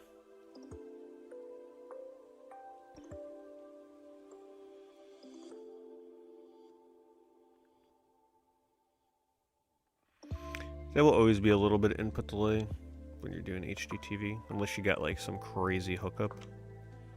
But for most games, a tiny bit of input delay is no problem. But when you play a music rhythm game, you notice it. It makes games like Space Channel 5 almost impossible to play. You can't really play stuff like Parappa the Rapper. Guitar Man becomes very difficult. Because those older music rhythm games are very tight on the timing. Newer ones, less so. But older ones, it's very hard. It's really just music rhythm games, those are the only games that create a problem. All the other genres are fine.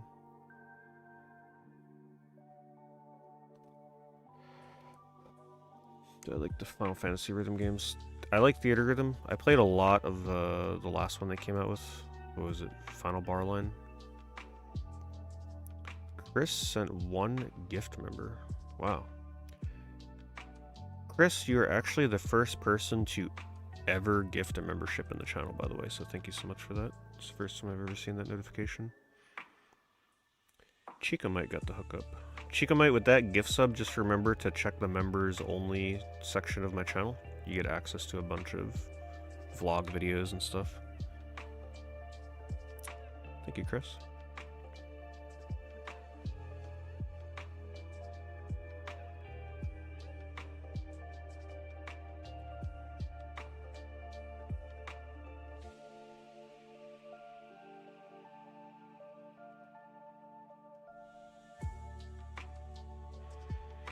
Robot Alchemic Drive. Yeah, that's another good one. I'm actually surprised that game isn't more sought after. Meaning, like, the fact that it's still somewhat affordable is surprising.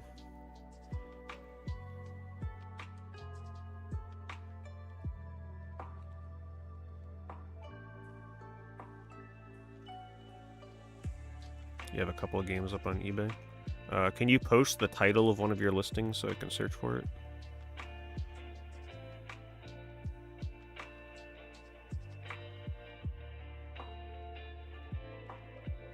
Or you know, oh, it's a Canadian listing. Okay. Let's see. It'll definitely limit. It's going to be a little hard for me to judge pricing then.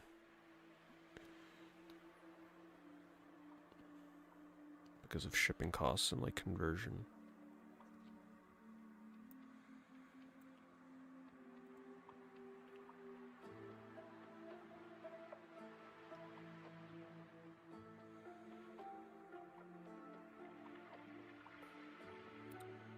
Yeah, thank you. Thank you for renewing yours as well. Golden status as well. Thank you, Chris. So it's a little hard for me to say because I'm not good with like the conversion on games from Canada. Got that Ghost Rider UMD though. At least that's gonna bring all the eyes to your listings. The best thing you can do though, honestly, is just keep listing more and more games. Brings more attention to your store. Your pictures are good. Showing the both sides, inside. Showing the disc condition, seeing the scratches a little bit here is good. People like that.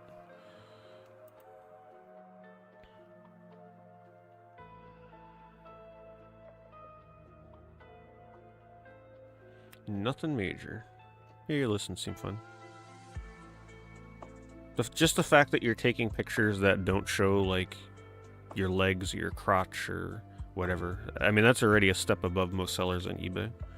You're bucking the trends.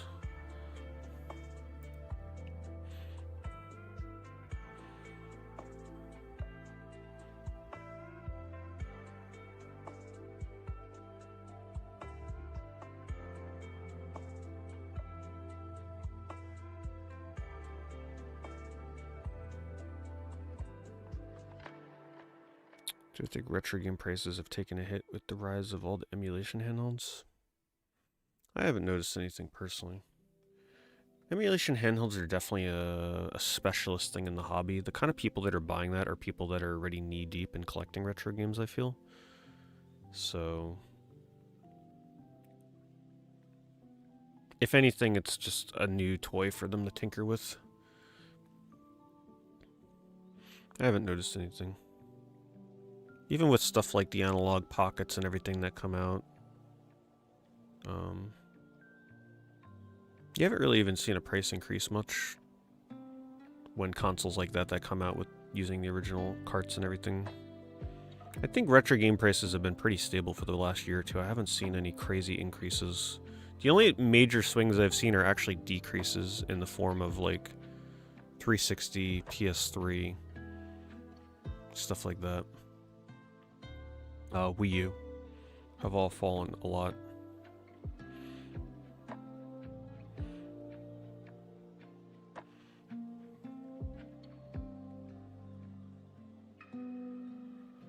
You better go to sleep. Thank you, Exist. Thank you again for all the super chats. Appreciate it. The support very much. You have a good one.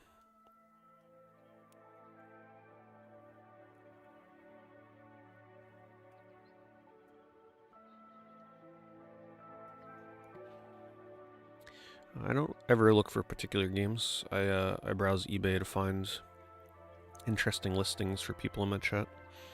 So if I find something that's a good deal, I put the link in chat. This game is great. Or sorry, whatchamacallit?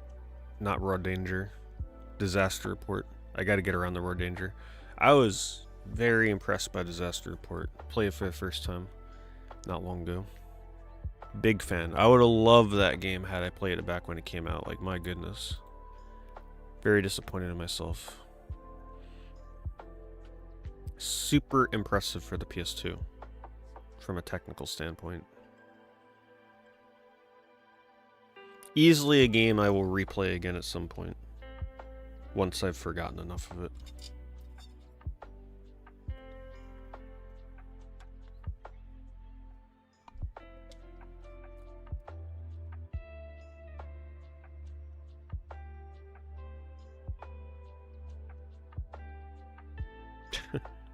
Yeah, Disaster Report was hilarious. God, that game was so funny.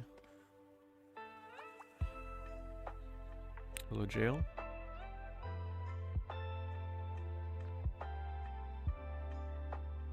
You need to replace your PS3 soon before they get expensive. That is true.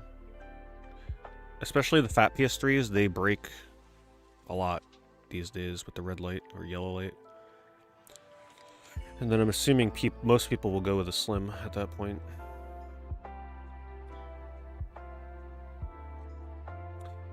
Wizardry. Wow. I'm just still so surprised that Wizardry is as affordable as it is. $60. Really well worth it if you're into hardcore dungeon crawlers. I played this again last year and it was super fun. Very difficult, can get very grindy, very repetitive, but man, what an atmosphere in this game. If you love like outfitting a party in Etrian Odyssey style, if you've never played a Wizardry game before, this is a really good place to start with Wizardry. It's one of the more accessible games in the series in terms of like presenting a like UI and stuff that would make more sense rather than the old archaic Wizardry style.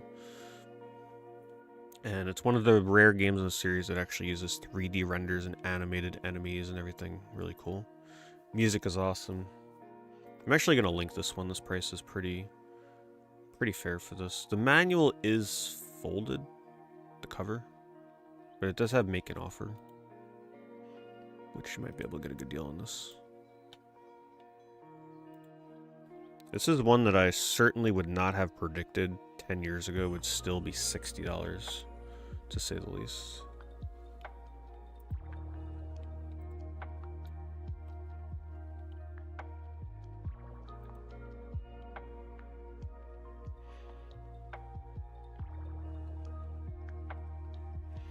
The Legend of Spyro series? So you mean like the newer Spyro games?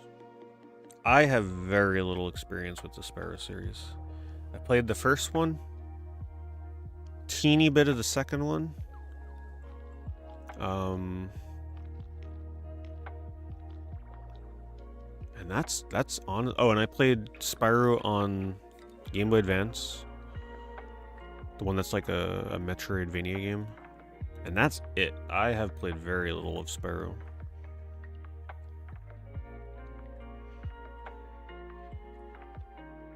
I really want to try some of the newer ones though, like the 360 era Spyros, just to see what all the fuss is about, why some people really hate them, some people really like them. I think I'm really gonna like The Legend of Spyro, that one that came out on like all the platforms. The one that, the more expensive one, the one that's like 60 bucks. I think I might actually really like that one.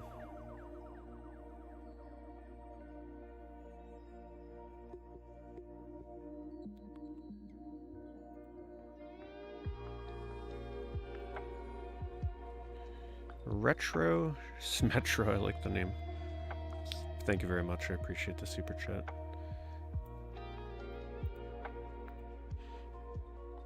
I think that weird era of Spyro and Crash is so strange and interesting, yes.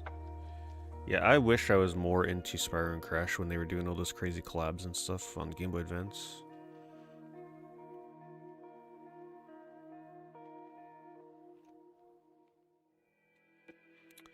And James as well. Thank you, James. James Cozy. You recently finished The Last Guardian for the first time. Absolutely love it. It might be your favorite of the 3 games. Yeah. Last Guardian holds up really well. Oh man, I've just been holding out for them to just report the game, re-release. It's still not running at 60 frames on a PS5. And you can run it at 60 frames if you're willing to unpatch the game. So, interesting little thing is, Last Guardian was originally running at 60 frames per second. But then they patched it on release to, like, cap the frame rate at 30, so it's got a variable frame rate that obviously dips. But if you downpatch the game and you have the disc version, you can actually play it in 60 frames per second. The problem is the game crashes like a dozen or so times if you do that throughout the playthrough. So what happens is right before you get to a part where it's going to crash, you have to repatch the game to the most recent version, play for that little bit of time to get past the crash, and then down patch it again. And then do that like a dozen times or so throughout the playthrough. Maybe even more. Which I just never, I would hate to have to play through the game like that. That's not relaxing to me. But if you really want to play Last Guardian 60 frames a second, I've just been really wishing they would do something with it. I thought that was like their baby. How have they not re-released Last Guardian in some form at this point? But I'm glad you liked it. It's a great game. And thank you again for the super chat. Thank you, Blizzard. Thank you for the golden doorknob. Thank you for the notification. A lot of people forget about their notifications with the memberships, so thank you. Feel free to always push your notifications forward. You don't gotta be shy. I like to thank people, especially on stream. Well, this is very rare, right? Imagine how rare Futurama is already, and then imagine how rare it is to get a Hollywood video case for it. Pretty rare.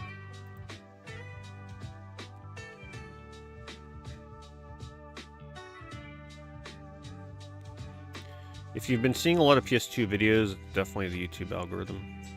YouTube is just so funny with the algorithm. You can, like, I watched a single video on Tony Hawk doing the first time he did the 900 during the X Games. It's like a 3-minute video.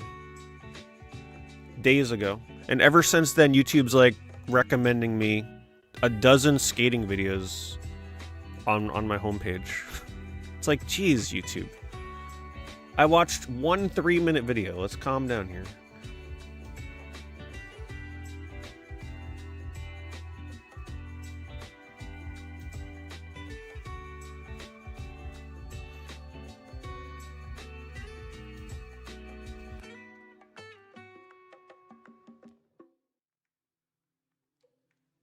The big dog game, Last Guardian. Don't get your expectations too high for Last Guardian. It's certainly a game that can be very hit or miss. Some people despise it. It's not for everybody.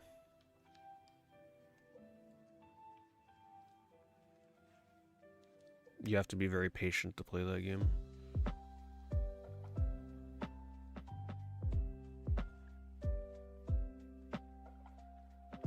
Watching from Europe, 6:30 in the morning. Yeah, my streams are a little rough when it comes to time zones sometimes like that.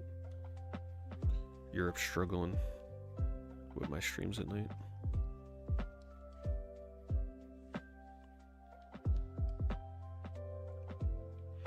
Thanks, Padrino. Thank you for the 16 months as well with the golden knob. Why is Futurama so rare? Probably just had one print run. Printed once. That was that. Late release.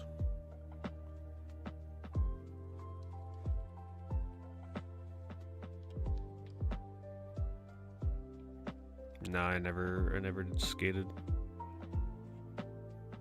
Never went skating.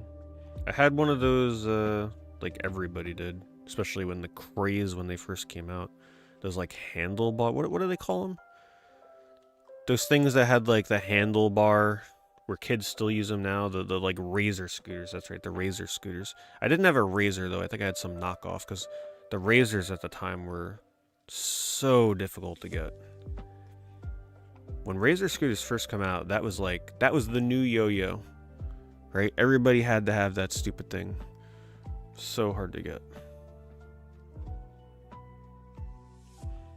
Always felt so dangerous riding one of those things. It's like you hit a rock, you're just gonna fly on your face.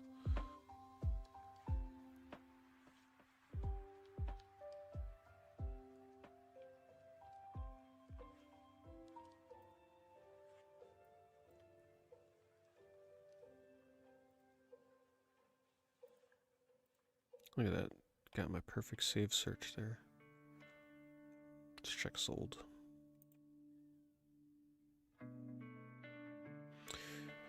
Mongoose bike? I honestly don't remember the brands of bikes I had, but I don't think I did.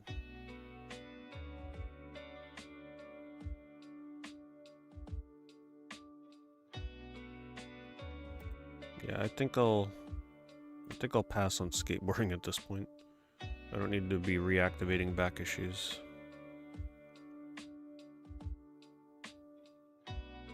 Yeah, the closest I'll get is I'll play the next skate game.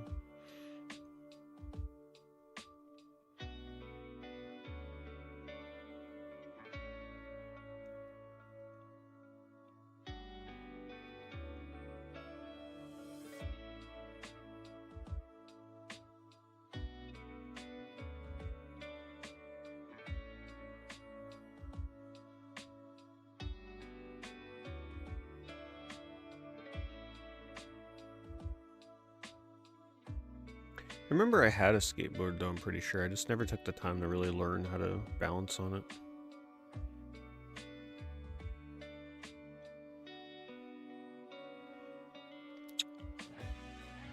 I'm always curious about this Gundam game, but holy moly, the price on this. It's supposed to be like the worst Gundam game on PS2.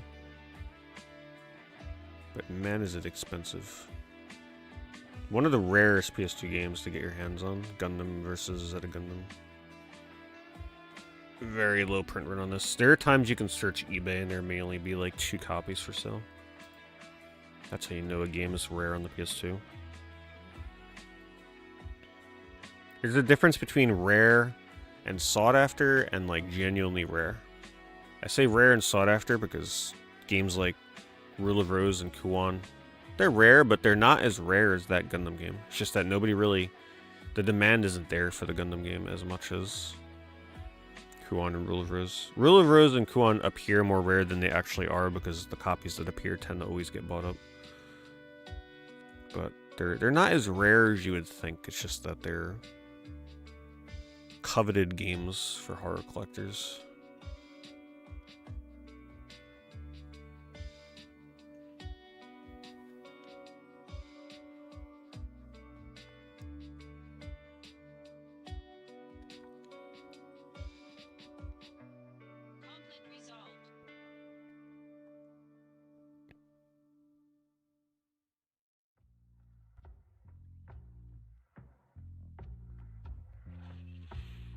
Thoughts on GTA 6? I look forward to, you know, seeing what the game's going to be all about next year. I'm glad they delayed it because I really didn't want to have to play that game this year. There's just too many other things to do this year. Trailer's looking good. I really look forward to seeing how they incorporate online multiplayer. I think that's what I'm most interested in. But it's probably going to be the first GTA that I buy and play since 4. I didn't even bother with 5. but not committing to it, right? Like, I'm interested in it, but I'm not like foaming at the mouth like some people. Obviously, right? I didn't even bother with 5, so that should tell you something.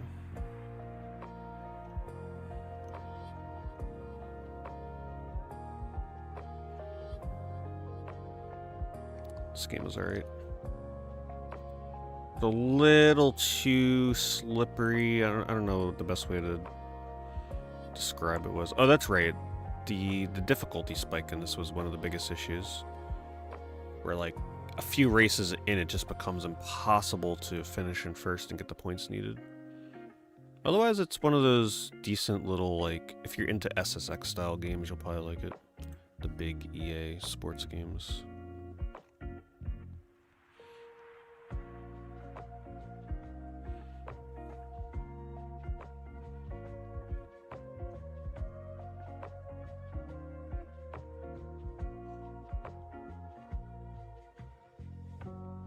But I do think the hype behind GTA 6 is going to be just insurmountable. It's going to be impossible to escape as that game gets closer to release.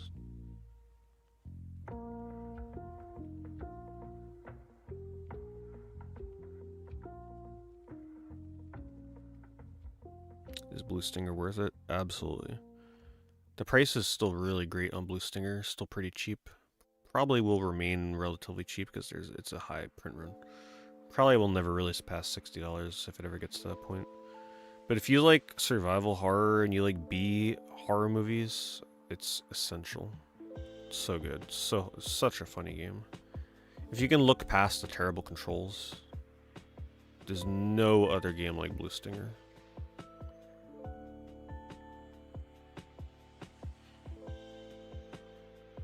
I wish I would have played it sooner. I played it for the first time a few years ago.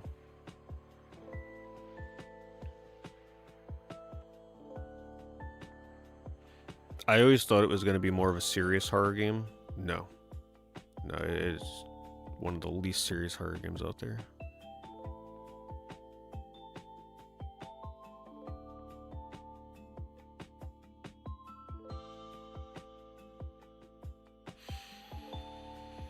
Why didn't I play GTA 5? It probably just came out during a time where I was not really in the mood to play an open world game like that. I get fatigue on certain genres. Sometimes. And I was probably having heavy fatigue on open world shooters at that point.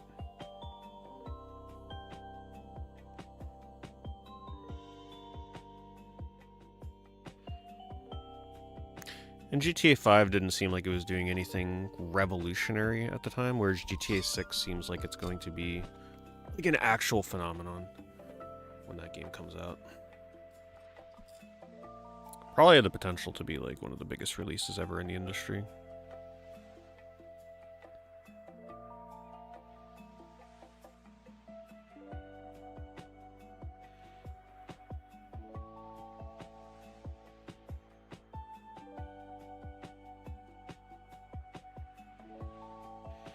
What non-serious horror game? Blue Stinger? It's essentially a game that just makes fun of the genre. Do I think GT 6 will be 100?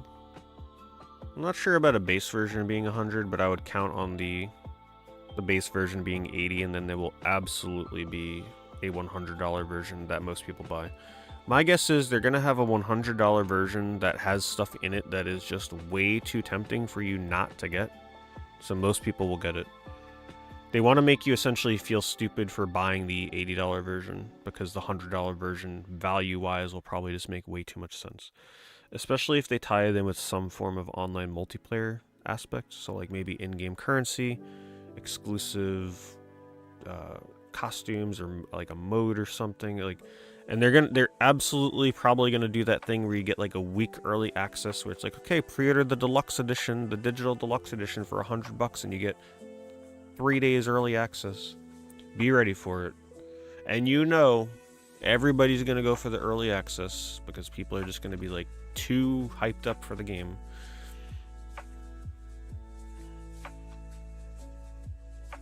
But they will certainly make you go for one of the higher tiers. Value-wise, it probably just won't make sense for the base version, will be my guess. Wow, somebody cleaned up on PS3 games from someone in Canada. They bought them all at the same time.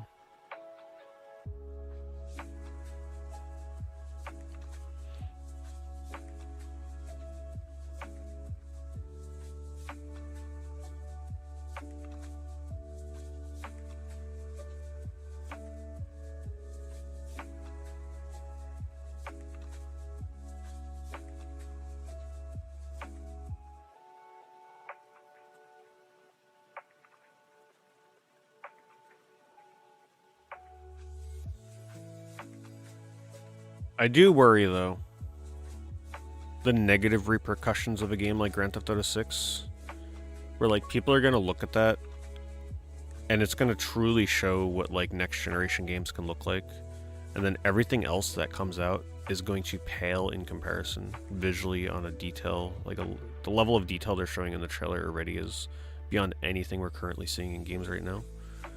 So it does really make me wonder how it's going to shake up the industry when it comes to like what people will expect from a AAA game. But GTA 6 is not even AAA. Like, that is actually probably one of the only true quadruple A games out there, unlike what Ubisoft wants you to believe. It's almost not fair to compare GTA 6 to anything else when that comes out. I didn't buy a physical Doom Dark Ages. I did not. If I play it, I'll just play it whenever new Game Pass. $120 special edition. Oh yeah, I wouldn't doubt it. I'm being conservative when I say $100 special edition. Yeah, they're gonna go hard with them limited digital editions and everything.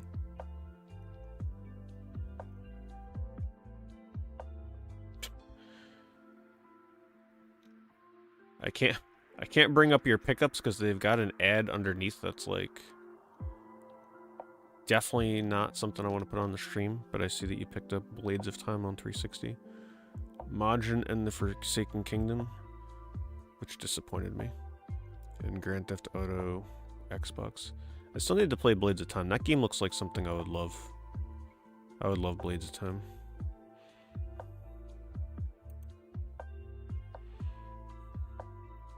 Kind of action games, they're just rarely dripping out to us anymore. Blade of Time is like the Stellar Blade of the 360 era.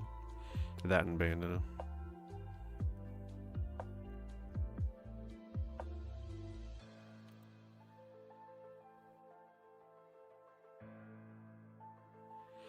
GTA 6 is probably going to make more people want PS5 Pro. That's true. The one downside is, because it's coming out next year, that's like one more year that we are closer to the PS6. And buying a PS5 Pro so late in the life cycle of the PS5 is just going to feel so bad. But for some people, if all you're going to be playing is GTA 6 for the next 2 years, maybe it's worth it.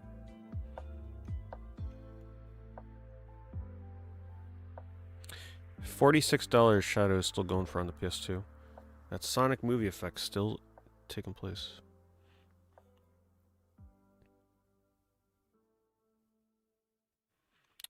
You got Timbuktu at a garage sale this morning for $5. That's a great deal. It makes the grind of constantly going to garage sales worth it, I'm sure.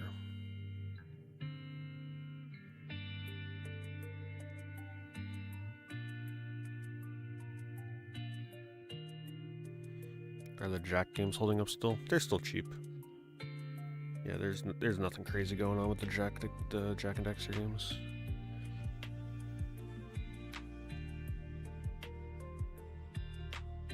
Honestly, too, if you want to play Jack and Daxter, there was recently a PS5 specific version released for Jack and Daxter Precursor Legacy, which might be a fun way to play it if you have a PS5. There was a PS4 version years ago, but they recently did a PS5 version.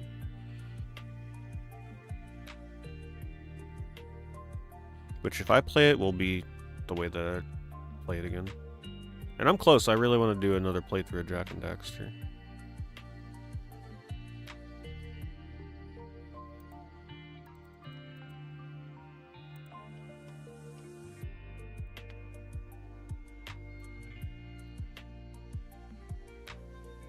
Is the gameplay still good? Gameplay is still fantastic. I tried playing Jak 2 last year, and I'm still not a fan of Jak 2. I mean, I like it, but I just cannot accept that that is the direction that they took the series in after the first game. I just like my light-hearted, cheery, colorful 3D platformers, collectathons. I don't want guns, I don't want vehicles, I don't want an open world town. Like, I just want Jak and Daxter 1. So it is really hard for me to accept Jak 2 and 3. Yeah, the mission structure in Jak 2... Like, I appreciate the game, I understand what they were going for. It is impressive for the time, but I absolutely cannot stand it when you compare it to the first Jak and Daxter.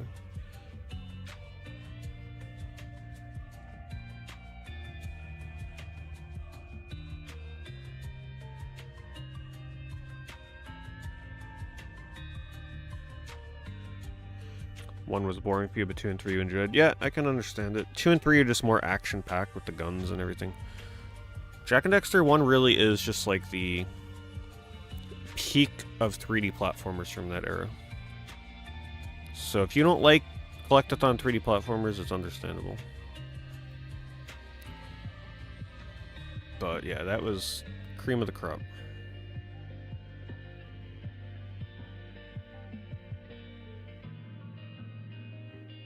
These are your go-to videos while you eat some late night Taco Bell. Yep. Late night Taco Bell, I remember those days. Analog Duo, I do. Yeah, I love all of Analog's products. I was buying Analog stuff since they were doing like wooden consoleized MVS stuff back in the day. So I trust their product. You know, it takes a long time for their stuff to come out, but it's always worth it.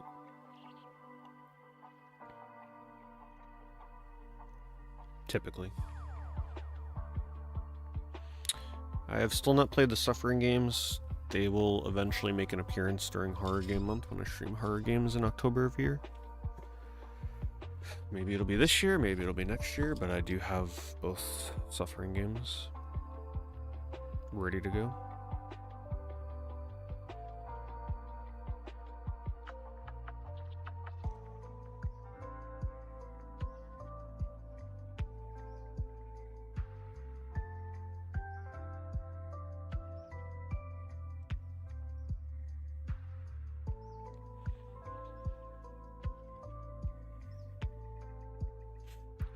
Do I have the wooden console? Yeah, that's why I originally got rid of my Neo Geo AES, because I picked up the wooden consoleized MVS, the one that outputs component, back when they first came out. Like, I ordered it from their website, not on an aftermarket, pre-ordered it.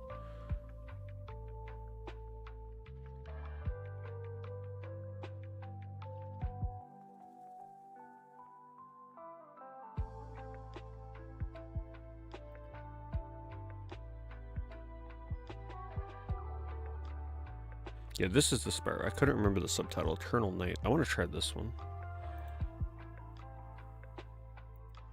I played the Game Boy Advance version of this and it was really good. It looks like it has a really dark kind of atmosphere to it.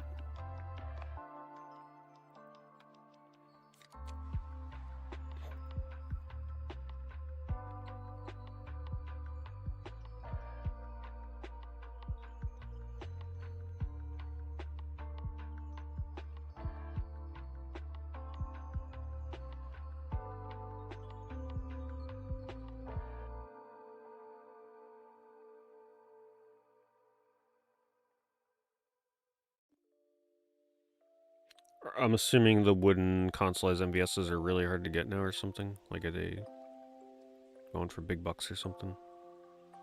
I haven't really looked. But I would assume now that the notoriety of analog is more well known. Uh-oh. Gundam Crossfire is starting to go up in price. Its time has come. Long has it waited. Frame rate still sucks though, but the game is good.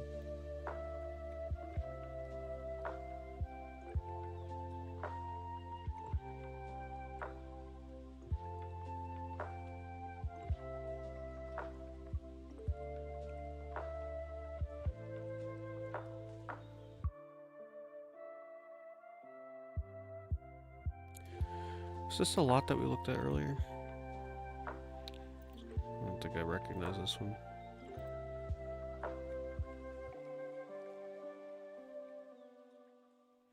Wow, somebody paid 115 for this. Well, it's got pure. It's worth a little bit. Dragon's Dogma. Dead or Alive. It's just a filler lot.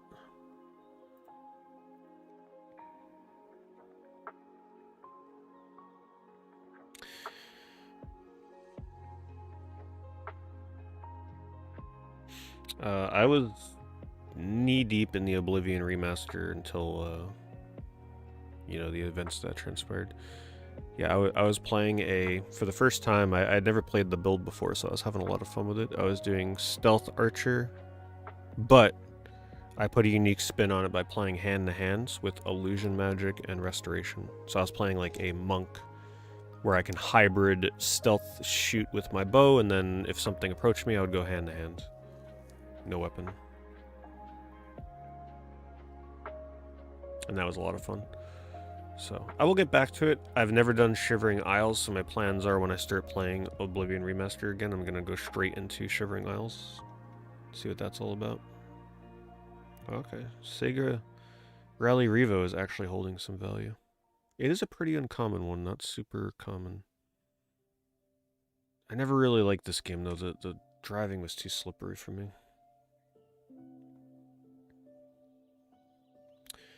Yeah, I bought the analog consoles MVS when they first released, like, before anybody knew who analog was. Honestly, I probably have a video on YouTube unboxing it or showing it off for the first time or something. Whatever that was, whatever year.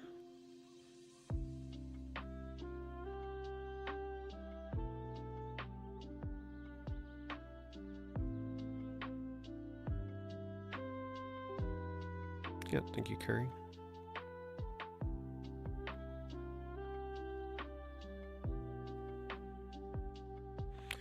Prices for original Xbox games seem to be going up a bit. They were pretty cheap for a while, so it doesn't surprise me. I would imagine a lot of the exclusives. But even so, a lot of people hold Xbox games in higher regard than PS2. Obviously, the performance will be better, so even the multi-platforms. Then it just comes down to, are you an Xbox fanboy or are you a GameCube, Nintendo fanboy? Then that decides what platform you'll get your multi-plat on. Me, these days, honestly, I just go with PS2. And the reason I picked PS2, even though I know that I'm sometimes buying an inferior version, is one, I've played so many PS2 games at this point that even when I play a PS2 game that is visually inferior or the performance suffers, I can still appreciate what it's trying to do because I know the limitations of the PS2. So when I play a game like Max Payne, which is by far the worst freaking version you can play on the PS2, I can still look at it and say, like, wow, this part of the game is really impressive for PS2. When, you know, it's not lagging and slowing down to 10 frames a second.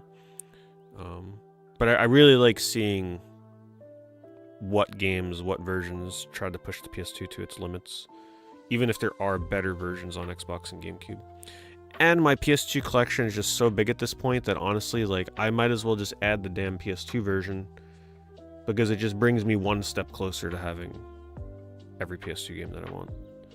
So, I'd rather have one giant PS2 collection and then have my GameCube and Xbox collections just be specialized in terms of, like, I've curated it for specific reasons, certain games. Because I'm just so knee-deep in PS2. And the benefit is that a lot of the inferior versions that are on PS2 tend to be cheaper. Sometimes. Not always, but sometimes.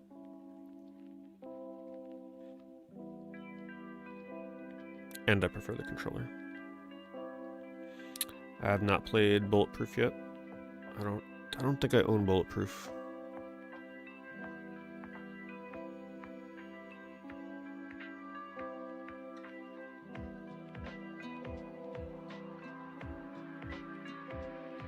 Man, I'd love to see them re-release Call of Duty 2. The 360 Call of Duty 2 in a collection. I definitely could not go back and play Call of Duty like that, though. Like, if I went back and played Modern Warfare 2 at this point, I would just get my ass whooped. I don't care how good I was at throwing knives back then. But then again, I mean, that is really tempting to go back and try and get good with throwing knives again. That is very tempting. It's tempting indeed. But yeah, I still probably wouldn't do it.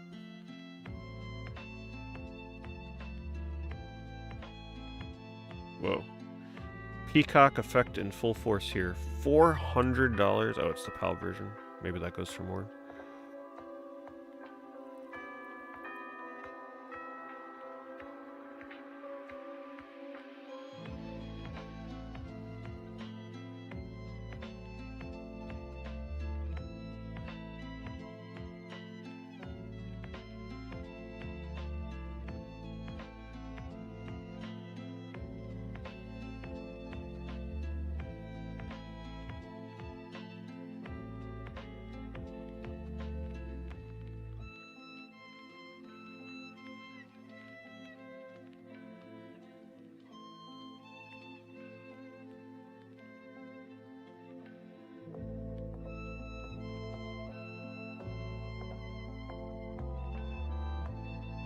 Wait a minute, isn't Gale of Darkness one of the GameCube games that they showed is eventually coming to the Switch too? I think that's how I'll play it, honestly. Because I just... It's too risky of a game. Like, I really don't want to pay the price that game goes for and then not like it. Because I already hate the battle music. That's a big deal for me, battle music. So I'll just wait for the Switch 2 version.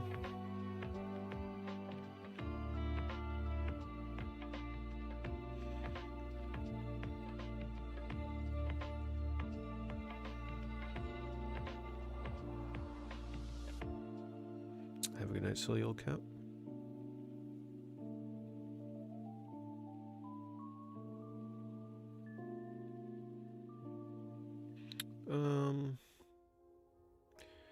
Yeah, if you have a bunch of PS2 games that are more like $15 games, I would recommend doing something like selling them in lots of four games. Because that keeps it, like, people will feel like they're getting a little bit of a deal with the bundle of all the games together, and then it won't be a price that is, like, too high, right? Because if you're putting 4 games that are about 15 bucks each, $60, maybe you're throwing a $30 game in there, like 60 to 75. That's probably way more reasonable to most people. If I were you, though, I would try and theme the games that you put together. So I mean, is if you have games that are more in the action genre, try and put your action games together. If you have games that are more like platformers, adventure games, trying to put those together loosely. RPGs, putting a RPG lot together. If you have RPGs, if you're doing bidding, that could be pretty good.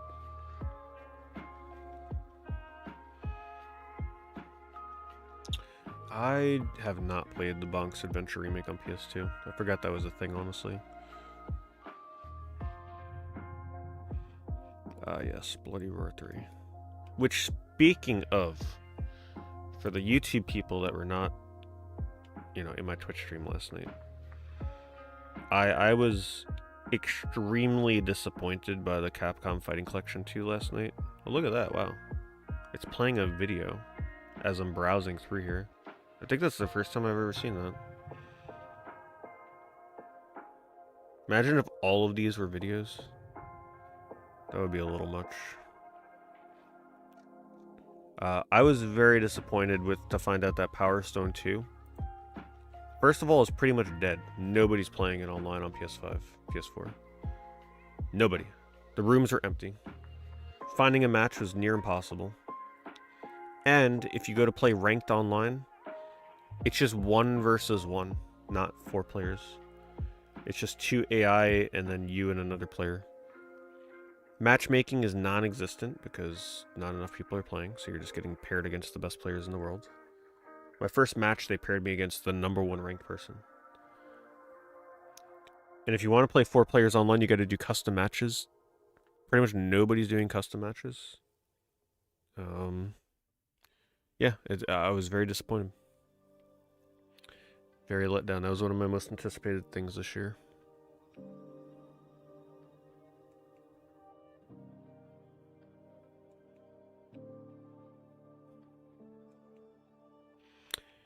Why are Vita games so hard to find in the wild?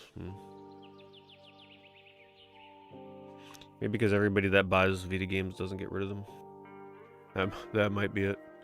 Vita games are just like so specialized for like collectors that the collectors that get their hands on them just don't get rid of them.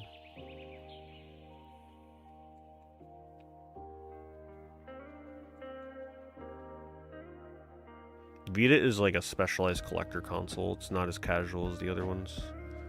Especially after the first few years, that thing pretty much just turned into a collector's dream console.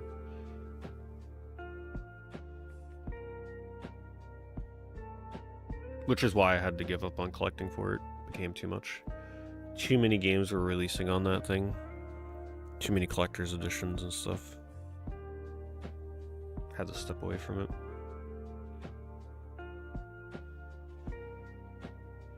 Found a bunch of matches. Yeah, but I love Power Stone 2. I know like Power Stone 1 is great and everything, but I love Power Stone 2. I was I was so hyped to play 4-player matches in Power Stone 2. So for that to be dead already is just so disappointing. Power Stone 1, the problem that I have with it is competitive. Right? It's more of a fleshed out fighting game, like actual fighting game. Power Stone 2 is just brainless, dumb fun. I just love chilling with that game. So it's so chaotic, over the top. You don't feel bad when you lose in Power Stone 2 because it's just so ridiculous. Right? It's pretty much just like Smash Brothers with items times 100. So, I was very excited for that. Power Stone 1, I would end up taking like way too serious because the people that are playing Power Stone 1, they're fighting game aficionados. And I feel like trying to find your footing in that game online, especially me, you know, it's hard for me to play a game and not be competitive in it. So trying to get into competitive Power Stone, I just feel like that would make me potentially like the game less because I don't want to have to take Power Stone that seriously. Right, I get to see myself getting online and getting matched against people that are just like comboing nonstop. You can't even get a punch in. I would not like that at all.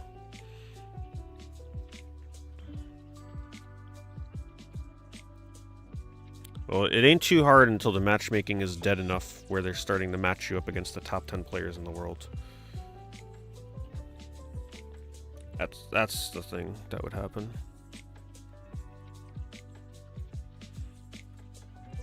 I mean, hell, they matched me with the top players in the world for Power Stone 2 and they whooped my ass. I could barely get a hit in. I can only imagine how they were in Power Stone 1.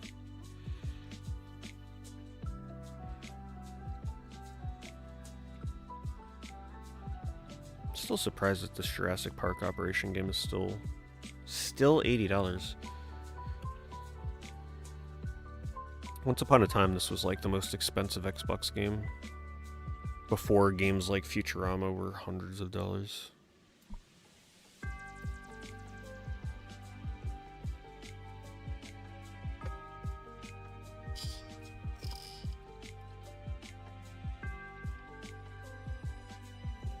Well, it depends what version of Capcom Fighter Collection you have coming. If you have it on the Switch, apparently it might be a little bit more active because there's no crossplay. But I'll tell you, if you get in the PS4 and PS5 version, unless you're playing on like a Saturday night maybe, Power Stone 2 is dead. You may find one lobby of people playing.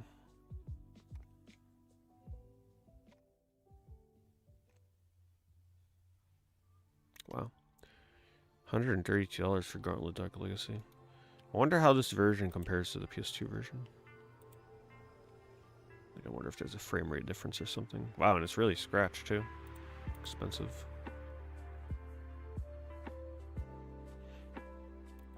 Remember the PS2 one though, very dark, very hard to see at times.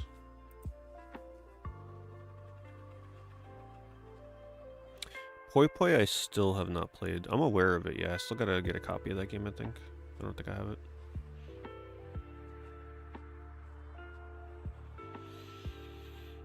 When was the last time I played Katamari Damacy? Not that long ago, actually. I was actually practicing speedruns. Earlier this year? Was it? I think it was actually earlier this year. Yeah, I was doing speedrun practice for the first Katamari Damacy. I was playing on PC because they have mods to help you with that. And I was, I did some grinding for the first level, quite a bit, to get a good time in the speedrun leaderboards for it.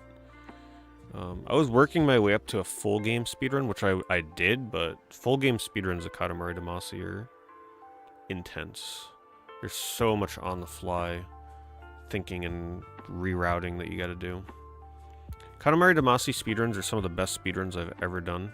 The problem is they're not the best for people to watch, because people don't realize what goes into a speedrun of Katamari. It just looks like you're playing the game normally, but like you're doing so many calculations in your head because you know like the different sizes, right? You have to memorize the size of every object in the game that you can essentially pick up. You gotta know backup strategies.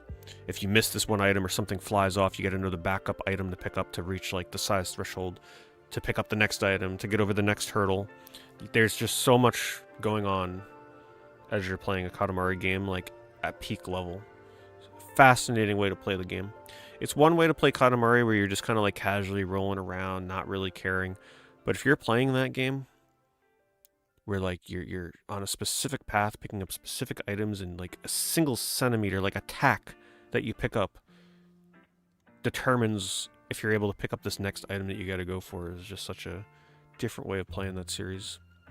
I did speedruns for Beautiful Katamari for a bit, which I really enjoyed. And then I was practicing the first Katamari Damacy. I love Katamari.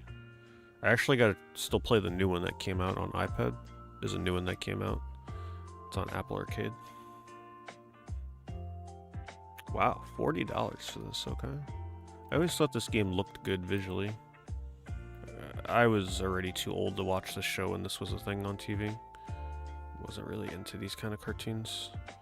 For me, it was like just old school Nickelodeon stuff, and that was that. I didn't really get into this stuff. But the graphics on this, it's a nice cel-shaded game. I don't care what the game is. If it's a cool looking platformer, I'll play it. Especially if it's cel-shaded.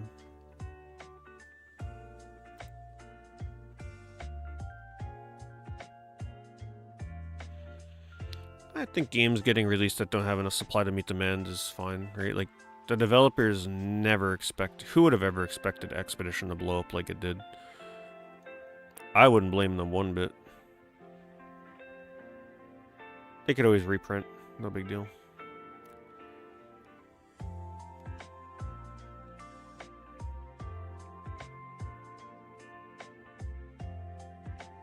PS2 has better frame rate, but GameCube is an inventory system. Okay, interesting. Better frame rate on PS2, huh?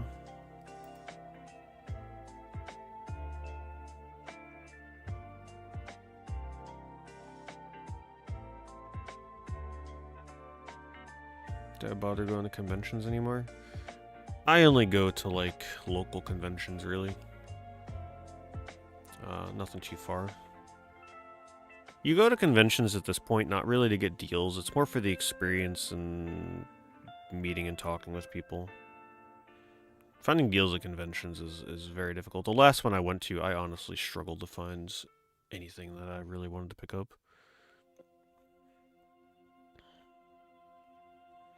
And anytime I tried to make a deal, the vendors are just like, some of them are so resistant to haggling.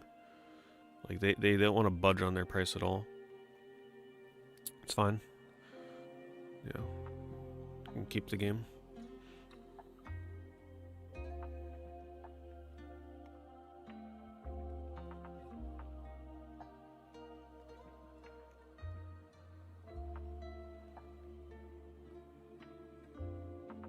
$30 ship for Dinosaurs too.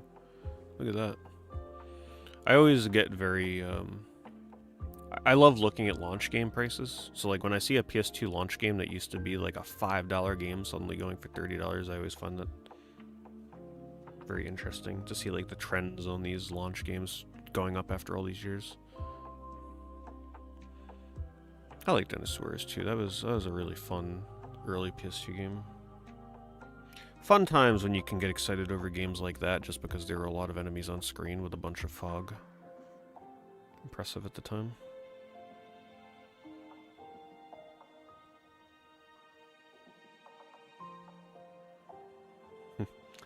Thank you, Jolly Dog. Appreciate that. A fellow Balan Wonderworld appreciator, indeed.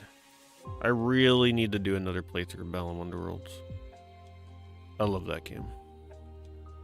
Warts and all.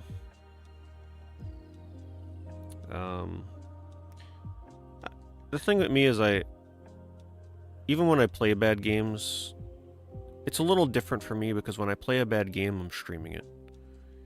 Right, so like when I stream a bad game and I'm able to laugh about it with a community of people watching, it just instantly makes bad games more enjoyable.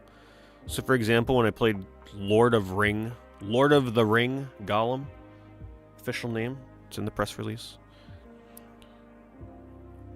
If I played that game by myself, yeah, it may have been a little miserable.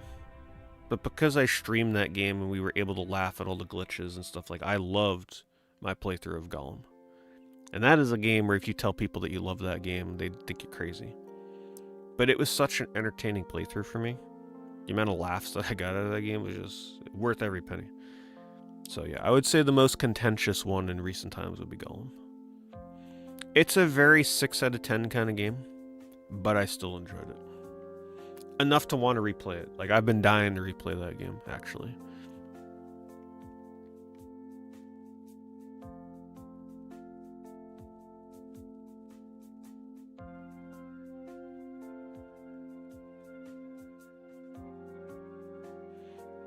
I've given up hope on Beyond Good and Evil 2. At this point, I don't think it's even happening anymore. Ubisoft is on the brink of collapse as it is. I don't think you're gonna see that game. And if you do, it's gonna be so drastically different from what was first shown. They should have just went the simple route. They should have just released a story follow-up sequel, but no, they had to go with some kind of over-the-top, open-world, genre-bending game. Who knows what that's even going to be at this point.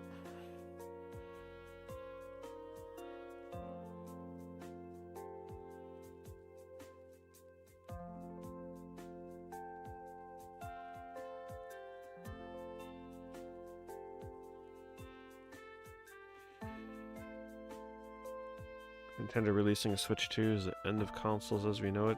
I will say that the Switch 2 does feel like the most underwhelming console release from Nintendo, in the sense of Nintendo is typically always known for being an innovator in the console space. Always some kind of new gimmick or something exciting and fresh that shocks everybody the first time they reveal a console. The Switch 2 does not have that factor. I don't care about the stupid mouse. That don't do it for me. So I agree that the Switch 2 is definitely like the beginning of sterilizing exciting new consoles. And from this point forward, even with, like, there probably won't even be a new Xbox console. The PS6 is just going to be the PS5 Pro slightly improved. It is a little harder these days to get excited for new consoles. You got to get excited for the games. Just pay attention to the games. The consoles at this point are just forced upgrades.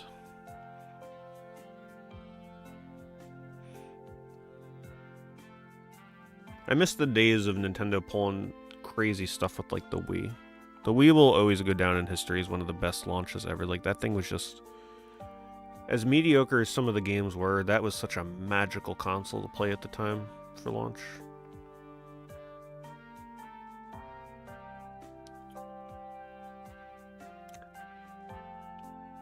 Oops. Gotta expand this chat so I can read the name here. Oh, thank you. Thank you, Tarabi, as always. Thank you for the super chat. What's my favorite game franchise? Yeah, that's a tough one. Overall,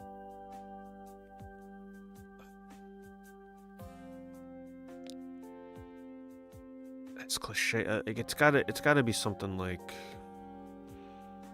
a series where every game that I play in it and I enjoy to some degree. So it'd have to be something like Final Fantasy. It's hard to go wrong with Final Fantasy. Because even the bad games are still good in a way.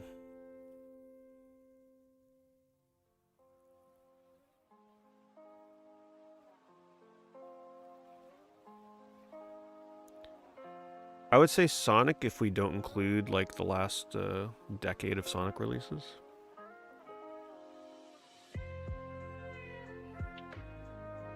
Because there have been some real stinkers lately.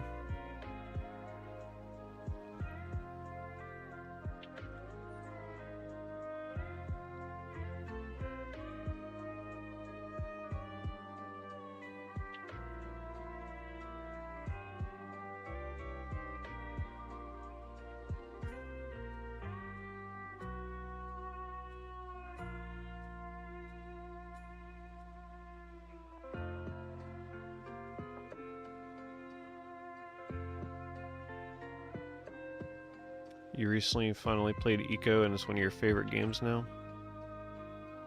Damn right it is. It's definitely difficult to play Eco today for the first time and see the magic behind it. You really had to be there day one on PS2 to really realize what was so special about it. But I can appreciate people still finding the qualities of it today.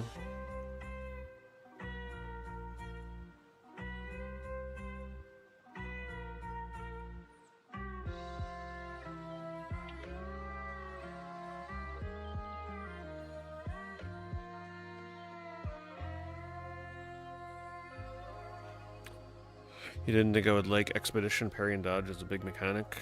No, that's fun.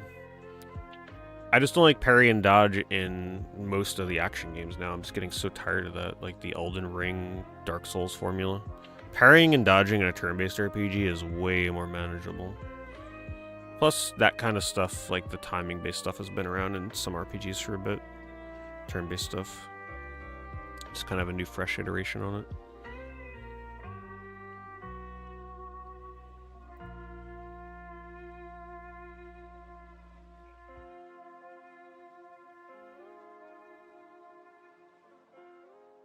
$20 for Twisted Metal on PS3.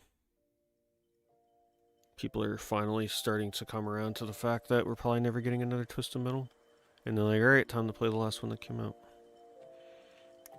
I had a lot of fun with this for the few weeks that I grinded the hell out of it online. Went really hard on this game for the launch. Downloadable game with purchase. I don't even remember that. Wow, they gave you Twisted Metal Black for free. Interesting. Changes the face of multiplayer gaming. Yeah, okay, official PlayStation Magazine. Your check is in the mail. Like, it was good, but it wasn't like that good. My goodness. Apparently it changed it for the worse, because the series is dead.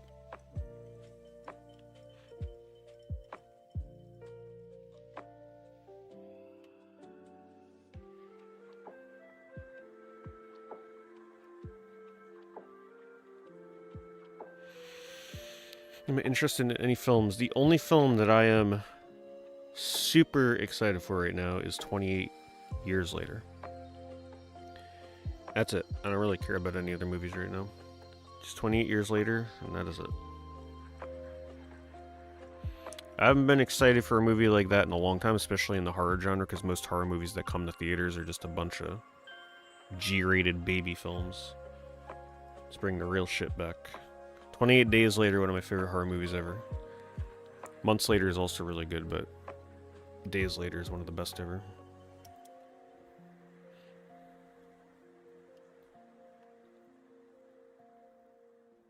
I have not played Fable. Nope. I actually have never really had much of an interest in the Fable series. I just don't like the style and the humor of that series. Maybe I'd like it if I played it, but I'd have to be forced to play Fable at this point. I just have no intentions.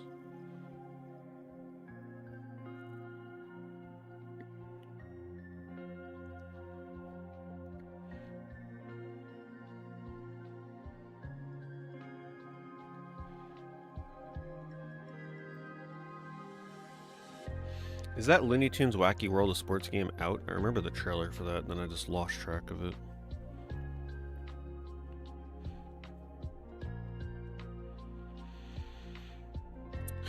What country would I go to next if I had one choice? New Zealand.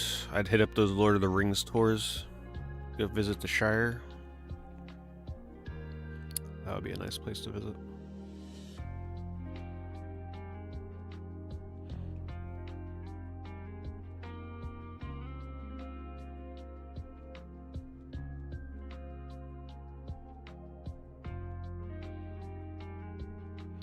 I will warn you about Crossworlds. I played the early access demo. It is rubber banding overload.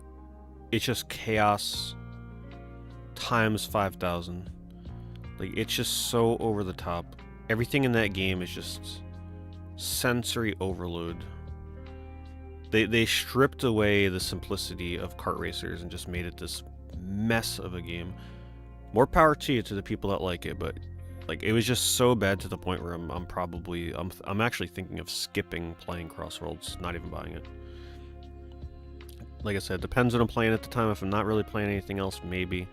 If I can get a free key for the game or something, okay, whatever. I'm not going to argue with that. But yeah, it was disappointing.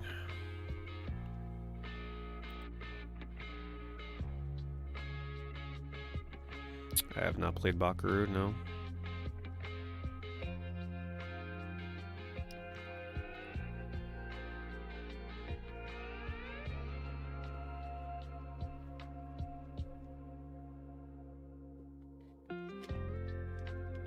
There aren't any G-rated films this year. Every horror movie besides 28 Years Later is G-rated in my eyes.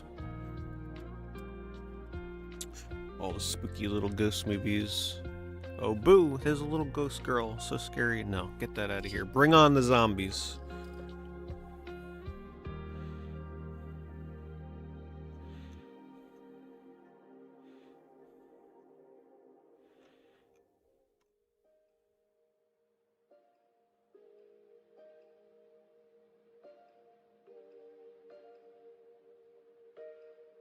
Have I played the Yakuza games? I've just played Yakuza 0. It's very hard for me to play Yakuza games, and I played Like a Dragon 2, which I really enjoyed, but I wish that game was more difficult. I gave up on it because it was too easy. It's way too freaking easy. No challenge.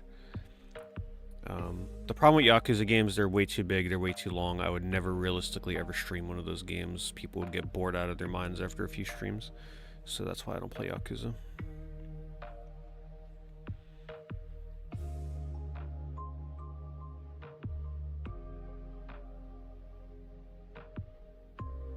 People still buying Power Stone.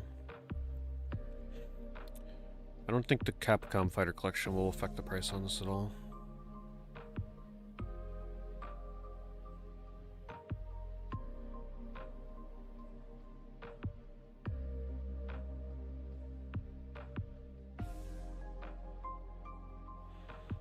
Yeah, if I were to play a Yakuza game, I'd probably just like play the OG.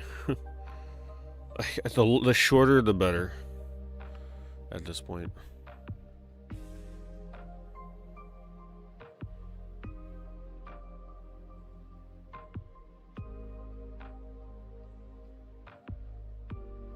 Guitar Man is a really good introduction to music rhythm games.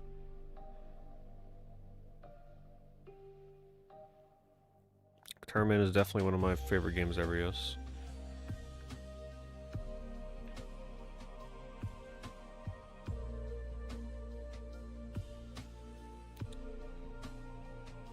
Thank you, Webhead.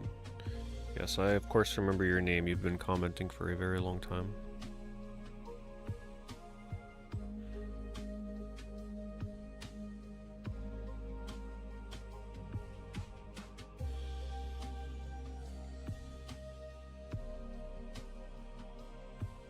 Yakuza Dead Souls. Ah yes, that will be a Yakuza game I play.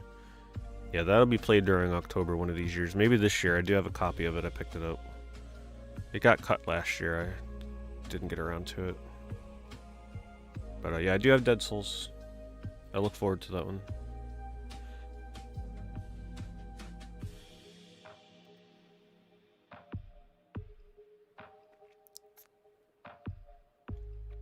But thank you again. Thank you, Webhead, for the message.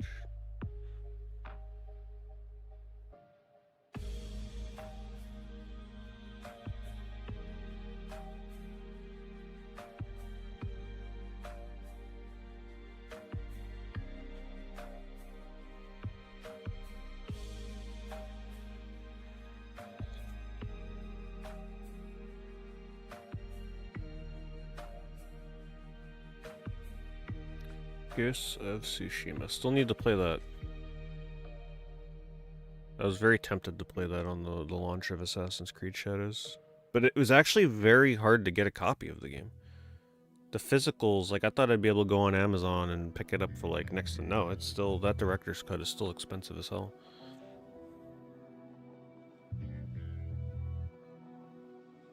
Did you know that Ghost of Tsushima is one of the, I think there were only, what, 30 games or something that Famitsu ever gave a 40 out of 40? Ghost of Tsushima is one of those games. So Japan gave it their utmost respect. Hey, thank you. I'm still learning the difference between these freaking things. So that's a super sticker with the little animation. Thank you, Webhead. Really appreciate it. I'm definitely excited for the new Rhythm Heaven. That was like, it was one of those things where people would always ask me like, what's a series you want to see return that's been dead for a while, and I'd always mention Rhythm Heaven. So I'm very excited that we're finally getting a new one.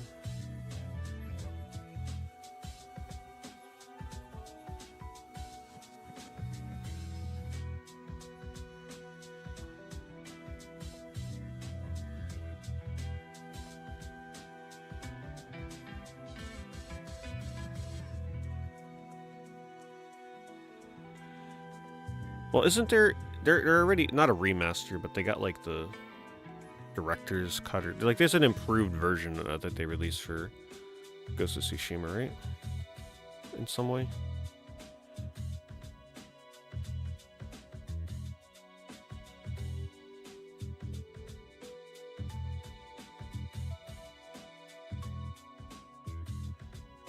Yeah, hopefully around Black Friday this year it'll be on sale. I'll pick it up then.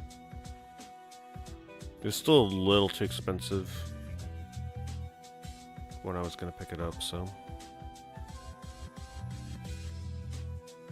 Single player games these days, if you could just like wait half a year, game will go from $60 to $20, no problem.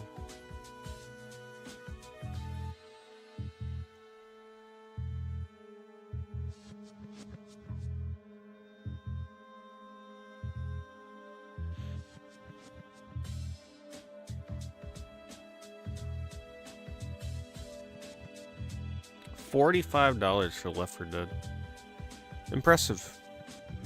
That is very impressive. So what is it about the 360 version that people still want? Is it just because they just like that it's the base version instead of the Steam version that inevitably probably has a lot of updates and changes?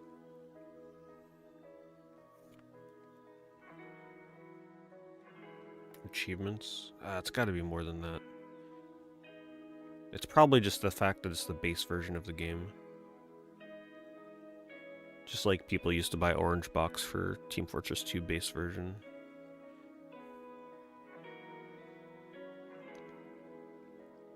It's an exclusive on console? I mean, it's a good point.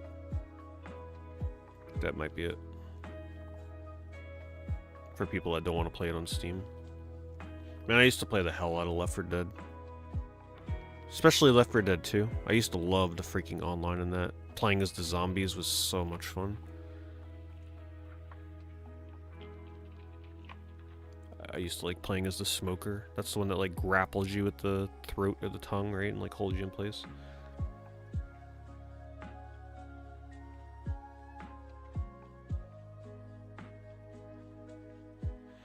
Eden Chronicles cracking $100. Its time has come.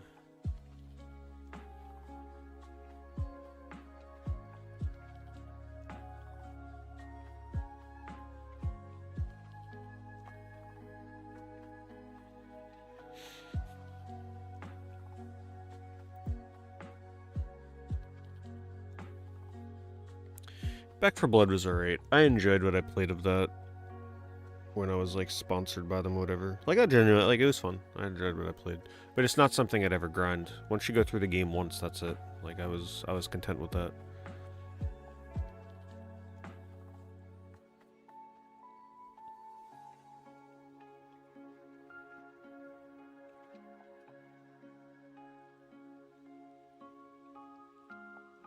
You bought your copy of Rhythm Heaven on Wii and it was faded because it sat in the case for so long. See, now that's a nostalgic copy that I'd never get rid of.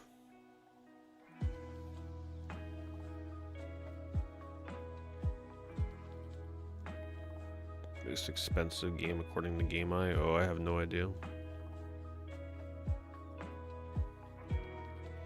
It's gotta be some like complete in-box NES game or something.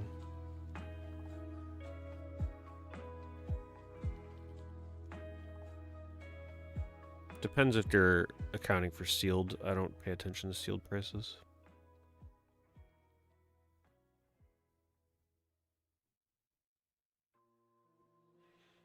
Gargoyles Quest 2 complete in box, $200. Yeah, these days it's actually probably not a bad deal for that game.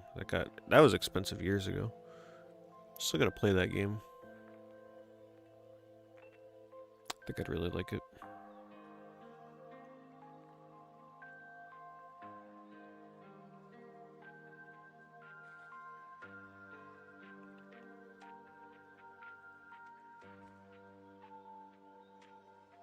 Homebrew channel being targeted by Nintendo and Wii. I haven't.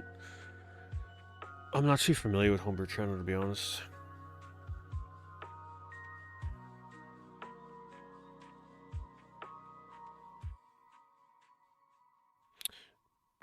Oh no, yeah, I haven't seen those Chikamite.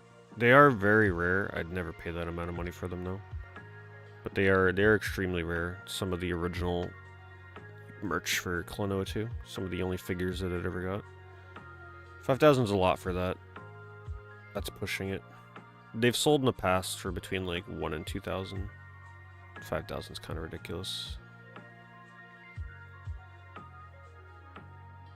At that point, you're not even targeting Klonoa collectors. You're just like targeting, like I don't know what kind of collectors you're targeting with that. That's kind of out of a lot of people's budgets.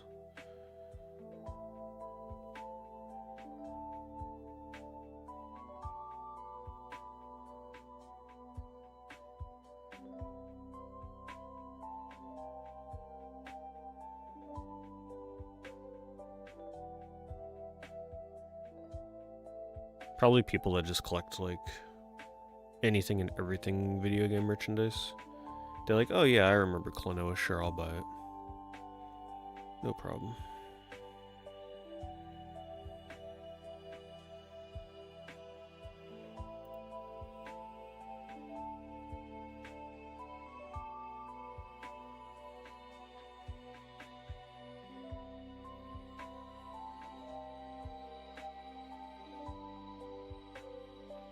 Yeah, no, I tried tracking down those Klonoa 2 figures for years back in the day.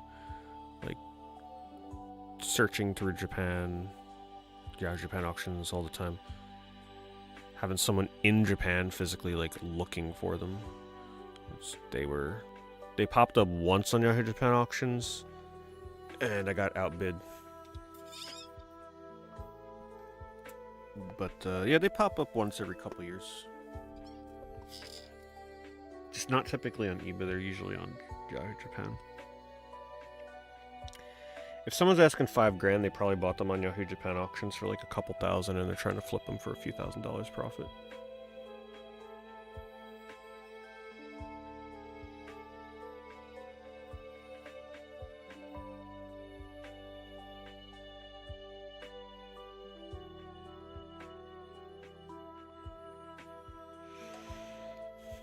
Have I played Tail Concerto? Yep. That's a great game. Definitely one of the more variety-filled adventure games on PS1. It feels like you're playing like an episode of an anime or something. It's really fun.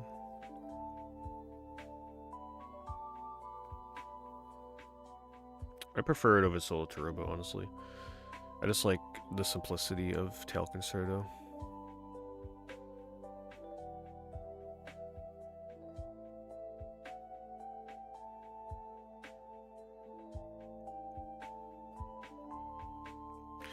Alright. I'm gonna call it here, it is getting late. 5-hour streams are probably gonna be a little rare for me for, the foreseeable future. But yeah, thank you for everybody that came out. Just a reminder, if you're on the YouTube side, remember to like the stream. It just helps recommend the VOD out to more people. And thank you again to everybody that stopped by, especially the people that super chatted, resubbed, joined as a member. Really, really appreciate it.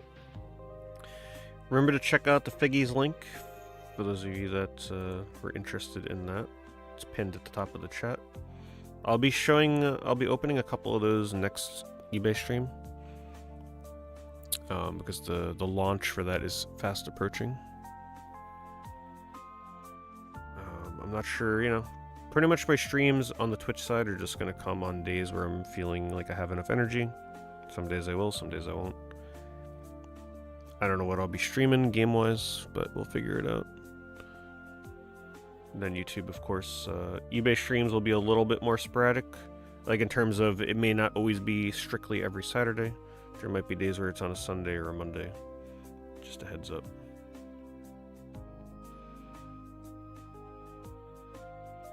But yeah, that's it.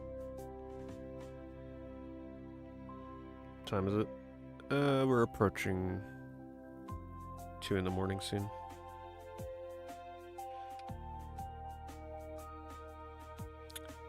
Thank you, everybody. Have a good night. Sweet dreams.